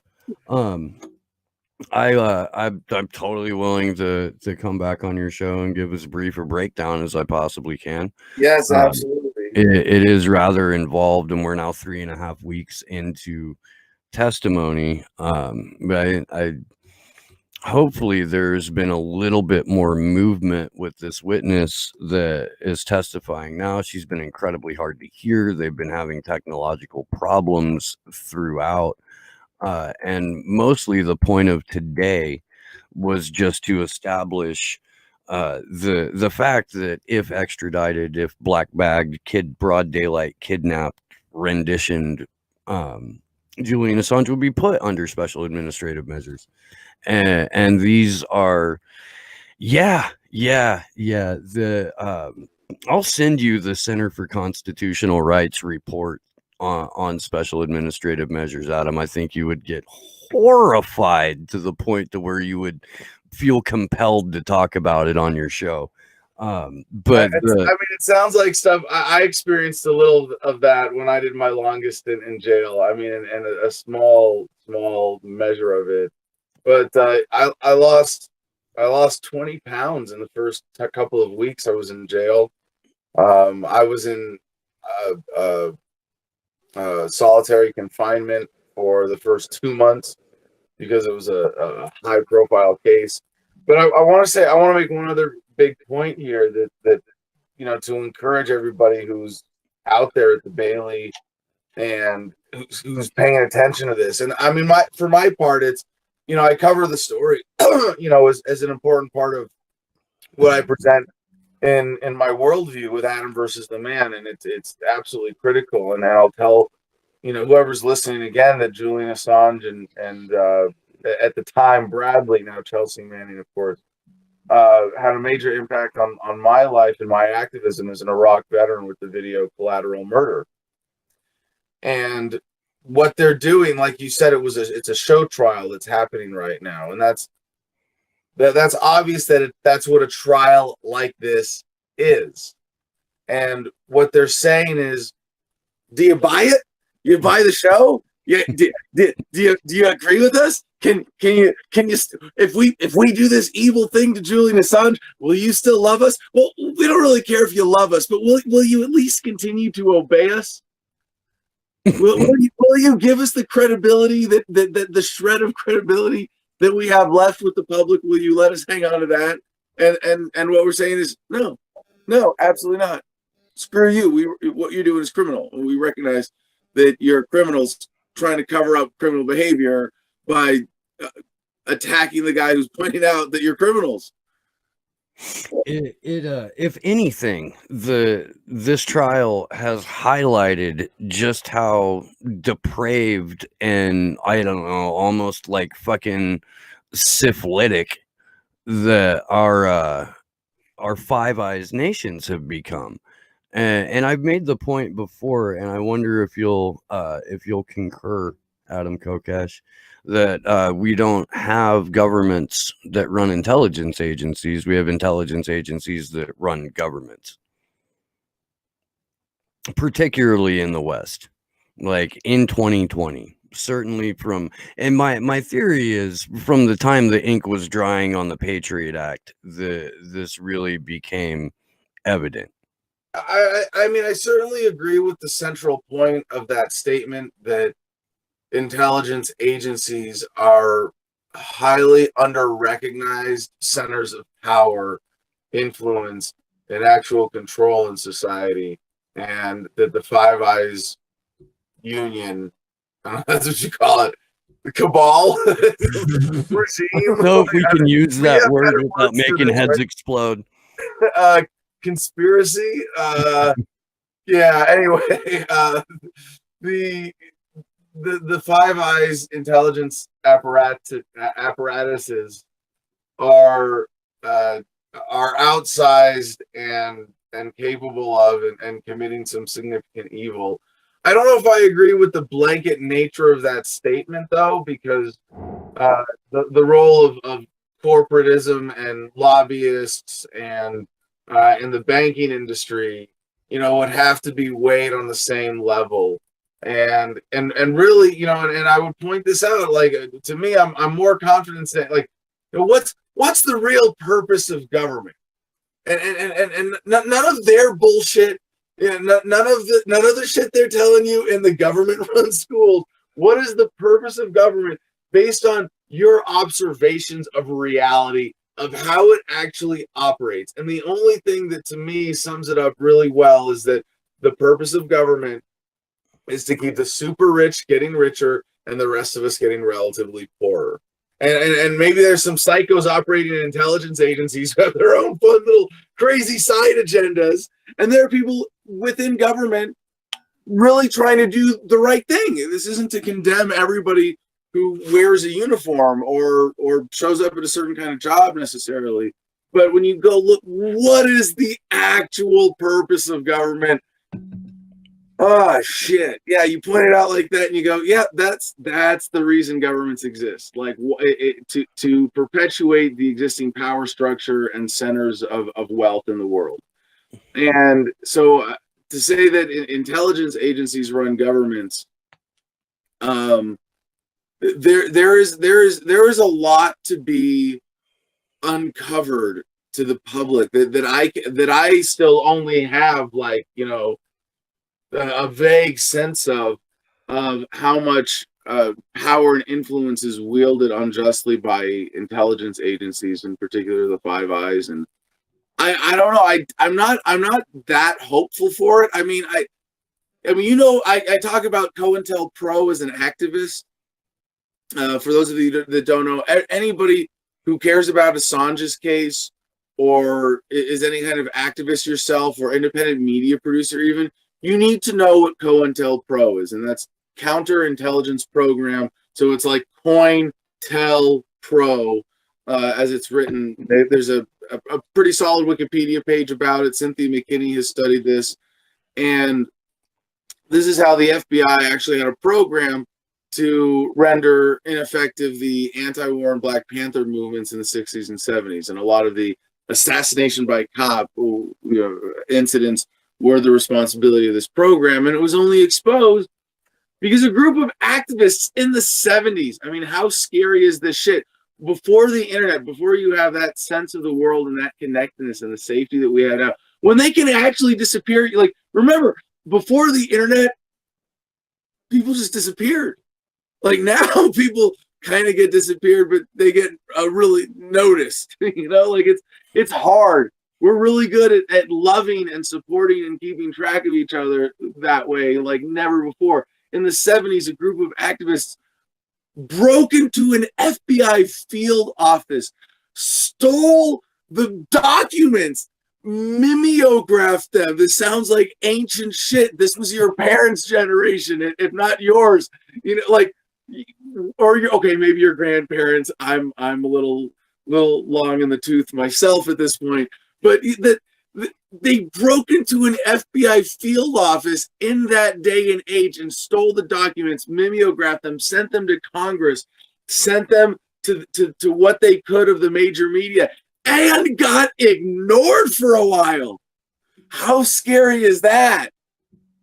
Like, you reveal that this evil is happening, and then you think that there are authorities in society to report it to, and the authorities go, we might be in on this. In fact, some of us are, and we're going to have it's not going to be as easy as you think. It's in the 70s. Holy crap. I can't imagine how much scarier that, I mean, the first time that I got arrested, it was like for activism, what, 2007? And, you know, it was already the age of the internet. You know, we already had that level of connectedness and accountability. So, you know, I think about people not having that awareness of COINTELPRO, of what's going on. And that's just what we know from 50 years ago. And, you know, they got called on the carpet in front of Congress, and the FBI said, oh, my bad. I'll never do that again. I promise. You know, like, okay.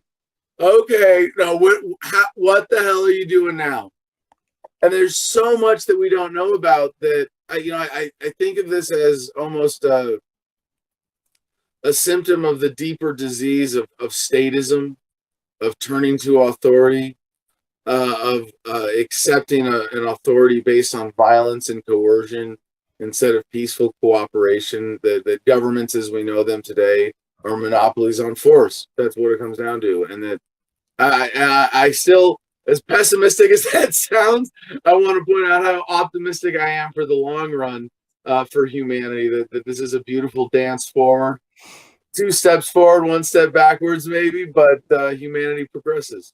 It was Cynthia McKinney who first brought it to my attention the first time I had her on my show, that COINTELPRO moved out of Quantico and into academia, and that's where they took up root and get to operate with almost entire impunity, and and then that's corroborated by Ray McGovern when he talks about the Mickey Mat as the conglomeration of institutions that we're actually up against, and that's the military, industrial, congressional, god damn it, Mickey Mat. I'll look it up again. Somebody in my chat will have it pretty quick too. But it's the academia, media, and think tanks, and it's just this conglomeration of organizations that have all just sort of melded into this one blob of draconian surveillance and removal of civil rights and liberties, and holy shit, man. It's an uphill battle, but I wouldn't be an activist if I didn't maintain a fucking, like, you know, little nougat caramel center of hope inside the dark, empty hole that is normally my heart. You know, if I may point out one other thing that I see in this that I think is again very underreported or recognized, is, you know, as a libertarian, you know, we like to geek out on economics because we look at the flow of value and how ethical violations reduce value for society, our ability to meet human needs. And when I see all this, you see these budgets, and like we've come to accept this. We've come to accept that our government can just squirrel away tens of billions, if not trillions of dollars. The Pentagon, what, remember, I mean, the day before 9/11, oh, where did that $2 trillion go? I don't know, but a bomb went off in the room where we had the records. Oh, whoops. Oh, no, I mean, it was a miss. Oh, wait, no, it was an airplane. Yeah, that. Yeah, you know, well, hold.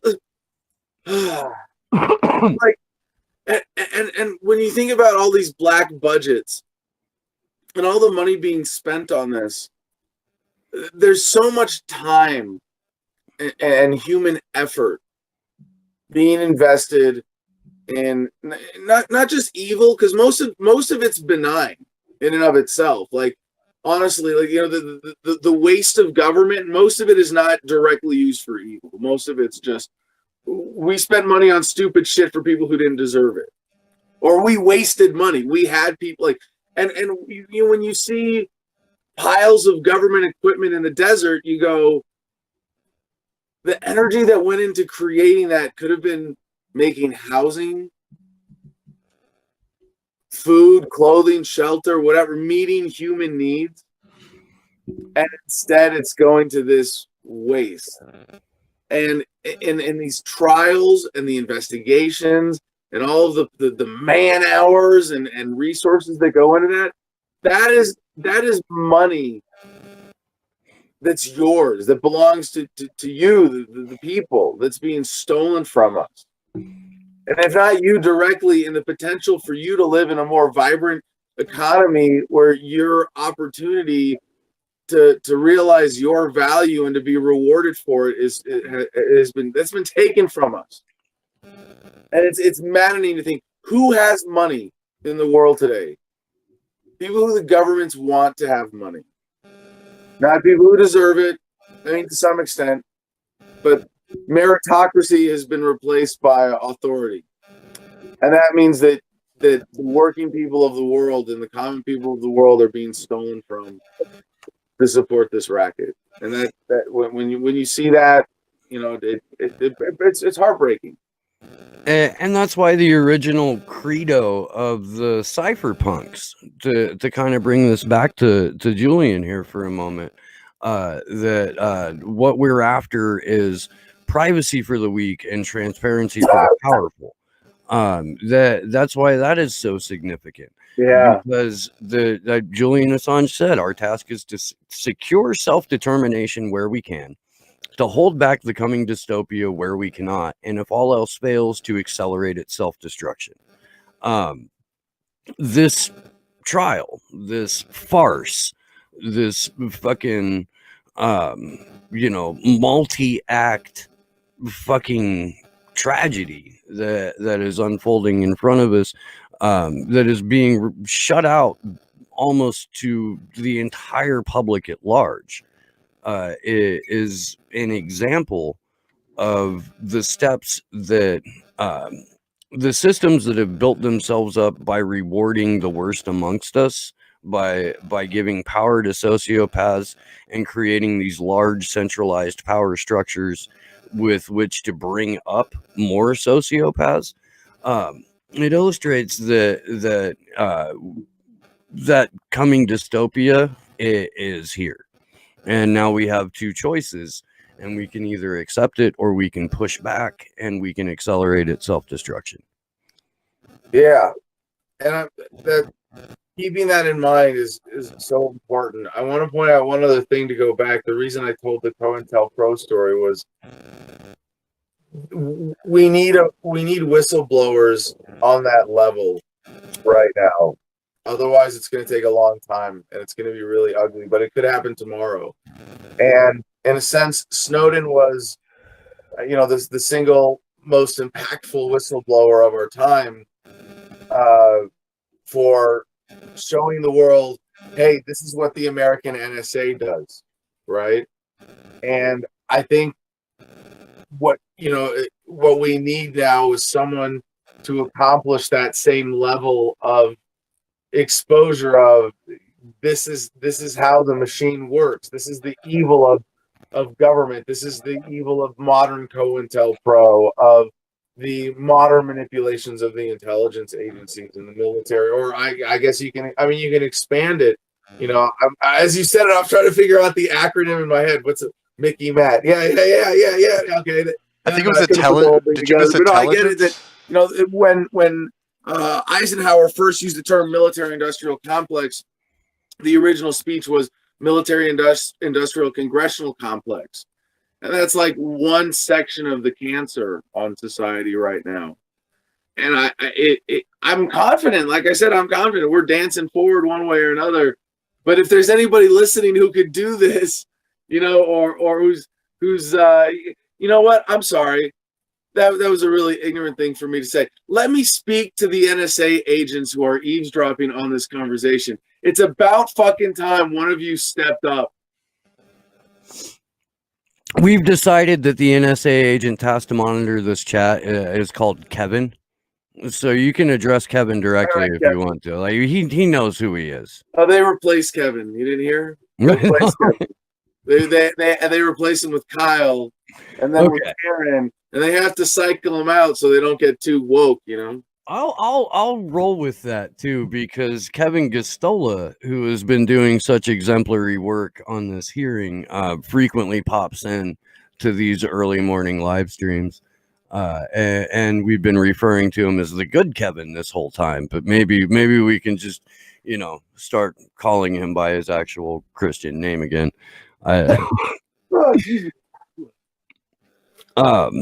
Well, guys, it is 20 till 8 on the West Coast, and I have to leave for work in about 10 minutes. So I'm gonna go ahead and wrap it up here. I would like to get some final thoughts from both of you, and for both of you to please let people know where they can find your work. There's no order here, so whoever talks first goes first. Adam, you go first. Oh, well, thank you, dear. I appreciate that. Apologize for my allergies this morning. Yes, I just gotta say it's an honor. It warms my heart as a libertarian, as an activist, as someone who's been to jail for civil disobedience, to know that this conversation is happening. And I want to just encourage everybody who's listening to find out why this is intriguing to you and listen to that voice and let it compel you to be more involved in the world around you one way or another. The technology is fundamentally empowering, but it means nothing without deliberate, conscientious application. And that's what we're doing. So I'm live 10 hours a week. That's right. I do 2 hours a day, Monday through Friday, with Adam versus the Man right now in our temporary studio here in the Freedom Wagon.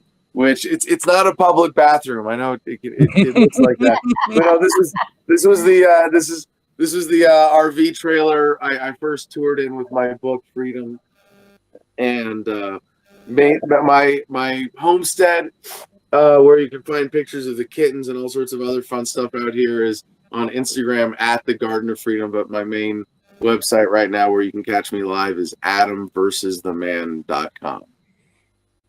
And I had a blast the last time I was on your show, by the way, and not just because I outshone the rest of the class on the trivia. Like it was a fun experience overall. That panel. For those of you that don't know, I did a panel with Steve and 2 other independent journalists on censorship a few weeks ago, and it is one of my truly dear memories. Something that I'm proud of as a media producer. Right on. No, that was a great time, and I enjoyed thoroughly speaking with the other 2 gentlemen that you had on there. That was a whole fuck ton of fun. So thanks for popping in, man. I appreciate it, and hopefully we can connect at some point over the next couple of weeks and get together again. And you're also welcome on Slow News Day anytime. I enjoy our conversations, my friend.